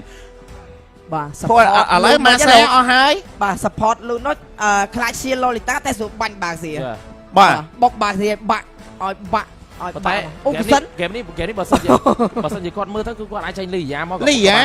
បាទលីយ៉ាឬមួយក៏សល់លីយ៉ាវ៉ាឡេនទីណាអញ្ចឹងវ៉ាឡេនទីណាគាត់អាចបន្ត copy បានដូចគ្នាបានហើយបាទអញ្ចឹងតែយើងចាំមើលទាំងអស់គ្នាវ៉ាឡេនគាត់ចង់ទៅលើយូសេណាអូគូសនដោយតែបាននិយាយគាត់ត្រូវយក support ដែល full damage វាយបាសៀដែល Gosen មកឲ្យ last pick សម្រាប់ខ្ញុំជាមួយនឹងការចូលចិត្តលេង hero គូសនមួយនឹងដូចគ្នាដែរជាទូទៅនៅពេលដែលខ្ញុំប៉ះទៅលើប្រភេទ hero ដែលជាប្រភេទ armor ខ្លាំងឬមួយក៏ប្រភេទដែលមានឈាម HP ច្រើន hero ដែលតាន់ឈាមតាន់ armor គឺខ្ញុំនឹងយកគូសនមកគូសននេះ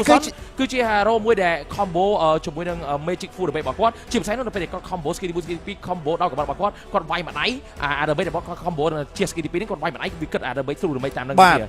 អរេផាច់ដើម្បីលេង through damage អីតែគាត់ damage XP loss ចាំមិនថា enemy ឈាមសល់កាន់តែតិចគាត់វាយកាន់តែឈឺប៉ុន្តែចុងក្រោយគេនៅគ្នាតែ4 stage នៅតែសល់ 16% នៅតែល្អសម្រាប់ការវាយ enemy ពេលដែលខ្លាំងពេលឈាមតិចចុង20កបាត់ឈរវាយដៃដូចហ្មង10កបាត់បាទប៉ុន្តែយើងក៏លេងមើលទៅ10មកយេប៉ុន្តែបើសិនយើងមើលទៅណាសម្រាប់គូសុនមិនមែនលេង item ដូចលើមុនទេសម្រាប់ item បច្ចុប្បន្នរបស់គាត់គឺគាត់លេងជា damage នឹង item ទី1និង item ទី2យកតែម្ដងគាត់ចាំបាច់កាត់ cooldown ដូចមុនដូចគ្នាដែរឬគាត់ចាំបាច់ត្រូវការ item ទូ damage ដូចជា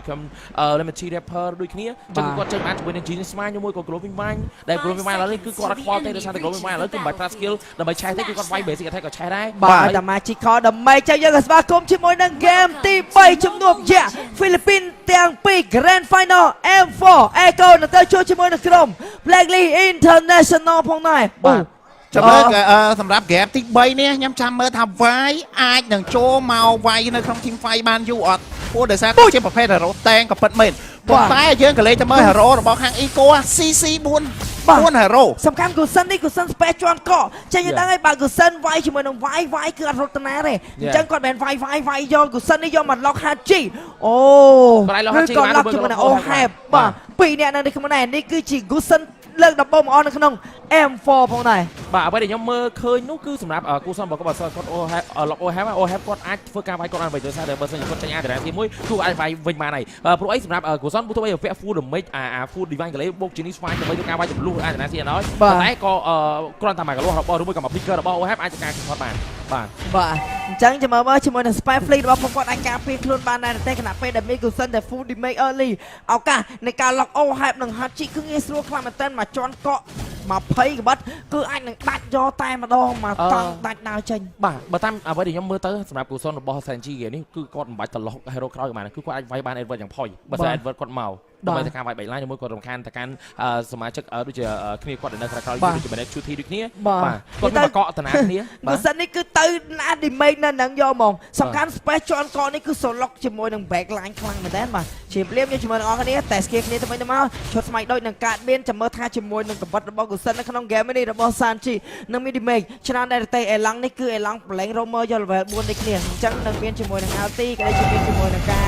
ទាញកដូចគ្នាដែររវាង roamer ទាំងពីរថតក៏បាន respawn ប៉ុន្តែ level 4បានមុនមួយជំហានទៅលើ Oh My Winner គាត់ចុច team fight បានមុននេះខ្ញុំណែ LT មកហើយហេគាត់បើក LT មែនអត់បើកទេស្មៃខាន DC យកមក100អត់បើក LT អត់ stand ទៀតមានតែគេបញ្ចុះខាន DC តរសោះ Hello Oh My Winner វ៉ាវជាមួយនឹង Vice ថ្ងៃនេះគឺគាត់អាចបានជាមួយនឹងការប្រើប្រាស់ជាមួយនឹង Revolution របស់គាត់អត់សូវបានល្អដូចគ្នាប៉ុន្តែសម្រាប់ថ្ងៃនេះអាចនិយាយថាមិនសូវបានល្អពេលដែលគាត់ជួបនឹងការ CC តែអាវៈ Final Upper គាត់បែបដូចគ្នាផ្លាប់ទាញមកខាងក្រោយមក20ក្បត់ទៅឲ្យជន់កក់មកតង់តែយកទៅលើហាជីពូដូងជូនម៉ែមួយថែមពូដូងមកវិញគ្នាពូដូងស្ទួយនឹងគូស្នោដូចគ្នាគាត់មកកង់ឡាកាច់យកទៅដល់ជាមួយនឹងការជន់ខ្លាំងគ្នានេះស្នេហ៍តែគ្មានអាទីផ្ទះគ្នាលេងនេះខ្ញុំមកជាមួយការដកថយរៀងខ្លួនប៉ុន្តែខ្ញុំឆ្ងល់កន្លែងមិញបើសិនជា Oh My Winner ជួយតែមកអាទីឬក៏ជួយមក stand ធម្មតាគឺអាចធ្វើ secure total free បាទ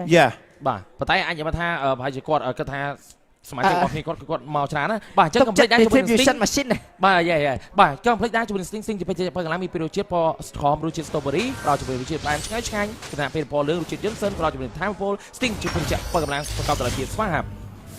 បាទអញ្ចឹងយើងមកវិញដូចគ្នាដែរបាទសម្រាប់ game មួយនេះគណៈពេលដែលចាង color ទាំងពីរក៏មានឈុតឆាកស្មៃដូចគ្នាដែរគណៈពេលដែលគាត់ធ្វើមកក្រាស់រោមជាមួយ damage ទាំងខាងដូចគ្នាបាទគឺដូចជា damage ដែល support បាទ item hyper ទៅពីដូចគ្នាស្ទើរតែបេះដាក់អត់ខ្ចីទិញជាមួយនឹងស្បែកជើងព្រោះដោយសារគាត់ stack នៅជាមួយនឹង Goland នៅហ្នឹងហ្មងអត់ rotate ទេនៅ early game Goland ដូចគ្នា hyper item ដូចគ្នា item ដូចគ្នាទាំងអស់តែម្ដងសាជីចេញមកហើយបាទជាស្មានដូចគ្នាបានដែរបាទក្នុងការ lock ទៅលើជាមួយនឹង Vice ក៏បានគាត់ចង់ lock Edward ក៏បានបើសិនជាអាច Vice ទៅរហូតមកម្ដងឡាប់ចេញមកហើយគប់ក្បត់ទៅ5មក5នៅសល់5ទៀតនៅសល់10ទៀតអត់គប់ទេគាត់ខ្លាចមានបញ្ហាទេគេមកហើយអស់ម៉ាណាបាទសម្រាប់គាត់បាទដោយសារតែជាមួយនឹងគូសិនបើសិនជាអត់លេងចាង color គឺវាពិបាកមែនទែនវាពិបាកក្នុងការ save ជាមួយនឹងម៉ាណារបស់គាត់មែនទែនដោយសារតែឥឡូវនេះគឺគាត់អត់បានធ្វើការប្រើប្រាស់ជាមួយ item Currency Rapper ទេអញ្ចឹងអត់មានជាមួយនឹងម៉ាណាចិនសម្រាប់ក្នុងខ្លួនរបស់គាត់ទេលុះតែគាត់វាយសទឹកបាទចនកកមានអីមានមកចប់តែអត់ម៉ាណាចូលរួមសោកស្ដាយមកដែរមិញអេឡង់មិញខ្ញុំគាត់ថាលោតទៅដល់ up 5ទៅ5មកទៀតទាំងអស់20គត់គឺដល់ដាច់ហើយសោះចនកកនេះអត់មានម៉ាណាទៅវិញអីយ៉ាបាទជារឿងមួយដែលសោកស្ដាយមែនទេបាទសម្រាប់គាត់ដូចគ្នាដែរបាទបើសិនជាយើងឃើញជាមួយនឹងចំណៃនៅក្នុងដៃប៉ុន្តែយើងធ្វើអត់បានដោយសារតែមានការកាំងជាមួយនឹងការរៀងរនាំងដូចគ្នាដែរបាទចាញ់ទៅដល់ទី2នៅនៅផ្លូវក្រៅនៅក្នុងហក់ដំ3តង់បើកមុខផ្លូវគ្នានេះស្នែបើកលៀកវត្តមួយនឹង5វត្តមួយ Edward ស្រប damage ទៅលើ KTC LT រំខានដៃ LT បាត់តែ KTC shut down 20ក្បត់តែរនអាគេចាប់រៀបជាមួយនឹងការលំមាលដេញតាមជន់កប្រឡែង20ក្បត់មក Haji ដែលបាននិយាយជាមួយនឹងអេឡង់នេះអេឡង់ lock Haji ជន់ក2រោបើកនោះវត្តខ្សែក្បត់បាញ់ stake ខបាត់ហើយខ្វាត់តែបន្តិចទៀតជាមួយនឹងការផ្សេង stake តែដេញតាមវាយដល់ប៉មដល់ជាមួយនឹងសានប៉ុនគេស្គៀមមក10ក្បត់ចុងក្រោយបាយបាទជាមួយនឹងការគប់ digger របស់ស្ថានជីគឺច្បាស់មែនទែនបាទមិនខុសសំបីតែមួយដងបាទលុះត្រាតែគាត់អស់ម៉ាណាទៅគាត់គប់បញ្ចេញចេះស្ដាយគេនេះ damage របស់គូសុនចេញនៅ early game គឺច្រើនមែនទែនដែលយើងអាចនិយាយបានថាសម្រាប់ hero តាន់ hero ដែល roll damage ទាំងខាងទីច្រើនដូចជា Edward ដូចជា Vice ដូចជា Home វិញនោះគឺមិនអាចធ្វើការឈររងជាមួយនឹង damage 10ក្បត់របស់ស្ថានជីបានទេបាទទោះបីគាត់មិនប្រាប់ថាជាមួយ spy ក៏យ៉ាងណាក៏ដោយក៏ damage របស់គាត់នៅតែគ្រប់គ្រាន់ក្នុងការផ្ដាច់ជាមួយនឹង hero ប្រភេទតាន់បែបហ្នឹង បាទមកស្តាន់ប៉ាំងទៅលើយ៉ាវីអត់មានការ flick ដល់តាមនេះខ្ញុំណាជាមួយការ flick ចេញពីយ៉ាវីដូចគ្នាបាទចឹងយើងឃើញជាមួយនឹង support ទាំងពីរក្រុមបាទ GG ដូចគ្នា HG ប៉ះជាមួយនឹង SANG ប៉ុន្តែជាមួយនឹង SANG ថ្ងៃនេះ3 game វាយចេញដើម្បីតែ HG គឺគេឡុកគាត់ជាប់យកហ្មងដោយថ្នាក់ជាមួយនឹង game ទី3 support ទៅ support ឬ hero counter គ្នាយកមកលេងយកហ្មងបាទយើងធ្លាប់តែបានឃើញថាសម្រាប់ការ take យកជាមួយនឹង total ក៏ដូចជាការស្មៃរបស់ខាង Y គឺគាត់តែងតែមានព្រៀប surprise ក្បត់ខ្សែក្បាត់ទៅមួយគប់ក្បត់ជាប់មានជាន់កក់មកជាន់កក់ខ្ញុំធ្វើមួយ remake បានឈៀលមិនគ្រប់ remake មកដៃចុងក្រោយ shut down បានសម្រាប់ទៅលើ HG លេចចុះក្នុងមក push stand ជាប់ពីរ៉ូគឺវាខ្វេក្បត់ shut real down Edward ព្យាមកប៉ុន្តែទៅដល់ប៉មកណ្ដាលគ្នាវាយថាជួយខ្ញុំជួយមកគេពន់វាយយ៉ាងណាវិញជាមួយនឹងការមើលជាមួយនឹង flow ចាក់មួយកោះមួយដេកតាមឆ្កាស់មួយផ្លាច់ទៅខាងលើនៃការដេកតាមវាយ Edward ក៏មិនមកដល់តែវាយជាប់ slow ខ្លាំងមែនតែវាយថាជួយខ្ញុំបងស្មៃ slow ចូលទៅដល់ flick box stand គ្រប់គ្នាមួយ 2 stack វាយ wow ដោយតែបាននិយាយចឹង ពីសំណាក់ Sanford ជាមួយនឹងការមកដល់បោះ Ultimate លុបភ្លេចយកតាមដល់ជាមួយនឹងការផ្ដាច់បាន Happy រនៅក្រៅនេះគ្នាហ្នឹងជាមួយនឹងការមកវាយ backline របស់ Sanford កីឡាករក្មេងកីឡាករដែលអាចនិយាយថាគឺជាមានជាមួយនឹង IQ របស់គាត់ច្បាស់ដូចគ្នាហ្នឹងហើយជួយទៅនៅពេលដែលខ្ញុំឃើញសមាជិកមកស្តាន់តែជួយជាមួយនឹងគ្នាគេច្រើនជាងគប់ក្បត់ free ដល់ដោយជាមួយនឹង Oh my winner មិនចូលជ័យអូយកក្បត់ទៅជាន់កប់យកជាមួយនឹងហាជីទៅមួយទៀត easy free kill មកជាមួយនឹងការវាយ free ជាមួយនឹងការវាយរបស់ Oham shut down មក Sanford មួយតែប៉ុណ្ណោះបាទជាមួយនឹង5កបិតរបស់សានជី5កបិតមកធីមវាយផ្ដាច់បាន1 5កបិតមកធីមវាយបាន1ដូចគ្នាបានគាត់អញ្ចឹងគេនេះគឺគាត់ចំណេញមែនទេដើម្បីបើគាត់គាត់បានបាច់ចាញ់10កបិតនៅ early ទេបាទឥឡូវដោយសារតែ Mano ជា player គឺសិនដឹក damage គឺសិននេះគ្នាបើសិនជា game នេះគឺសិន full damage គិតថាជាមួយនឹង Anti-National របស់ Oham តែមកគ្រាប់ទុកជាប់អត់ទុកជាប់ទេអត់ទុកជាប់ Yes ទោះបីជាទុកជាប់ក៏សោះឈាមតិចមែនទេអត់មានឈាមលេងនៅក្នុង team fight នេះគ្នាតើហើយស្មៃដោយ KDC យកបាននេះខ្លួនឯងជាមួយវត្តមានរបស់បាយស្មៃអត់បានទេនៅក្នុងថ្ងៃនេះស្មៃបានស្មៃតែស្មៃមិនបានជាន់កកបាក់ណាំគូដោជួយម៉ៃមិនចេញមកដៃពី Benex Shooting Stun អមមកវិញទៅលើ Sanford Stun មួយទៀតពីខ្ញុំនេះមេទៅលើ Benex Shooting បុកជាមួយនឹងមកកង់ថែមម្ដាយផ្ទុយជាមួយនឹងសវាយបានលោកក្រាបតែជាមួយនឹង Oh my winner ម៉ៃជីចាប់ Stun ដាក់ពី skate នេះខ្មែរសានជីក៏បានមកដល់បាច់ទៅ5កបិតមកវិញ5កបិតយកបានមក Hero ជាមួយនឹងការលោត5កបិតមកក្រោយអញអត់បាញ់5កបិតទៅមុខ Auto skill ក៏យ៉ាងណាជាមួយនឹង5កបិតមក support វិញមក Auto skill Auto skill low HP បាទសម្រាប់គាត់ដូចខ្ញុំដែរមិនក៏បើគាត់ដកថយមកវាយក៏បានដែរនៅក្នុង game ទី3នេះគឺវាយគ្នាសុទ្ធតែម្ដងបាទអ្វីដែលសំខាន់ណា Hero របស់ខាង Eco flick ដំតាន់ចាត់ក្តៅជំរុញឲ្យចាត់ឆៅហើយ Sanford take the kill ទៅលើ Hanji សាទូឌីមេកមិនទាន់ទេឡើងឈាមមកវិញដែលបានវិភាគជាមួយនឹងឌីមេករបស់ Carry ដែលចាញ់រីចាន់ឈាមវាយគេដាច់នៅទេជាមួយនឹង Oham ទី1ជីកទៅខោហើយបាទទាញយកមកជាមួយនឹងអ្នកក្លានទាញនាងរាជអាយ៉ាបាទមិនឃើញលាពូរីចាន់ឈាមឡើងច្រើនហ្មងបាទឥឡូវខ្ញុំប្រាប់បងអ្នកមកដាក់លឺខ្ញុំប្រាប់ទេខ្ញុំប្រាប់បង SENTO ហ៎បាទគឺ Hero Carry វាយ True Damage តែស៊ីជា100ឈាមប៉ុន្តែចាញ់ការរីចិនឈាមវិញបាទអញ្ចឹងចំណាំវិញយើងក៏លេខទៅមើលជាមួយនឹងមិញសម្រាប់សានជីមិញគឺគាត់ត្រូវបានប្រាច់អូហើយបានយ៉ាងស្រួលតែម្ដងប៉ុន្តែ Dagger របស់គាត់គប់ខុសបាទគាត់ដាក់ដល់កបិតទៅភ្លាមគាត់ Dagger របស់គាត់គប់ខុសតែម្ដងបើសិនគាត់គប់ Dagger ត្រូវមិញមិនទៅតែបាច់ជាមួយនឹង Ho Hat ទេគឺអាច skill ហើយអ្វីដែលខាងយើងត្រូវលឿនដូចគ្នាដែរចុចលឿនដែរអ្វីដែលសំខាន់ game មួយហ្នឹងណាសម្រាប់ Oh my win នេះគឺពិបាកនៅក្នុងការបើក map ខ្ញុំនិយាយមែនព្រោះដោយសារប្រភេទ hero របស់ខាង Eco មិនថែមតែមាន stun ទេមាននឹង slow បាទសំខាន់ Gosen យក spare ជាន់កកថែមមកមួយទៀតអាចធីមមកគ្រាប់គាត់ចេញគាត់ចាំបាច់ចេញ Frozen គាត់ចេញបានតែ Holy Vista មកគ្រាប់ទៀតគាត់វាយរាយគាត់គ្នាចាតែបាននិយាយក៏ដូចជាយើងក៏បានដឹងដូចគ្នា game នេះបើ Gosen full damage គឺសម្រាប់ Oham គាត់ពិបាកជាមួយនឹងការទុកមែនតើទោះបីជាមាន Anti-National មកតង់ក្បែរដៃអញ្ចឹងយើងចាំមើលជំនួបទៅ MPL Philippines Season 10ពង Bell ពីទល់អូទាញទៅហើយជាមួយនឹងការស្រុកជាវាយមកតង់វាយអត់ទេទៅលើ Oham ដៃហើយនេះខ្លួនដែរបើកឡានកង់មួយមកសងសឹកគ្នារបស់គាត់វិញគ្នា2 stack 3 stack 4 stack វត្តខ្សែបាត់ទូសូលគ្រប់ទីមេដែរតែខាងក្រៅហាត់ជីមកវាយ free អាចជីហ្គេមតែឈ្នះតែមិនបាច់វាយជាមួយនឹង Lord ដែរទេមកគ្នាព្រោះអាទីមួយជាមួយនឹងការឡាយឈ្នះតែមិនទីខាយឡាយកែខែនឹងកែច្នៃតែតាមវាយជាមួយនឹង Oh my winner វាយ Lord ឬក៏វាយផ្ទះយើងជាមួយនឹងអ្នកគ្នាអត់អាចវាយផ្ទះបានគ្នាជាមួយនឹងការ Lord ថយទៅវាយ Lord បាទដើម្បីមិនខរមិន full Bikuson មកដល់វាយ HG free ដែរមិនទាន់បានធ្វើការចេញមកអាទៅបន្តសុំដើម្បីធ្វើការកបលនេះគាត់អាចនិយាយថាការវាយវិញគឺជាការវាយដែលបោកបញ្ឆោតក្រុមបរិយាទាំងមូលដែលគ្រាន់តែឃើញថាសម្រាប់ Edward បោកអាទៅហើយក៏ដូចជាសមាជិករបស់ខាងក្រុមបរិយានេះគាត់ធ្វើការបោកជាមួយស្គីដើម្បីការចូលបណ្ដេញវាយជាមួយនឹង Yavi ក៏ដូចជា Benex Shooting គឺជាអន្ទាក់របស់គាត់បានហើយបាទនិយាយទៅឡទី1នេះមិនមែនជាបញ្ហាដែលអាចបញ្ចប់ហ្គេមទៅលើខាងក្រុម Black List បានទេប៉ុន្តែយើងសរសើរទៅលើ Yavi ដែលយក position បានយ៉ាងល្អ បង Divine កលេមកគ្របទៀតហើយ បាទ Divine នេះ full the mic គូសិនបានចាំបាច់ pet Divine នេះចឹង game នេះបើសិនជាអាចធ្វើកោអីនេះ Holy Crystal បាទ Holy Crystal ហ្មង ចឹង game នេះបើសិនយ៉ាចឹង game នេះបើសិនជាខាចាអាចហក់ទៅទាញជាមួយនឹងអ្នកបើកមុខមកខេឬមួយក៏ទាញបានអូហេប ทีมไฟอันนี้จับได้สารลอตีมวยได้จะเดินมาใหญ่ชมรมนักน้อง MBL ฟิลิปปินส์ไบออมสเวนเอโกมาแต่ปีประตูตายผ่อนเนาะบอกสันบ้านไฟใบบนต้นมวยได้การที่ที่มันไม่ระเบิดให้ปลาคลามันแตนมาไว้ชิมันหนึ่งหลอดควาแมนบอกมาได้ขโมยแนบเบี้ยงจีชิมันหนึ่งบัดมากลายเป็นคลิปคลิปชิมันหนึ่งแรงกระดาษคลิปสังคมในการอย่างนี้แกมตรำรอทีมวยมันอาจเฟิร์บานเอาแต่บ่จังเอาไปฮะขณะไปเด็กว่าทางการดีฟอร์มันโดยทัวร์มวยสมาร์ททอร์มานาแต่ดอนของทีมไฟปีขณะแบล็กลินเตอร์บางแรงกองมวยอย่างเชียตีมาขังคล้อยสำหรับทีมเมกไฟโยแต่ดอนบายมูนไซเดเตออัพบายอ่อนอย่าดังในคลิปของนายเปรียบมาคล้อยวอล์กซ้ายขวัญไม่เตี้ยที่ขโมยนายมูนสเต็กเมียแต่มันใช้ใบในจำสเต็กตกสเต็กไฟสเต็กเนี่ยไฟสเต็กข้างหมกไฟจีลานเตอร์พรอยที่ขโมยนายชิมันกาบอลโชว์เตี้ยที่คลิปแต่กลายชิมันแอดเวิร์ดสกับรูได้เต้นสาบูนสเต็กแอดเวิร์ดบูนสเต็กไอ้กบวัดมาเว้นสาเชียร์ที่ขโมยนายกบเกียร์ดิมวยชื่อมันเต้นตะเลแอดเวิร์ดบอสเกียร์ดิมวยกดดอลตีด้วยคลิปนายสำหรับเบรกชูตีรอมันเต้นมาสำหรับโกดิกเนี่ยแต่วันนี้ยังก็บอลเหมือนคือเหมือนสนามเป็นจุดเป็นสันที่คือกวาดการพัดก้อนเหมือนกบเด็กเกอร์เตอร์จุดเป็นไว้ให้กบสกีตีปีจุดเป็นการใช้พลังของบัตรเตอร์แต่ผมว่านั่นเดี๋ยวไม่บอกอะไรไปมาเพราะแต่ก็จะเลิกจุดมวยนักแฮปโยตำแหน่งตำรองบ้าอเมริกาเธอสตาร์มาเตะทีนี้ปากลางกองมวยจบบอกจบเพียงฮันชีไวฟรีที่ขโมยในข้างนอกชิมันเป็นเอ็กซ์ติกไปเชียร์เตอร์ชิมันเชียร์มาได้เตอร์มาที่ขโมยชิมันโกลเลนเตอร์โกลเลนดอกทอยมาได้บ่าโฮมไมไปน้องหรือนี่คือก่อนลงซีมาล้อมเต็มก่อนมันก็สัญจรมีการเลือกซีที่โฮมไมไปน้องเตะโอฮับก็ดูโชว์โฮมไมไปน้องตื่นตามเรามาสำหรับก่อนอีกนี่โดยซาแทสเต็กแล้วบอ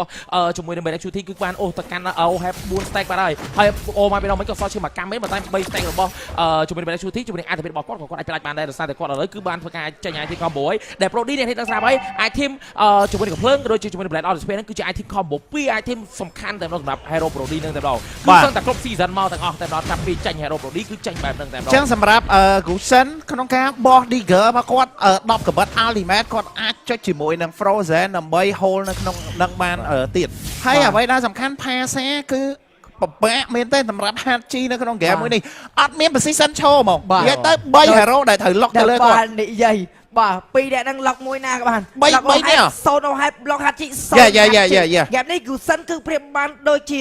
អ្នកដែលកំពុងតែកាន់ជាមួយនឹងកាបូបលុយចូលហាងកំងអីញ៉ាំបានហ្នឹងអូហើយដូចជាអត់តចេញជាមួយនឹងអាតាណាស៊ីទេចាំ5កបិតទេមើលទៅ5កបិតតែម្ដងចង់អូហេបអាំងហាត់ជីស្ងោបាទតាមមណយដែលគាត់ហៅអញ្ចឹងមានការវាយឡតហ្វ្រីវាយបានតាមតែមើលពីចម្ងាយចង់ស្មៃមួយតែម្នាក់ឯងតែពីរនាក់ពីរនាក់ចង់ដូតឡតចង់ប្រាយយន្តសាក់ចៃផ្កាវាយព្រះមកឲ្យ4នាក់នេះខ្មែរបើកនេះមកពីចំណិតសក់នេះខ្ញុំដែរทีมไฟនេះនឹងមើលទាញវាយអត់ឲ្យវាយស្មៃទេស្មៃហ្វ្រីពីខាងទីស៊ីឡខ្លាំងមែនតើពីយ៉ាងវិញបើកនេះបោកមកតលាក់វាយអត់ទៅ4 stay ឲ្យដាច់វាយនេះគ្នាផងដែរ Oh my permission ឡខ្លាំងមែនតើជាមួយ communication របស់គាត់នេះរបស់ stand ជាមួយគាត់ជាមួយការកុកបាត់នេះគ្នារបស់ខ្សែបាទដល់3តង់វា quick ball please stand 3 hero 4 hero មិនได้ชูទីបានទាំងអស់ it's 5 out oh no not right out jet ជាមួយនឹងវត្តមានរបស់ហើយដល់ថយតែមិនមានក៏បងមកដល់អូហេបអត់មាន flick អត់មាន duel អត់មានជាមួយនឹង ultimate របស់គាត់នេះខ្លួនឯងឈប់វាយទៀតធ្វើមុខខែនឹងកើតមានអូហេប can he defend មីនៀនដល់ទៅ3មកតាំងចូលវាយនៅទៀតដំណងសតខាងជើងជាមួយការវាយទៀតជ័យជំនះ3ស្ទល់នឹង0ក្បាលទៅលើ Echo ហើយនៅសល់តែមួយ game ចុងក្រោយទៀតតែប៉ុណ្ណោះបាទ3 without reply បាទការបោកឆា3 game ទៅលើក្រុម Blacklist ដែលជាម្ចាស់ Champion M3 ដែល3 game ដែលក្រុម Eco នាំមកនោះគឺមិនដល់20នាទីទេគឺ10នាទីថេ10នាទី15នាទីតែម្ដងពី15នាទីចុងក្រោយតែសម្រាប់គាត់នេះដែរជួបគួរនឹងការវាយមួយដែលអាចនិយាយថាសម្រាប់ត្រាស់របស់ Eco គឺជាកត្រាស់មួយដែល counter ទាំង3 game ទៅលើultimate boarding experience របស់ខាងក្រុម Blacklist International ទាំងអស់តែម្ដងគឺក្រុម Blacklist International មិនអាចធ្វើការនៅដុំទេទោះបីមិនគឺនៅដុំក៏គាត់វាយដែរព្រោះអីdamageរបស់ខាងក្រុម Eco គឺគាត់ច្រើនបាទដុំវាយបាទបើសិនជាដើរទៅក៏វាយគ្នាទីកពីយ៉ាងពីការវាយវាតែឈូទីឬមើលអីការវាយជាមួយនឹងអូហេបជួយនឹងការទីករបស់គាត់ដូចគ្នាជួយនឹងការឲ្យ Senji ដែលចាំវាយតែបែកឡាញមកហើយ Senji បាច់ធ្វើអីទេគេវាយគ្នាអស់20 skill ដាច់គ្នាឯងប្រហែល2 minute ក៏ដោយទៅ10ក្បាត់របស់គាត់គឺត្រូវធ្វើមិន lock target បានមួយណាក៏បានដែរសម្រាប់គាត់មិញបើសិនជាសល់អាកៃឲ្យជាមួយនឹងវាយលេងក៏គ្រាន់បានហើយពេលដែលគាត់ភ័យជាមួយនឹងបាសៀយើងដឹងហើយពួកខ្ញុំអ្នកលេងបាសៀដែរព្រោះថាបាសៀមានតែ skill ទី1ដើម្បីរត់ ultimate បើជាមួយនឹងបូក movement speed ប៉ុន្តែអ្វីដែលសំខាន់ប្រភេទ hero របស់ Eco នៅក្នុង game មួយនេះខ្ញុំយកមកគឺយកមកចាប់ជាមួយនឹងអូមកវិញនេះហើយជាមួយនឹងនេះមកតែគាត់ដឹងថាអស់ hero សម្រាប់វាយលេងហី គឺនៅសល់ជាមួយនឹងបាស៊ីតែមួយហ្នឹងហើយព្រោះដោយសារបាស៊ីតអស់ជាមួយនឹង skill ទី1ហើយគឺអត់មានអីរត់ទេនៅក្នុងហ្គេមមួយនេះ Brody មាន Mastan កាចាមាន slow មាន stun ឡាពូមាន stun Veteran មាន stun មានឋានទៀតហើយបូកជាមួយនឹងGusen មាន free ថែមមក spare ជន់កមកឲ្យទៀតខ្ញុំអស់តែម្ដងហ្មងនិយាយមែន ស្បែកកូនចោលមិញអាចនិយាយថាគឺគាត់យកមកដូចជាយកដូចជាអត់ន័យអញ្ចឹងព្រោះអត់ដែរជន់ហ្នឹងបាទអត់ទេគាត់អាចជន់ប៉ុន្តែបើសិនជាគាត់បូកដើម្បីទៅលើ hero ធំដូចជា Ohab ឬមួយក៏ជាមួយនឹង Hachi អត់ខ្វល់គាត់ Deliker ទៅហ្នឹងហើយតែកុបទៅម៉ាំងដាច់រហូតបាទសំខាន់ឯឡងមិញអត់មានអ្នកហ៊ានលេប Purify គេអាចមិនដឹងដែរថាកុសិតនឹង spare ជន់កអីតែបើសិនជាលេប Purify ខាចានហក់មកទាញផុយមកអត់មានអីលោតទៅវិញទេ Fasha តែអត់មាន flick ទេមកប្រើតែ face off ជាមួយនឹងខាចាគេហក់មកទាញ free យកមកផែកឡាចាំទៅមិនតាន់អញ្ចឹងនិយាយទៅគឺកលៈទេសៈមួយនេះគឺជាការរើស Gusen មកនេះគឺធ្វើឲ្យសមាជិករបស់ក្រុម Blacklist International មានអេឡង់យក Purify តតែសោះដោយសារតែចាញ់ជាមួយនឹងការហក់ទាញរបស់ខាចាអញ្ចឹងគឺជន់កក C free ទាំងអស់អ្វីដែលខ្ញុំមើលឃើញណាសម្រាប់គូសុនគាត់យកមកនេះគឺបើតាម strategy ឬមួយក៏តាមការនិយាយរបស់គាត់ឬមួយក៏គាត់តាមខ្ញុំគិតថាគាត់យកមកដើម្បីតែការយកមកតេស្តទេបងដោយសារតែគូសុនគាត់យកស្បែកកកហ្នឹងគឺគាត់បើសិនគាត់ Trigger ទៅគាត់ chase skill ទី2ទៅគាត់លោតចូលទៅដល់កកគេ blink skill អាចនឹងរត់មកវិញអានេះគេហៅថាតេស្តក្នុងទី2ចូលទៅដល់ចុចកកហើយអាច blink activate មកវិញបើសិនយើងវាយគេអត់ស្រកជាង 50% យើងអាចចុចកកគេហើយ activate យើងអាចរត់មកវិញធម្មតាតែបើសិនជាយើងគប់ Trigger ឬមួយក៏យើងសាច់ប្រាំងកបិតទៅហើយយើងនៅក្បែរគេក៏ដោយឬមួយយើងសាច់ប្រាំងកបិតទៅហើយយើងដាក់ activate សាច់ប្រាំងកបិតទៅទៀតគប់ Trigger ត្រូវអាហ្នឹងគឺមិនបាច់កកទេដើម្បីគឺទៅរកគេទាំងអស់តែម្ដងឬមួយក៏គាត់អាចចន់កកដើម្បីទៅការងារធ្វើរត់វិញមិនមែនចន់កកសម្រាប់ enemy ដើម្បី secure យក enemy វាយគ្នា solo គីមស្មើកកបើគាត់គឺគាត់កកហើយគាត់ activate មកវិញក៏បានឬមួយក៏ activate របស់គាត់ដាក់ចុចដល់កបិតក៏បានតែក្នុង activate របស់គាត់ទៅពេលគាត់ចេញដល់កបិតហើយគាត់នៅសល់មាន activate blink មកវិញមួយទៀតរំកិលខ្លួនបន្តិច flash មកបន្តិចមក play ហ្នឹងគឺអាចមេលបាទសាឡមេលបាទអញ្ចឹងបើសម្រាប់ Hachi វិញគឺជា hero មួយក៏ដូចជា player មួយដែលពិបាកជាងគេនៅក្នុង game ទី3អញ្ចឹងយើងបានដឹងហើយថា Pasa រាល់ពេលដែលគាត់ត្រូវការបើកជាមួយនឹង ultimate គាត់ត្រូវការ safe position ឬមួយក៏គាត់ចាំនៅ support ក្រោយគេប៉ុន្តែអ្វីដែលសំខាន់បើយើងក៏លេខទៅមើល Gusen គឺគាត់មានជាមួយនឹង10កបិតគាត់បោះ5កបិតចោលគាត់បលីងមួយគាត់គប់ Digger គាត់បោះ5កបិតទៅទៀតអញ្ចឹងអាហ្នឹងគឺ lock ទៅលើ Pasa មួយឡាពូគាត់មានជាមួយនឹង ultimate load flicker ទៅកាចាគាត់មានជាមួយនឹង flicker ដើម្បីនៅក្នុងការ load ទៅចាប់ជាមួយនឹង Pasa ហើយបើចំណែកឯ Lolita របស់ Oh My Word នៅក្នុង game មួយនេះគឺគាត់ពិបាកនៅក្នុងការបើក map ដូចខ្ញុំនិយាយអញ្ចឹងគាត់បើក map បានប៉ុន្តែគាត់ប៉ុន្តែយើងសម្រេចចិត្តទៅសារទៅលើខាង Blacklist ដែលគាត់សម្រេចចិត្តនៅក្នុងការបើក team fight មុនដើម្បីងាយស្រួលនៅក្នុងការ comeback ប៉ុន្តែបើយើងក៏លេខទៅមើល post match របស់យើងវិញ goal គឺចាញ់ខុសគ្នាក៏ដូចជាពិន្ទុ kill គឺខុសគ្នាដូច game ទី1 game ទី2អញ្ចឹងបើ KDA Hachi បាទអញ្ចឹងដូចដែលនិយាយអញ្ចឹង Hachi នៅក្នុង game មួយនេះគឺអត់អាចធ្វើអីចេញបានទេបើចាប់ក៏រត់បានដែរបាទចុច Frozen បន្ទាប់ Frozen គេចុចកកមើលចេះតែប្រាំងបាត់បាទព្រោះដែលយើងដឹងហើយព្រោះដោយសារគាត់ item ទី4របស់គាត់គឺគាត់ចង់ទិញជាមួយនឹង Frozen ហើយប៉ុន្តែ game គឺបញ្ចប់មុនពេលដែលគាត់ចេញ build ជាមួយនឹង Frozen បាត់ទៅហើយបាទចំណែកឯ Ohab គឺជាប្រភេទ Arrow Marksman ដែលចាំឈោកវាយឥឡូវបើយើងក៏លេខទៅមើលជាមួយនឹងឡាពូ game លុយរបស់គាត់គឺ 9800 លើលុយរបស់ការីទៀតអញ្ចឹងនៅក្នុង game នេះគាត់ build បានចេញ4 itemគាត់អត់ពាក់ defense ទេគាត់ពាក់ defense តែ2គ្រាប់ហើយពាក់ជាមួយនឹង dominant eye ជាមួយនឹង Altana Seal បាទបងបាទសម្រាប់ game នេះបើសិនជា Blacklist គាត់អាចធ្វើការប្រើ Altana អាសាជី defense របស់គាត់អាច defense ដល់20នាទីhero ដែលលេខថាអត់មានដើម្បីក្នុង team fight មានទី1គឺ Gusen ទី2ជាមួយនឹង Barrier Shooting Brody គឺពិបាកចូលតែម្ដងព្រោះ hero របស់គាត់គឺមាន Barrier Shooting មែនព្រោះគាត់វាយបាន long range តែ Gusen គឺត្រូវវាយចិត្តអញ្ចឹងបើសិនជាចូលដល់ late game ខ្ញុំគិតថាពិបាកចូលមែនតើសម្រាប់គាត់គ្នាបាទតែពិបាកសម្រាប់នៅក្នុងការ defense ណាខ្ញុំនិយាយមែនអូដោយសារប្រភេទ hero របស់ខាង Eco គឺសតតែជាប្រភេទ hero និយាយទៅពួកគាត់ចូលចិត្តលេងតារ៉ាស់ដែលបុកវាយបាទអញ្ចឹងយើងក៏មានជាមួយនឹង Rich Guy គឺបានទៅលើ Benecuty 769 The Carry គឺបានទៅលើ Sanford Experience Land The Carry រហូតបាទចំណែកឯ Sandbag គឺអ្នកដែល roll damage tag can ដែល roll damage ច្រើនជាងគេនោះគឺវាយបាទចំណែកឯ Yavi Total Aziz Perfect Romer បាទសម្រាប់ Yavi អញ្ចឹងការលេចធ្លោរបស់ Romer ខ្ញុំគិតថាការ ban ឈូបិទដៃទៅលើ Yavi ការ ban ខ្ញុំគិតថាការបើកការចានេះណាគឺវាយគាត់ចង់យកការចាមកលេងជាមួយនឹង Hyper ប៉ុន្តែ គាត់ត្រូវការពេកជាមួយនឹងប្រភេទ hero damage 2សិនបាទដូចជាការីហើយជាមួយនឹងផាសាបាទអញ្ចឹងសល់ការចេម៉ាំងយ៉ាវីយ៉ូបាត់អនចិត្តមួយបាទអញ្ចឹង 3-0 ហើយហ្គេមរបស់យើង MVP គឺបានទៅលើ Sanford បាទថាពុតដោយ Sting បាទអេឡង់បាទអញ្ចឹងគឺ KDA របស់គាត់គឺ7 2 Aziz 10អញ្ចឹងអ្នកនរគ្នាក៏លេងទៅមើល item របស់គាត់ទៅមានការ build ជាមួយនឹងitem defense 2គ្រាប់ដូចជា Dominate និង Athena Seal ក៏ដូចជា item damage 2គ្រាប់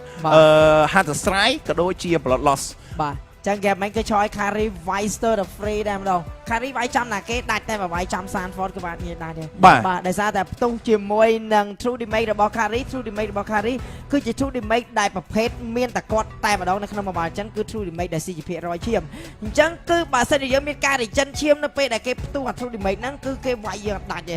បាទអញ្ចឹងគឺឡើងឈាមមកវិញតោនហើយ true damage ផ្ទុះអត់ឈឺទេបាទបូករួមទាំង Sanford ក៏ប្រើប្រាស់ emblem festival of blood ដែលមាន spy bank ក្នុងនោះនៅពេលគាត់ kill គេពីណាហើយក៏ដូចជាជួយ Blood Flag មួយទៀតអញ្ចឹងធ្វើឲ្យគាត់ 40% បាញ់បប regen ឈាមឲ្យមិញឲ្យ OHF សាប់ free ហ្មងសាប់ឡើងអស់ ultimate បាទហើយឡើងឈាមមកវិញឡើងសាប់ទៅឈាមអត់ចោះឲ្យឡើងបាទអញ្ចឹងយើងមើលទៅមើល head map ការ rotation ពី5នាទីទៅ10នាទី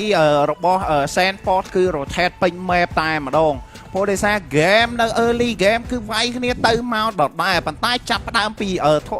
total ទី2ទៅគឺ eco តែងតែគ្របទៅខាង black list បាទលើស lit 4K 5K goal រហូតអញ្ចឹងធ្វើឲ្យ game black list ពិបាកនៅក្នុងការទាញ game ទៅ mid game ក៏ដូចជា late game មែនទេបើ game 3 game បញ្ចប់នៅក្រោម14នាទីទាំង3 game បាទអញ្ចឹងមុននឹង shot replay ខ្ញុំចង់អ្នកគ្នាចាប់អារម្មណ៍ team fight ចឹងក្រោយគឺខាចាទាញវាយចេញឲ្យគាត់ស្មៃ free មកខាទេបាទអញ្ចឹងយើងក៏លេងមកមើលបើកាមើល Sanchi មក10កបិតបាន double kill បាទនេះគឺជា team fight នៅ Goland អ្នកនរគ្នាបាទ game មើល Sanford ម៉ាំងល្អខ្លាំងមែនតើខ្ញុំនិយាយមែនបាទបងជាមួយនឹងថាមាន load អាចទៅរបស់គាត់ខំមួយ blink គឺល្អមែនតើដែលធ្វើឲ្យគាត់លោតបានឆ្ងាយដូចគ្នាណាបាទធ្វើឲ្យគាត់អាចចកេះជាមួយនឹងខាង Black List អាចចកេះគ្នាយើងលេងមើលជាមួយ OHF ជាវាយ Sanford មែនអានតាម early game មកមើល Sanford ដេញ lock Hachi រហូតអត់មានឲ្យ Hachi បានឈរបន្ត ultimate សោះបាទកន្លែងនេះគឺជា team fight អត់តន់ចង់ក្រោយទេកន្លែងនេះគឺ team fight ដែលខាងក្រុម Black List គឺចូលអន្ទាក់របស់ខាងក្រុម Eco អត់ហើយទោះបីនិយាយទៅគឺទោះបីគាត់ដឹងថាសមាជិករបស់ខាងក្រុម Eco គាត់អត់ skill នៅពេលដែលចាប់ជាមួយនឹង OHF អស់ហើយអញ្ចឹងគឺគាត់បុកចូលតវាយពីរហ្នឹងតែតែយ៉ាងស្ដែងអ្នកមកប្រកាសសាន់ទីប្រហែលទាំងអស់បាទនេះ team fight ចង់ក្រោយនេះផុតបាត់ហើយបាទមើលSanford មិញមកស្ពុះ ultimate នឹង stun 3នាក់ទៀតណានិយាយថាអត់មានណាគេវាយ Sanford ដាច់ហ្មងមកស្រាប់គេនេះ Sanford គឺគេនេះគឺគាត់ឈោហូទី fight នឹងយូរកន្លែងនេះគឺជាការចូលបដូរតែម្ដងមកពីសំណាក់ Sanchi បើសិនជាអាចនិយាយថាមានការ support ដើម្បីបន្តិចទៀតគឺផ្ដាច់ត្រង់ម្ដងជួយឆាក moment មួយដែលវាយក្នុងផ្ទះធំណាជាលក្ខណៈវាយដល់ gaming house យកមកបាទអញ្ចឹងបើយើងមើលទៅការ performance របស់ឡាពូមុនហ្នឹងការ ultimate សំខាន់គាត់មានអាម៉ាដំ stand របស់គាត់ហ្នឹងណាសម្រាប់ OHF ក៏ដូចជា Hachi ជាពិសេស Hachi របួសធ្ងន់ជាងគេហ្មងបាទនៅក្នុង game មួយហ្នឹងគឺ Hachi dual 7ដងអត់មានបានបញ្ចេញ damage ស្រួលទេហើយអ្វីដែលសំខាន់ទោះជាគាត់មានជាមួយនឹងចាប់ passive របស់គាត់ដើម្បីហោះហ្នឹងមួយជាន់ក៏ធ្លាក់មកប្រែកន្លាជាមនុស្សវិញហ្នឹងហើយនិយាយទៅគឺពិបាកមែនទេសម្រាប់ Hachi ជាប់ជាន់កមុនក៏ដាច់តែបើសិនជាប្រែកន្លាចាប់ហើយមកជាប់ជាន់កប្រែកន្លាមកជាមនុស្សប្រែកន្លាទៅជារូបរាងដើមយកមកបាទនិយាយទៅបើសិនគាត់ចង់ចេញពី Sanchi តតែគាត់ដាក់ក្បែរចាំងក្រៅវងម៉ែបើឃើញ Sanchi គាត់ដាក់ចេញក្រៅហ្មងប៉ុន្តែបើសិនជានៅវា Sanchi ទៅបីគាត់គប់ dagger អត់ត្រូវបើគាត់អាចធ្វើការបលីង ultimate របស់គាត់ទៅជាន់គាត់ឲ្យផ្ដាច់បាទមិញបើសម្រាប់ Hachi របួសធ្ងន់គឺ double san ហ្នឹងហ្មងបើ Sanford Sanchi ទៅដេញលុកគាត់ហើយទៅដេញលុក Hachi បាទតែនិយាយហ្គេមហ្នឹងគឺគាត់មានជំរឿវាយអ្នកបើកមុខក៏បានតែបើសិនជាដូចនិយាយ early វាយ Hachi late game វាយ OHF គឺពីរអ្នកហ្នឹងអត់ roll damage mid game នឹង roll damage late game គឺបានបញ្ចេញ damage យកមកឲ្យ game ចាំតែចាញ់ហើយដូចដែលខ្ញុំបាននិយាយនៅពេលដែល pick របស់ Black List International នៅពេលដែលគាត់ hyper យើងដឹងនេះគ្នា hero pool របស់ Oh My Winner គឺអស់ link តែម្ដងភាសាគាត់ចូលចិត្តលេង tank fighter ជា hyper អញ្ចឹងគឺគាត់អត់មាន hero លេងអញ្ចឹងមិញ ranger ល្អបំផុតទេប៉ុន្តែមាន damage យកមកតែបើសិនជាលេងជាមួយនឹងBaxia Aldo គឺត្រូវតែទាញបោកខាចាអញ្ចឹងឃើញទេជាមួយនឹង team fight lot ចុងក្រោយគ្រាន់តែទាញវាយចេញហ្នឹងគឺ Oh My Winner ក៏ខំប្រឹងទៅស្តាំទៅដាំខាទេស៊ីដែរប៉ុន្តែមករយៈពេល block ហ្នឹងគឺខាចា lock បានយូរជាងហើយបានទាញទៅឆ្ងាយទៀតហើយដល់ស្រាប់ឲ្យបាក់ស៊ីមិនអីមកវិញអស់ស្គីមួយហ្នឹង ដាថែហ្នឹងគេស្មៃយកបាត់អញ្ចឹងមិញគឺ hero pool របស់ Oh My Winner ឡើងសូនមកទាំងគាត់សល់ជាមួយនឹងបារ៉ាត់តែគាត់បានលេងជាមួយនឹងបារ៉ាត់ដូចគ្នាហើយអ្វីដែលគួរឲ្យចាប់អារម្មណ៍ពីរចំណុចទៀតទី1គឺជាមួយនឹងថ្ងៃនេះ UBE strategy ដែលជាតារាដើរជុំគ្នាដាក់ឈាមរបស់ក្រុម Brazil International គឺមិនទាន់ចេញមកនោះទេដោយសារតែគេ ban ចំ hero គាត់ល្អពេកជាពិសេសគឺការ ban S តេសដែលមិនឲ្យមានចិត្តសាស្ត្រដើរជុំគ្នាដាក់ឈាមមកសុំងុំកុំភ្លេចថារង្វាន់ MVP ប្រចាំ M4 របស់យើងគឺដល់ទៅ$10000តែអាចនឹងបានទៅ Sanford ដែរទេបាទខ្ញុំគិតថាអាចនឹងបានទៅ Sanford ឬមួយក៏ Benexuti បាទគូនេះអាចនិយាយថាគឺជាគូដែលអាចនិយាយថាគឺការពារតំណែងជើងឯកដូចគ្នាបងណាបាទដែលអាចនឹងមានជាមួយនឹងឈុត4-3វិញហ៎បាទអាហ្នឹងវាអាចអញ្ចឹងដែរប៉ុន្តែសំខាន់គឺសម្រាប់ឧទាហរណ៍ឥឡូវនេះ KTC គឺគាត់ធ្លាប់ទទួលការឈ្នះពីជាមួយ M2 ហើយបាទ Black International ទាំងមូលជាមួយ player ទាំងមូលគឺគាត់ធ្លាក់ការពារជាង M3 យ៉ាធ្លាប់ឈ្នះ M3 អញ្ចឹងបើពួកគាត់ពីរក្រុមបើសិនជា Eco គាត់ឈ្នះនៅលើកនេះកីឡាករ KTC គឺគាត់ជាកីឡាករទី1ដែលគាត់បានឈ្នះការ World ជាកីឡាករតែម្នាក់ដែលឈ្នះ Champion 2 ដងគេហៅថា two times champion សម្រាប់ KTC ដែលការ M2 គាត់ឈ្នះនៅ Brand Sport M4 គាត់ឈ្នះនៅ Eco បើសិនជា Eco ឈ្នះតែបើសិនជា Black League ឈ្នះគឺគាត់នឹងបង្កើតជាមួយនឹង back to back champion ដែលមានការឈ្នះ champion 2 ដងជាប់គ្នាហើយក្រុមទាំងពីរនេះក្រុមណាឈ្នះក៏ដោយគាត់នឹងបន្តជាមួយនឹងរាជការហ្វីលីពីនលើកពី M series តាំងពី M2 មកបាទចឹងបើសម្រាប់នេះយើងគ្រាន់តែគិតលេងណាឧទាហរណ៍បើសិនជា Eco គាត់លើកពី M4 អ្នកដែលទទួលបាន MVP សម្រាប់ដែលខ្ញុំគិតមានតែ2នេះឯងមានតែ Benexuti ហើយជាមួយនឹង Sanford តែបើសម្រាប់នៅក្នុងការ comeback ពី 3-0 ទៅ 4-3 គឺជារឿងមួយដែលយើងគិតថាពិបាកខ្លាំងមែនទែនបាទការ M1 Evos Legend គឺធ្វើបានតែនឹង comeback ពី 3-1 បាទ comeback ពី 3-1 2-0 ហើយ 2-1 បន្ទាប់មក 3-1 បន្ទាប់មកបាន 4-3 ប៉ុន្តែនេះគឺ 3-0 យកមកបាទអញ្ចឹងគឺវាពិបាកមែនទេដែលអារម្មណ៍មួយនេះគឺ Black League International ធ្លាប់ផ្ដល់ឲ្យ Onyx PH នៅកាល M3 រួចមកហើយជួយនឹងការដាក់ 4-0 បាទអញ្ចឹងចាំមើលតើគាត់នឹងទទួលអារម្មណ៍មួយនឹងនៅពេលដែលគេគាត់ 4-0 ដែរទេឬមួយក៏គាត់នឹងទទួលជាមួយនឹងលក្ខណៈថាការសប្បាយទៅកាន់ Audience ដែលគាត់បានទៅកម្មមើលទៅកាន់ Eco ថាអូឥឡូវ Eco 3-0នេះចាំប្រកបជា Eco លើកពីនេះប៉ុន្តែក៏ខំវិញវាធ្វើឲ្យមានការ surprise ខ្លាំងមែនទែនបាទហើយការចាញ់3 game នេះគឺចាញ់ទាំងត្រាស់ចាញ់ទាំង play style ចាញ់ទាំង rotation ចាញ់ទាំង strategy UBE មិនបានប្រើហើយយុទ្ធសាស្ត្ររ៉ាស្មាច់កោះផ្ទះបាញ់ចេញមករហូតស្វាគមន៍មកកាន់ game ទី4ដែលជាក្តីសង្ឃឹម 1% របស់ Black League ជួបជាមួយនឹង Eco Grand Final M4 តែបាន ban ដដែលតេស4 game អត់មានឲ្យ Oh My Winner ស្លេងទេបាទហ្គេមទី3បើកឲ្យលេងនៅ slot ទី3ប៉ុន្តែមិនយកមកអញ្ចឹងក៏មានការ ban នៅ slot ទី4វិញគ្នាដែរបន្តមកជាមួយនឹង2 game បន្តមកគឺ ban តិច ban គឺសិនបាទអូ What ban គាត់ Fasha គាត់ ban Fasha គាត់ប្រហែលជាចង់បានជាមួយនឹង Veteran ឬមួយក៏ Glue មុនបាទឬក៏ចង់បាន make ដែលធំឲ្យគេអត់មានគឺ YVA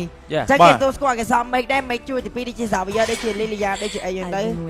game នេះអាចថា Glue ហើយនឹង Barat គាត់ ban ចោលជាមួយនឹង Kari គឺជាល្អបំផុតសម្រាប់គាត់ខ្លួនឯងប៉ុន្តែខាង Eco គឺគាត់អាចនឹងសល់បល័យណាពីគាត់អោបបាទប៉ុន្តែ grade A វាអត់សូវដូច Azin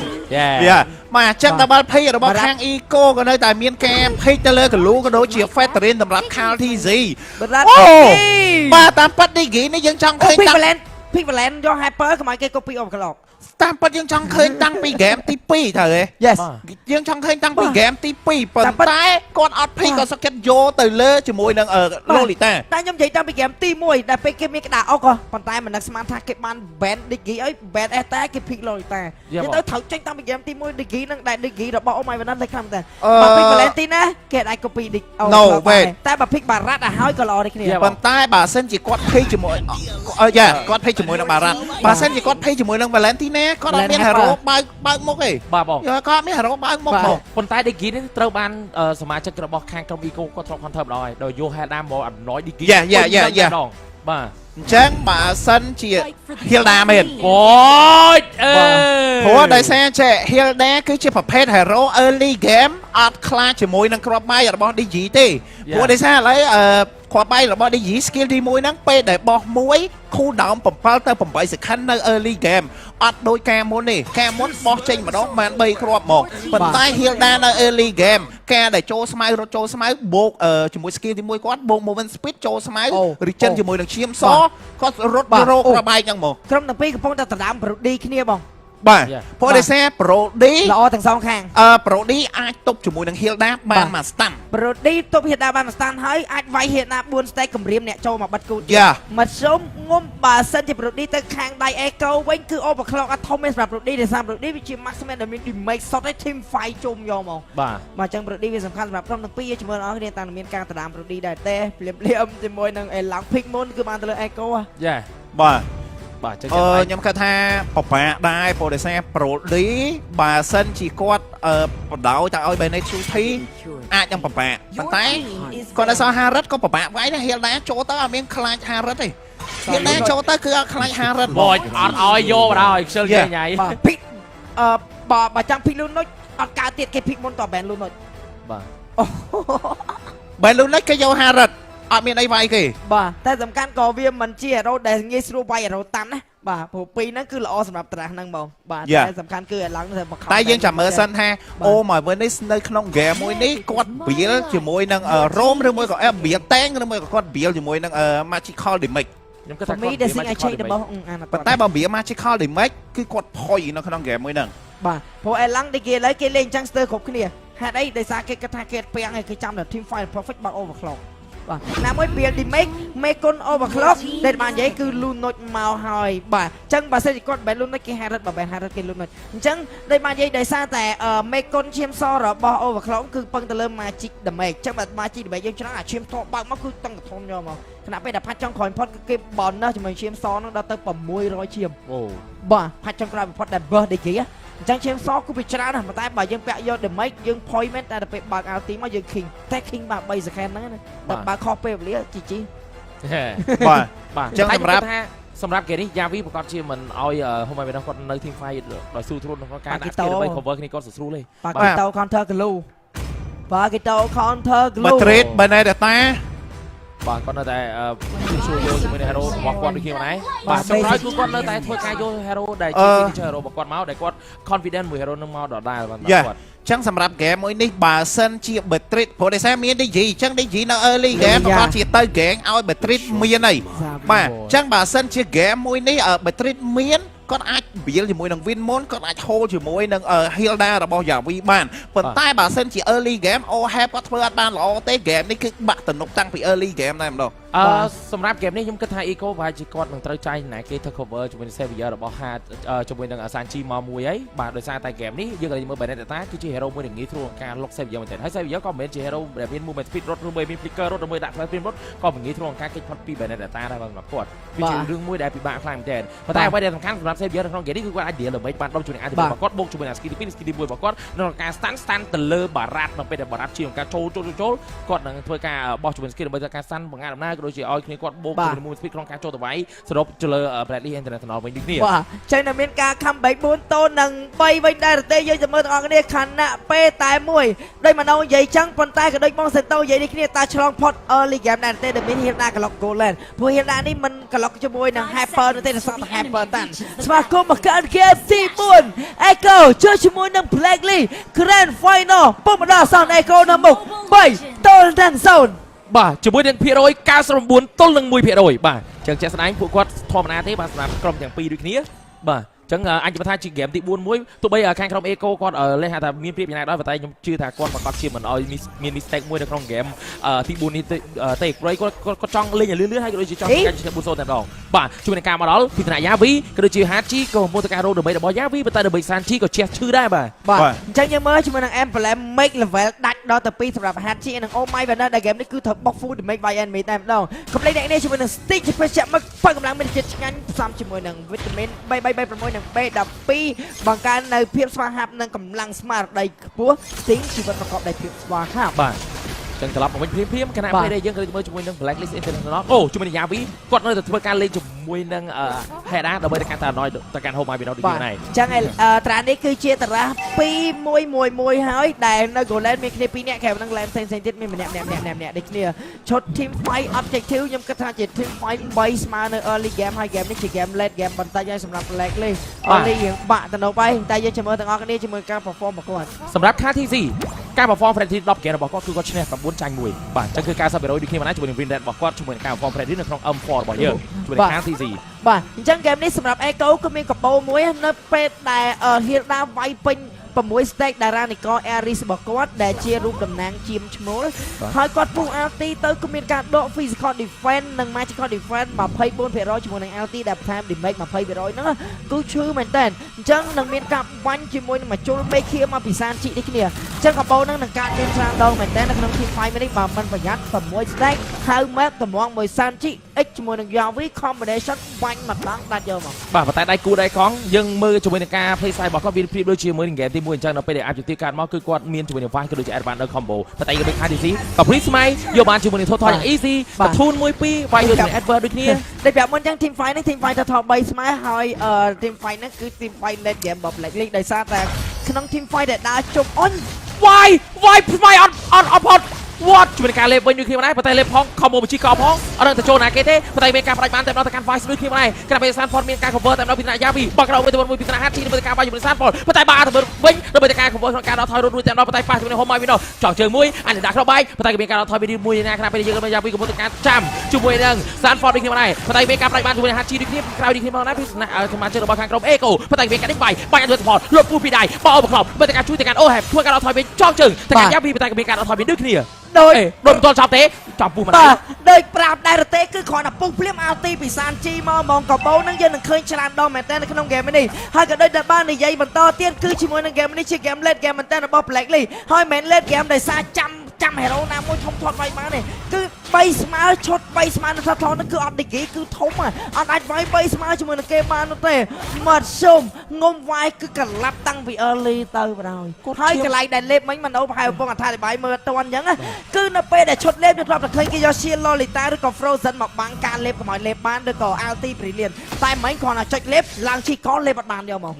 តែហ្នឹងគឺឡើងទៅដល់លើក្បាលខ្លួនឯងអញ្ចឹងវិញហើយអត់លេបអត់មកតម្លាក់គេមកចូលមាត់អត់ចូលអ្វីដែលខ្ញុំឆ្ងល់នោះគឺ Vice សោះជា 50% ប៉ុន្តែកន្លែងហ្នឹងគឺគាត់សុំចិត្តគាត់និយាយថាជួស្មាតបានហ្មងបាទហើយ Smite fail ទៀត Smite ទៅអត់បានសាមដៃ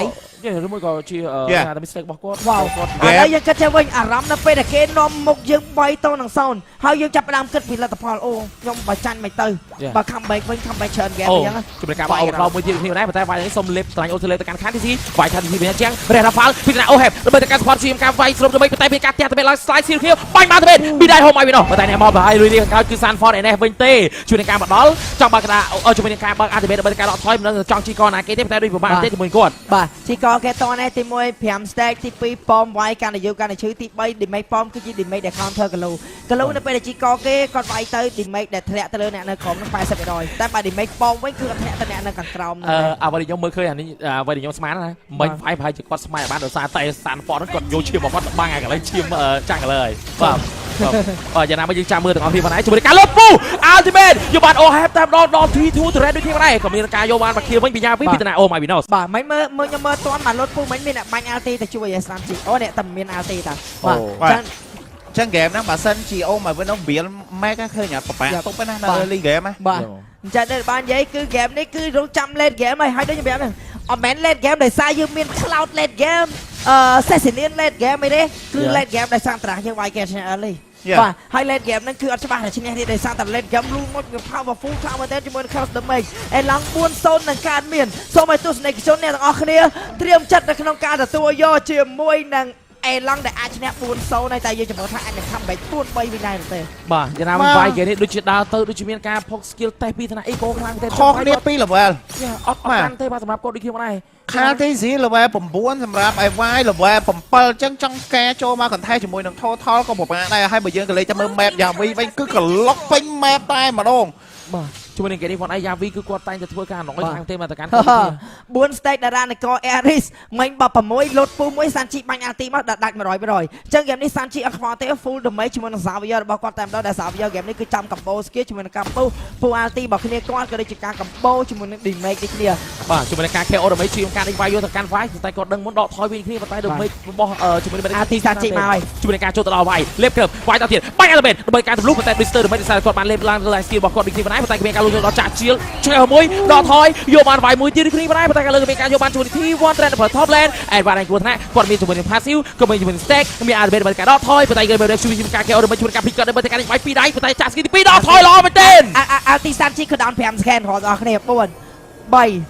2 1ពងអត់ដាច់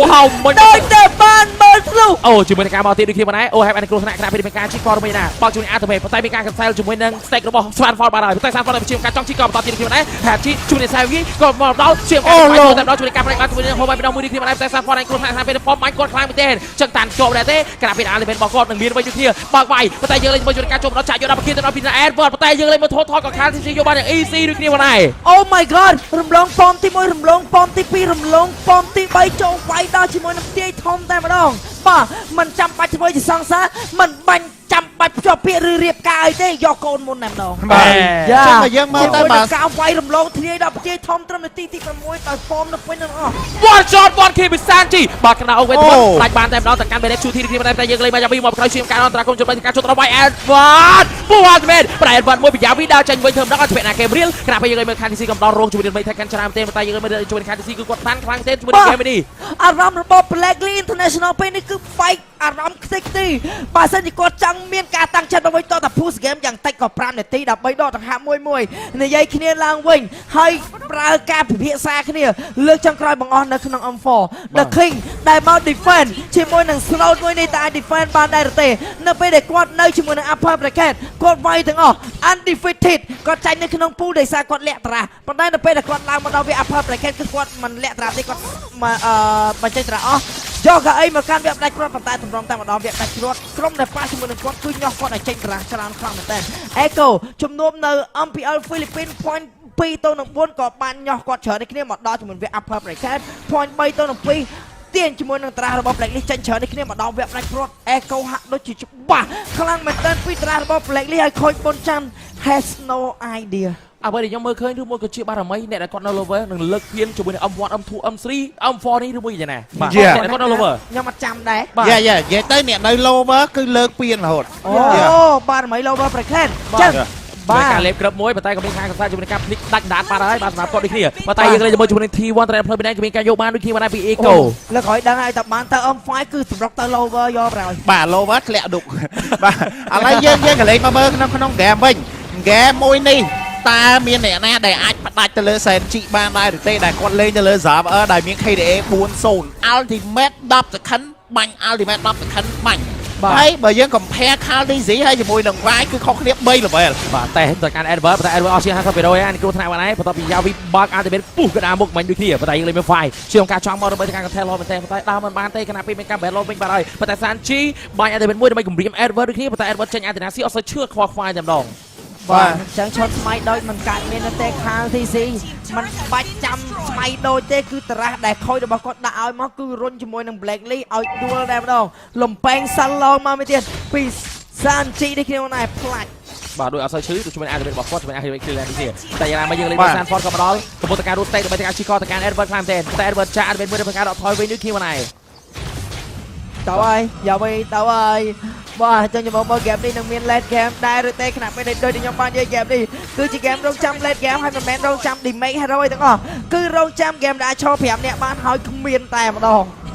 បាទអញ្ចឹងសម្រាប់ខាង Blacklist គឺគាត់ឆ្លាតណាស់គាត់ clear lane mid ហើយជាមួយនឹងក្រុមអញ្ចឹងគាត់ទុកតាម lot ហ្នឹងហើយ lot ទី1ហ្នឹងគឺគាត់ easy តែម្ដងនៅក្នុងការ defend បាទអញ្ចឹង game នេះសម្រាប់ Blacklist ខ្ញុំគិតថានៅតែអាចនៅក្នុងការ comeback បានបាទចឹងបាក់ក្រៅវិញមិនចង់វាយ Sanchi មិនដូចចូលឆ្លុះចង់ចូលមកតែម្នាក់ឯងតែម្ដងគាត់ជិះទៅការផមរបស់គាត់តែពីមកដល់ពេលនេះគឺគាត់ឈោនៅក្រោយគេមក KO ទៅមិនបាទពីគ្រាប់ឆេះមកអាទី Sanchi មកលើយ2 1ឡាច់អត់ទេបាទមកបាញ់នេះអត់ទេគាត់ recall តែសារគាត់ low នេះពីម្ដងមុនហ្នឹងគឺមានការតេស្តទៅលើ Sanchi ជាមួយនឹងក្រៅវិញរបស់ Hachi បាទអញ្ចឹងព្រាមជាមួយនឹង game នេះយើងឃើញជាមួយនឹង lot ទី1អាច defend បានប៉ុន្តែសង្ឃឹមនៅក្នុងការវាយតដៃស្ទើរតែគ្មានតតែមានឈុតជាមួយនឹងការចេញរោមបាំងកាយអត់មានរោមបាំងកាយទៀតបាទ game នេះរោមដើរលឿនវាយលឿនអត់មានសំទោរោមវាយលឿនវាយឈឺអត់មានរោមបាំងកាយនោះទេអញ្ចឹងឱកាសនៅក្នុងការ change game តតែសមាជិក Echo មាន mistake អស់ជា50%ដូចគ្នាបានជាមួយនឹង Ultimate របស់ Sanchi បាទមក Ultimate ក្បែរដាច់ ultimate នឹងពេញម្ដងទៀតនៅក្រោម5 10វិនាទីទៀត ប៉ុន្តែសូមឆ្កឹះវាយចង់លេបវាយឆ្លាញ់អូនស្ទើរលេបវាយចូលក្នុងតែម្ដងជួយការវាយដូចគ្នាដែរប៉ុន្តែមានការលេបឆាលទីវិញដូចការចូលទៅគ្រប់ផ្លាច់បានជួយវាយមួយតែម្ដងពីខាងទីស៊ីអាលេបទៅទៀតប៉ុន្តែគេផតបានហើយតែលេបសានផតបានជួយនឹង ultimate ដើម្បីការឡើងជីកវិញណាស់ពេលការជីកឡើងជាមកទៅជួយការផ្លាច់បានជួយនឹង RG វិញគ្នាប៉ុន្តែយ៉ាវីមកក្រោយពីដាក់យកបានអូហេបអូគ្នាមកដែរបាទបាញ់អាទីតនេះសានជីពេញទៀតពេញម្ដងទៀតពេញនេះ2 1ពេញខែនៅទៅ late game ulti គឺដល់10 second ជាងឯងចឹងដូចបាននិយាយជាមួយនឹង San Chi Full damage ជាមួយ item ដែលអ្នកគ្នាក៏បានឃើញមានជាមួយនឹងសភៅមានជាមួយនឹងការកាត់ cooldown ស្ទើរតែគ្រប់យ៉ាងជាមួយនឹងការយកជាមួយនឹង emblem make discount 10% ទៅលើការទិញ item របស់គាត់គឺធ្វើឲ្យគាត់បាទជាមួយនឹង Edward ដូចជាឃើញថាគេទៅកាន់ Sanchi តែ Sanchi ក៏ដឹងមុនគឺគាត់ខ្វល់ខ្វាយឈោវិលជុំតែមួយ skill 2របស់គាត់ដូចគ្នាដែរបាទកិច្ចបាន2 skill កិច្ចបានម៉ាស៊ីនកិច្ចបាន ulti មួយទៀត Edward សជាន់ក៏អត់បានស៊ីជាមួយនឹង Sanchi ខណៈពេល Sanchi off flick នេះគឺជាការយកទឹកដៃមកលេងខណៈពេលដែលគេនាំមុខយើងច្រើនពេកគឺធ្វើយើងបាក់ទឹកចិត្តលេងតែម្ដងអញ្ចឹងនេះអ្នកគ្នាក៏បានឃើញ item បាទ 100% គឺកាត់ cooldown 45% ពេញបបជាមួយនឹង item របស់ Sanchi ក៏សភៅឲ្យបើជើង30 បាត់ហើយណាលំពេងសាឡុងមាន10ទៀតហ៎យេហើយ stack របស់គាត់គឺកាត់ cooldown ដូចគ្នាដែរពេលគាត់ combo skill 1 skill 2នៅក្នុងវងរបស់គាត់45% ពេញបបតែម្ដងជាមួយនឹងការកាត់ cooldown ទៅលើការពាក់ item របស់ Sanchi ដូចគ្នាផងដែរបាទអញ្ចឹង game មួយនេះបើសិនជាខាង Blacklist ចង់ចូលទៅ contest ជាមួយនឹង Lord Go គឺខុសគ្នា 76k Go ខ្ញុំគិតថាពិបាកនៅក្នុងការចូលទៅ contest ហ្នឹងបាទអញ្ចឹងខ្ញុំមានចម្លើយឯមុនហ្នឹងខ្ញុំមិនថា game រងចាំ late game តែដឹងចាំអីទៅគឺរងចាំគេមាន mistake លក្ខណៈ mistake លើគោកមួយដែលលក្ខណៈគេឆោយើងវាយ5 6ហ្មងដើម្បីមានឈុត 4 5 ហើយវាយឡតែអត់មានឡើយប៉ុន្តែអ្វីដែលខ្ញុំមើលទៅគឺ Eco គាត់បានប៉ះជាមួយនឹងខាងក្រុម Blacklist ច្រើនដល់ហើយគាត់ធ្លាប់មាន mistake ច្រើនដល់មួយ Blacklist ហើយអញ្ចឹងខ្ញុំគិតថាសម្រាប់ការ perform ក្នុង game ទី4ដែល game ផ្ដាច់គាត់ឲ្យ game លើក champion របស់គាត់ខ្ញុំគិតថាគាត់មិនឲ្យមាន mistake ទៀតទេប៉ុន្តែគេមានការមកដល់ពី Sanford ប៉ុន្តែយើងលើមើលជាមួយនឹងការចុច passive របស់ Edward ជាការចាក់ដាវដើម្បីការរត់តែម្ដងមើលទៅចាក់រត់បានហើយបាទចាក់រត់បានសម្រាប់នេះគ្នាព្រៀបធៀប 9 ទៅនឹង 5 goal សរុបលើដល់ទៅក្បែរ 7k goal ប៉ុន្តែអ្វីដែលចងនឹងខ្ទាស់សមាជិក Blacklist គឺត្រាស់របស់គាត់ថ្ងៃនេះទោះបីជាថ្លឹងយ៉ាងណាគឺមិនឈ្នះត្រាស់របស់អូយមក ultimate អស់ជាពាក់កណ្ដាលមកជុំងុំឈរចិត្តគ្នា long ultimate លំពេងសិន long មកទៀតយ៉ា clock on Disney កំពុងមួយ lightning នេះ long ឈរចិត្តគ្នាតែ2នាក់បើ3នាក់ឈីហ្នឹងទៀតអូជួយនឹងការពុះអស់ជាងហើយទៅដូចគ្នាដែរវាយអាចតាន់បានយូរទេក្រាស់ពេលយើងមើល Sanford ក៏ម្ដងប៉ុន្តែយើងមើលជាមួយការបើកជាមួយនឹង ultimate ដើម្បីការ cover គ្នាដូចគ្នាដែរប៉ុន្តែយើងមើលជាមួយនឹង T3 ទៅដល់ផ្លូវពីជាងការអន្តរាគមយកបានជាមួយនឹង T3 ទៅដូចគ្នាដែរពីថ្នាក់ Eco អត់ control ទេ Eco ឡោ Eco cloud ក្រាស់ពេលអត់ control ទេបាទសម្រាប់ពលរដ្ឋជាងការចង់វាយយកតទៀតទៅដល់មួយគាត់បាទវាយទេដូចមានបញ្ហាទេបាទសម្រាប់ពលរដ្ឋជាងការចង់ជើងប៉ុន្តែបើកក្តៅទៅមួយខណៈពេលដែលយើងលេងភាសា Fort បើកជាមួយនឹង ultimate ដើម្បីការដកថយវិញដូចគ្នាមកដែរបាទនេះគឺជា team fight របស់ Blacklist លើកទី1គឺវាយបែប defense ផ្ទះដូចគ្នាផងដែរដោយសារតែមានប៉មខ្ញុំមិនហើយ goal super នេះក៏បានមកដល់ Sanchi កំពុងរកឲ្យឡើងបាញ់ ulti ទៅលើ 100 point តែដោយសារគេគៀកនៅចិត្ត base ពេកគេស្រួលទៅឡើងឈាមក៏ពិបាកតែនេះក៏ដែរបាទ one shot ប៉ុន្តែអស់ជាមួយនឹង immortality ទៅកាន់ Yavi ដូចគ្នាមកដែរអាចប្រាច់យក Yavi ដែរទេជួយនឹងការលេបប៉ុន្តែក៏មានការដកថយវិញជួយមួយនឹងការចុច spy stream ដល់ធ្វើការដកថយរត់តែម្ដងប៉ុន្តែលើជាមួយនឹងការចាប់ stand ទៅកាន់ Everton ខ្ញុំមានអារម្មណ៍ថាវាយគាត់ចាប់ឡើងលក្ខណៈគ្រប់គ្រងខ្លួនឯងលេងបានហើយមិនក៏មានស្គីមពុំសំណាំងប៉ើងតែគាត់ដាក់ខុសពេលវេលាអាម៉ែកជាមួយទីការខុសហ្នឹងមកសុំងុំបើក ulti ខុសពេលវេលាទៀតព្រោះឯឡើងគាត់ក៏គិតថាបច្ច័យ ulti មកពុំសំណាំងប៉ើងស៊ីបានហើយដាក់អាហ្នឹងខុសដាក់ ulti ស៊ូបពីគេប៉ុន្តែគេដើរទៅតែផុតទៀតជីបាទ go គឺខុសគ្នា 78k go ហើយបើសិនថាយើងគិតថាឡទី3អាចនឹង defend បានមកឡទៀតឬមកក៏យ៉ាងណាព្រោះដោយសារឥឡូវវាយគឺគាត់ចាំគាត់ level 15ក៏ដូចជាការចាំនៅក្នុងការ item របស់គាត់ដើម្បីចូលទៅ contest ជាមួយនឹង Lord អត់ដឹងចាំអីទេបាទអត់ទេគាត់ត្រូវការដើម្បីត្រូវការ item នៅក្នុងការរង damage taken ពីបាទ damage របស់ខាង Eco បាទអញ្ចឹងយើងមើលថាគាត់នឹងចាំអ្វីដែលសារទោះបីជាគាត់វាលតែងបានប៉ុន្តែអ្នកឈរក្នុងទីវាយសូម្បីតែ goal lane គឺចែកជើងគ្នាយកមកនិយាយទៅ game នេះគឺរងចាំ Echo បង្កើត mistake យ៉ាងធំមួយឲ្យគាត់ឈ្នះ game គាត់ថា team fight ទោះបើសិនជាក្នុងការ perform នឹងមាន mistake តិចតួចពី Echo ក៏អាចឈ្នះ team fight ដែរដោយសារតែត្រាស់នេះគឺត្រាស់ឈ្នះដៃតំណងជាពិសេសគឺឈ្នះមកលូននៅ goal lane ម្ដងខ្ញុំគាត់ថាគួរតែបែនលូននៅចែកទុក50ព្រោះ50វាអត់ goal lane ធំប៉ុណ្ណាអ្វីខ្ញុំក៏ស្គាល់នោះគឺBlacklist គឺជាគេត្រាស់របស់គាត់គឺលេងដុំប៉ុន្តែឥឡូវយកសាប់យ៉ាងមកមិនបាច់ខ្ទេចបាទគាត់នៅអត់បានយូរនៅដុំអស់ឈឺបាទសំខាន់ថ្ងៃនេះគឺបានលេង UVE strategy game ចុងក្រោយជាមួយនឹង Digi ដែល Digi វាមិនមែនជាបងធំនៅក្នុង UVE strategy ទេ UVE strategy គឺពឹងទៅលើ F បាទលេខ1ត្រូវ Yavi ប៉ុន្តែ Yavi ដូចតាមមែនតើប៉ុន្តែយើងលេងទៅមើលជាមួយគ្នាគាត់ព្យាយាមការសម្ភារដូចវា Yavi ជួយ snap របស់គាត់បាញ់ខោជួយដៃ snap អូហើយបាត់ជាមួយនឹងការបាញ់ខោបានហើយប៉ុន្តែយើងមើលជាមួយការអន្តរាគមសាជីមកអូហេម្ដងទៀតហើយ3វិនាទីទៀត2 1សាជីកិច្ចបានអត់0 ulti អូហេផ្លាច់ អូអត់ត្រូវទេបាទសម្រាប់គាត់ដូចគ្នាប៉ុន្តែយើងលេងមើលជាមួយសានរបស់ជាការដល់ទៅកាន់ Vice Time 10ណាពេលយើងលេងមើល Advert ខ្ញុំការចាក់ចូលក្រោយដើម្បីចង់វាយ Bell Line ប៉ុន្តែក៏មានការអន្តរាគមន៍ពីខាងទីជា Strike Throw Speed លេងវាយដល់ទៀតតែម្ដងជាមួយនឹងការ Tune ចង់ដល់ដល់ប៉ុន្តែលើមួយការចូលដល់ដើម្បីការនេះវាយតែម្ដងខាងពេលគឺសាន Ford ចូលដល់ផ្លាច់បាយតែម្ដងទៅកាន់អូហើយដូចគ្នាដែរប៉ុន្តែមានការបើកជាមួយនឹងការអូពេលពីហាត់ជីមានការបន្តវាយដូចគ្នាប៉ុន្តែយើងលេងមើលសាន Ford ក៏នឹងមានអាចទៅពេលបន្តិចទៀតគ្នាជាមួយនឹងការ Flicker រត់ដើម្បីការជួជួយនឹង Set Play របស់គាត់បើល្អប៉ុន្តែយើងមើលខាងទីមកដល់ដល់វាយយកតែម្ដងទៅកាន់វាយសានមិនបានយូរទេជាមួយការពួរអត់ធ្វើផ្លាច់យកតែមកវាយតែម្ដងផ្នែកយ៉ាវីគ្រូសាស្ត្រជីវិតធ្វើការរត់ថយវិញដូចគ្នាបណ្ដាជួយនឹងការ clear minion រត់រួចតែម្ដងប៉ុន្តែ minion បុកយកឬមួយក៏ចង់វាយ Lawson យទៅបងប្អូនគ្នាអូបុកយកអី clear 3 lane Mike G ប៉ុន្តែដូចជា minion ស្ទើរមែនទេបាទគាត់ដោយសារតែ Advert ចាក់តែមែនចង់ជួយទៅវាយជាមួយនឹង Benedict CP ជាមួយនឹង Sanchi ដូចគ្នាដែរប៉ុន្តែមើលជាមួយនឹងការជួយ Percent ជាមួយនឹងការ cover ជាមួយនឹង Immortality របស់គាត់អាចផ្លាច់បានជាមួយនឹង Advert ឲ្យ Immortality ចេញជាមួយនឹង Immortality មួយទៀតដូចគ្នាដែរជាមួយនឹងការជួយ Percent ជាមួយនឹង Update គាត់ដូចគ្នាតែមានការដាច់បានហើយជាមួយនឹងគាត់ជាមួយនឹងការចាប់បានពួរអាចបានចុងក្រោយ Advert យក Advert តទៀតជួយនឹងការចាប់ខ្សែទៅកាន់ Hachi បញ្ហាទៅមួយដើម្បីជួយឲ្យ Hachi គាត់ធ្វើការបង្ការ cover ជាមួយការ defend ក្រៅពីការ Hachi ក៏វាយ Hachi double kill ជា automate ជាការវាយចុច Percent វាយទៀត Advert ទៀត Advert ជីបាត់ហើយ for ពីដល់ replay ជាមួយនឹងជើងឯងនៃការប្រកួត MVP M4 World Championship របស់យើងគឺបានទៅលើ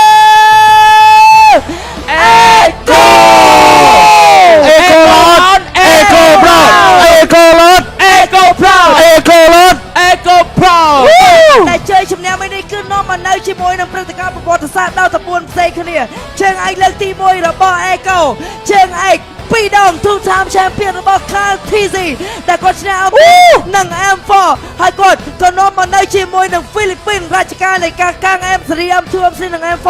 ហើយទី4គឺគាត់កាំងតំណែង Global Bracket តែងតែលើកពៀនបាទហើយ Carl TZ គឺជាមនុស្សតែម្នាក់ដែលទទួលបានជើងឯកនៅក្នុងការប្រកួត World Champion ពី M2 ក៏ដូចជា M4 បាទតែគាត់បាន two-time champion តែគាត់នឹងបានជាមួយនឹង two-time MVP ដែរទេខណៈពេលដែល Stanford និង Benedict លេចខ្លាំងមែនតើហើយ MVP គឺបាន$3,000ជាមួយ MVP M4 វិញដល់ទៅ$10,000នឹងបានទៅលើ player រូបណាដូចគ្នាផងដែរភ្លាមមានការ high five ហ្វីលីពីនទល់នឹងហ្វីលីពីនប៉ុន្តែជំនុំរបស់ Echo មិនសងសឹកនៅ SEA Games មិនសងសឹកនៅ MPLI មិនសងសឹកនៅក្នុងការប្រកួតកម្រិតពិភពលោកអីនោះទេតែចាំសងសឹកនៅ M4 wow បាទអញ្ចឹងយើងក៏បានឃើញដែរបាទ 4-0 ដែលឈ្នះទៅលើក្រុម Blacklist គឺជារឿងមួយដែលមិនមានអ្នកដែលទាំងអស់គ្នាដែលថាគិតស្មានដល់ទេបើមិនថាអាចឈ្នះនៅក្នុងលទ្ធផល 4-2 4-3 ប៉ុន្តែនេះគឺជាលទ្ធផលមួយដែលEco ដែលចង់ថារំពឹងទុកយ៉ាងខ្លាំងគឺ 4-0 តែម្ដងបាទតែជាតារាសបិទអេសតេសទាំង4ហ្គេមដែលធ្វើឲ្យ Blacklist អត់មានតារាសណាដែលយកមកលេងជាមួយនឹង Eco surprise everybody the king is back TZ Ladies and gentlemen, your M4 World Champion. Congratulations to Echo. Wow! Echo Philippines, they are really loud and they're really proud. Now to award the champion, let's call the presenters of each award. To present the ring, we have Mr. Michael Yaya, UBS Gold Creative Director. To present the medal, we have Mr. Lucas Now, Managing Director of Moonton Esports. Mr. Managing Director of Moonton Esports. Secretary General of Esports Federation of Indonesia. We would like to invite our VVIP to come to join us on the stage. បាទជាក្រុមឥឡូវថាអាចនិយាយថាជាមួយថ្នាក់ដឹកនាំផ្សេងៗបាទជាមួយនឹង director ក៏ដូចជាគណៈរដ្ឋមន្ត្រីផ្សេងៗគាត់ការចូលមកដើម្បីទាំងបំពាក់មេដាយនេះដូចជាពាក់ជាមួយនឹងមេដាយMVP នេះបាទគេហៅថាគណៈធម្មតានៅក្នុងថ្ងៃនេះមកឡើងតែម្ដងជាមួយនឹងលោក Michael Yaya បាទ USB អីគេបញ្ជាក់អត់តន់ហ្នឹងដែរបាទ They are the new kings of all the regions. มันអាចមាន the greatest back to back champion ពី Blacklist នោះទេ The super team from the Philippines. តែមាន two-time champion របស់ Carl TZ ផងដែរ Look how proud they are. And how happy they are right now. Mobile Legends របស់យើងហ្នឹងបាទដែលអាចធ្វើការយកបានជាមួយនឹង two-time champion They will be receiving lots of gifts, lots of fortune from this M4 World Championship. Echo, you may now receive your medals and your rings.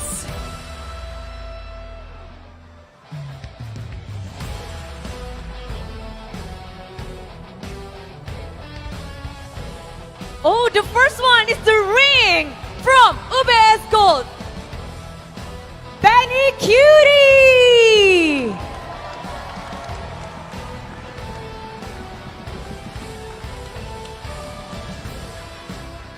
And also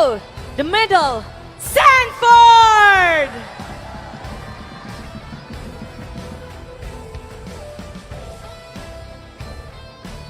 Cartesi.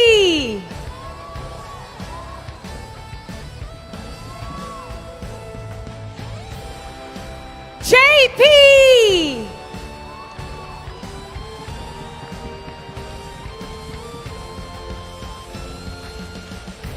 Sanji.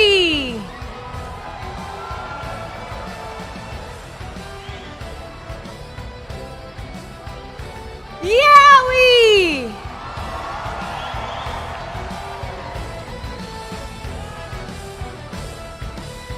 Two-time champion Carl Teasy. Coach Trevor. And Coach Tic Tac.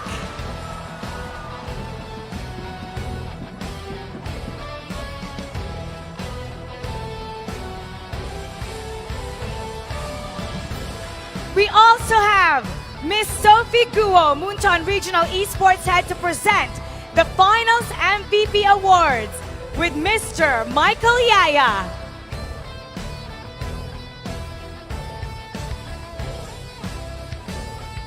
And of course, on this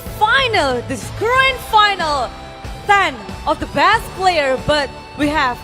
5 players who play really well with 4-0 scores. And only one stands on top of them.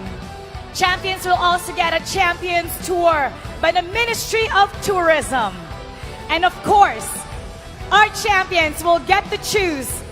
the skin of their choice.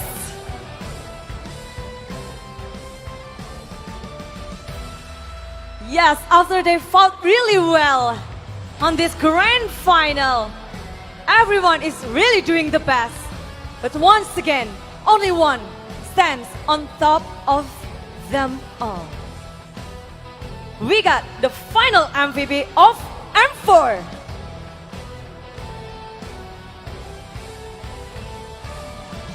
Now our partners in the media will take a photo with our champion.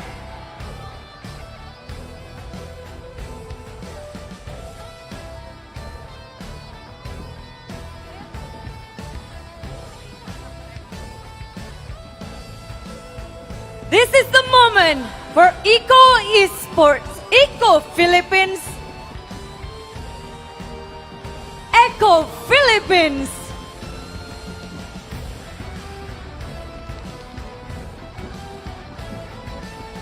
A big hand for our champion. They dare to be great. They have shown the greatness. Echo,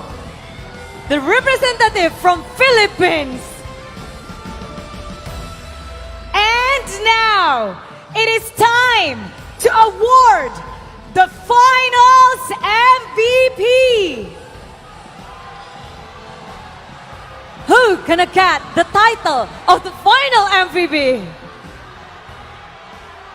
The Finals MVP goes to Benny Cutie!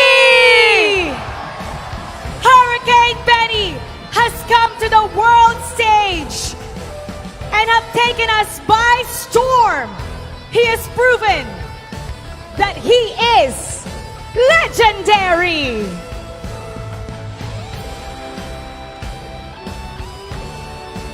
Benny Benicuti's first trophy.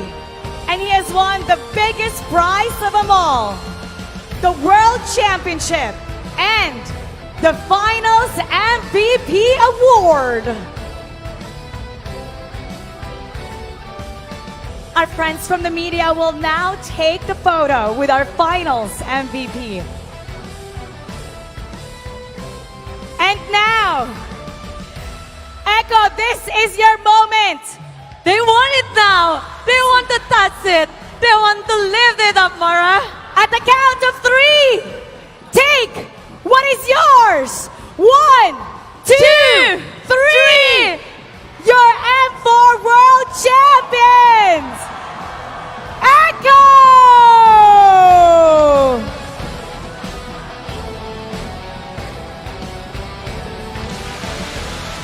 Congratulations!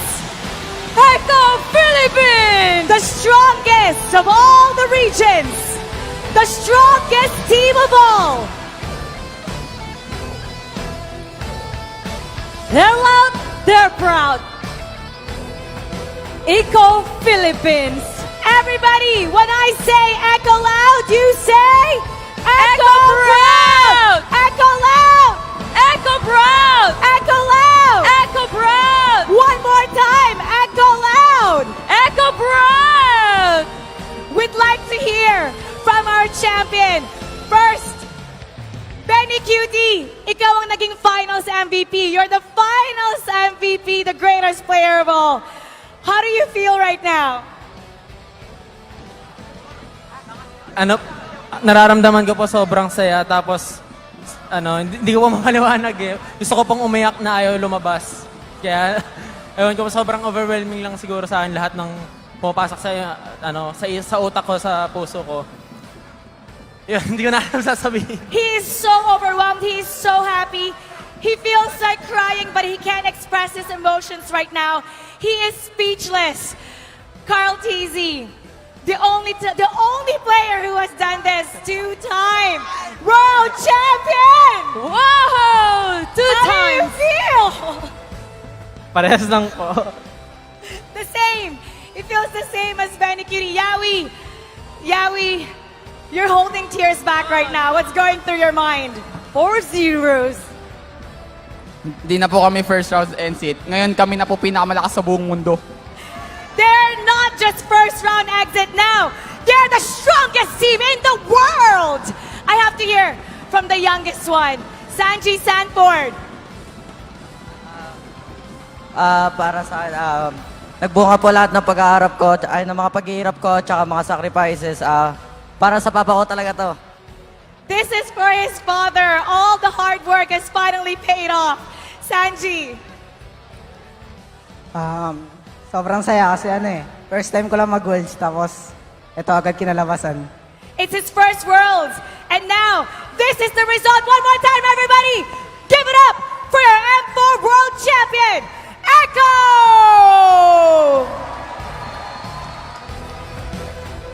They're really doing a great job here. Pinas lang malangkas. And for everybody watching online, MLBB has prepared an Easter egg for you to celebrate this wonderful moment. Enter M4 in the chat box and you'll get the M4 Champion seal. Collect the seals and exchange them for the M4 Final Avatar Border. Hashtag Mobile Legends Bang Bang. Hashtag MLBB M4 and Dare to be Great. Now, we'd also like to thank our sponsors. M4 is powered by Muton. Presented បាទដែលយើងឃើញឲ្យជាមួយនឹងរូបភាពនៃការលើកពាននិងអបអរសាទរទៅកាន់អេកូបាទ Wow យើងឃើញជាមួយនឹង player MVP ប្រចាំព្រឹត្តិការណ៍ Former Championship គឺបានទៅលើ Benicute ប៉ុន្តែមិនទាន់បានឃើញថាតើ skin M4 គឺចេញជាមួយនឹង hero អ្វីបើតាមខ្ញុំមើលទៅ Benicute គឺជា hero Golan ការ form របស់គាត់កន្លងមកគឺគាត់ចូលចិត្ត form carry របស់គាត់គឺមានគ្រប់ឈុតឆាកមានតែឈុត carry the game នៅពេលដែលបាត់ team hack 2 game គឺគាត់ carry គាត់ MVP ហើយ team hack ban របស់គាត់ ban សុខចិត្ត ban hero គាត់ចោលទៀតអញ្ចឹងហើយមានតែឈុតឆាកយក carry back door ទៀតក៏មាន2ដងទៀតដូចគ្នាអញ្ចឹងខ្ញុំគិតថាអាចនឹងមានភាគរយច្រើនទៅលើ hero carry ដែលស្របពេលបច្ចុប្បន្ន hero carry គឺជា hero ពេញនិយមមែនទែននៅក្នុង Golan បាទអាចដែរដោយសារលូននោះក៏លេងយូរម្ដងទេ Harrod ក៏ដោយសារលេងប៉ុន្តែ Harrod មាន skin M1 ហើយក៏ដូចជាជាមួយនឹង Brody នៅ Brody ទៀត Matrix មាន Matrix ក្រែម Matrix មាន skin M4 មួយហើយបើ M4 Matrix វាទៀតវា2 យ៉ាអញ្ចឹងការីភាគរយការីច្រើន ការីនិង Brody ពីរហ្នឹង យ៉ាបើសម្រាប់ Brody គាត់ performance ដូចជាបាន2ទៅ3ដងដែរអញ្ចឹងតែសម្រាប់ការីគឺគាត់ performance ច្រើនប៉ុន្តែអ្វីដែលសំខាន់គឺការបានជាមួយនឹង MVP ហ្នឹងគឺដោយសារតែការីច្រើនជាងគេដោយសារមានការឈុតឆាកលួច back door រហូតដល់ទៅ3ដងបាទអញ្ចឹងខ្ញុំគិតថាសម្រាប់គាត់តែអាហ្នឹងស៊ីសងលើពួកគាត់ទេណាបាទអញ្ចឹងយើងក៏អរគុណដូចគ្នាផងដែរជាមួយនឹងការប្រកួត M4 មួយនេះដែលបានប្រព្រឹត្តឡើងទៅដែលយើងមានជាមួយនឹងម្ចាស់ឧបត្ថម្ភកម្មវិធីរបស់យើងដែលមានជា Sting ជាភេសជ្ជៈបើកម្លាំងមានជាឆ្ងាញ់ប្រកបដោយធម៌ពលដែលផ្សំពីយិនសិនមានវីតាមីន B3 B6 និង B12 ធ្វើឲ្យមានភាពស្វាហាប់ Sting ជីវិតប្រកបដោយភាពស្វាហាប់ហើយយើងក៏មានជាមួយនឹងដៃគូសហការរបស់យើងគឺ TikTok ហើយយើងក៏មានជាមួយនឹង Official Sponsor របស់យើងគឺ Gaming Share Secret Lab បាទអញ្ចឹងជាក់ស្ដែងការប្រកួតរបស់យើងក៏យើងបានធ្វើការរកឃើញដំណើរទៅវិញឆ្ងាយរយៈពេល15ថ្ងៃពេញចាប់ពីថ្ងៃទី1រហូតដល់ថ្ងៃទី15នេះយើងបានឃើញជាមួយនឹងក្រុម Eco ដែលជាម្ចាស់ Champion M4 World Championship ហើយគណៈពេលដែលពួកគាត់គឺជាក្រុមដែលមកពីហ្វីលីពីនអញ្ចឹងពីរក្រុមហ្នឹងគឺគាត់អាចនិយាយថា back to back champion ទៅកាន់ហ្វីលីពីនដូចគ្នាបាទមិនដល់តែ back to back មិនដល់តែ two time champion សម្រាប់ KDZ នោះទេនៅតែបន្តរជ្ជកាលដែលហ្វីលីពីនលើកពាននៅតែបន្តរជ្ជកាល3ឆ្នាំជាប់គ្នានៅតែបន្តរជ្ជកាលរបស់ Lower Bracket លើកពានដូចគ្នាផងដែរអាចអាហ្នឹងអាចជាបណ្ដាសាឬមួយយ៉ាងណា Lower Bracket The King World Championship បាទរដងនៅពេលដែលមានការប្រកួតរបស់វគ្គផ្ដាច់ព្រាត់ចាញ់ហ្នឹងគឺតែតែប្រើពាក្យថា The King has fall ប៉ុន្តែសម្រាប់ក្រុម Black League វិញគេប្រើពាក្យថា The Queen has fall បាទអញ្ចឹងក៏យើងមានជាមួយនឹង New King មកកាន់ជាមួយនឹង Echo ដូចគ្នាផងដែរដែលជាមួយនឹងការប្រកួតវគ្គផ្ដាច់ព្រាត់មួយនេះគឺលទ្ធផលមិនគួរឲ្យជឿប្រវត្តិជួបគ្នាគឺមានវាយតដៃទៅមកប៉ុន្តែវគ្គផ្ដាច់ព្រាត់មួយនេះគឺបត់សូន្យតែម្ដងជាមួយនឹង 4 without reply បាទហើយយើងឃើញការចាញ់នៅក្នុងថ្ងៃនេះរបស់ Black League មិនមែនចាញ់និយាយទៅចាញ់ទឹកដៃគឺជំហានទី3ទេជំហានដែលគាត់ចាញ់2ដំបូងគឺទី1អត់មានតារះ UBE លេងទី2គឺចាញ់តារះយកតែម្ដងហើយទី3បាក់ថ្មុកនៅពេលដែលគេលួចស៊ីផ្ទះបានហ្គេមទី2បាទអញ្ចឹងអាចនិយាយថាសម្រាប់ការប្រកួតទាំង M3 ទាំង M4 បាទក្រុម Black List ដាក់ Onyx 4-0 កាល M3 Black List ដដែលក៏ត្រូវបានរកទទួលជាមួយនឹង0-4ពី Eco វិញដូចគ្នាបងឯងបាទអូចង់និយាយថា Grand Final 4-0 គឺជាលទ្ធផលមួយដែល surprise ខ្លាំងមែនទែនសម្រាប់គូដែលនៅ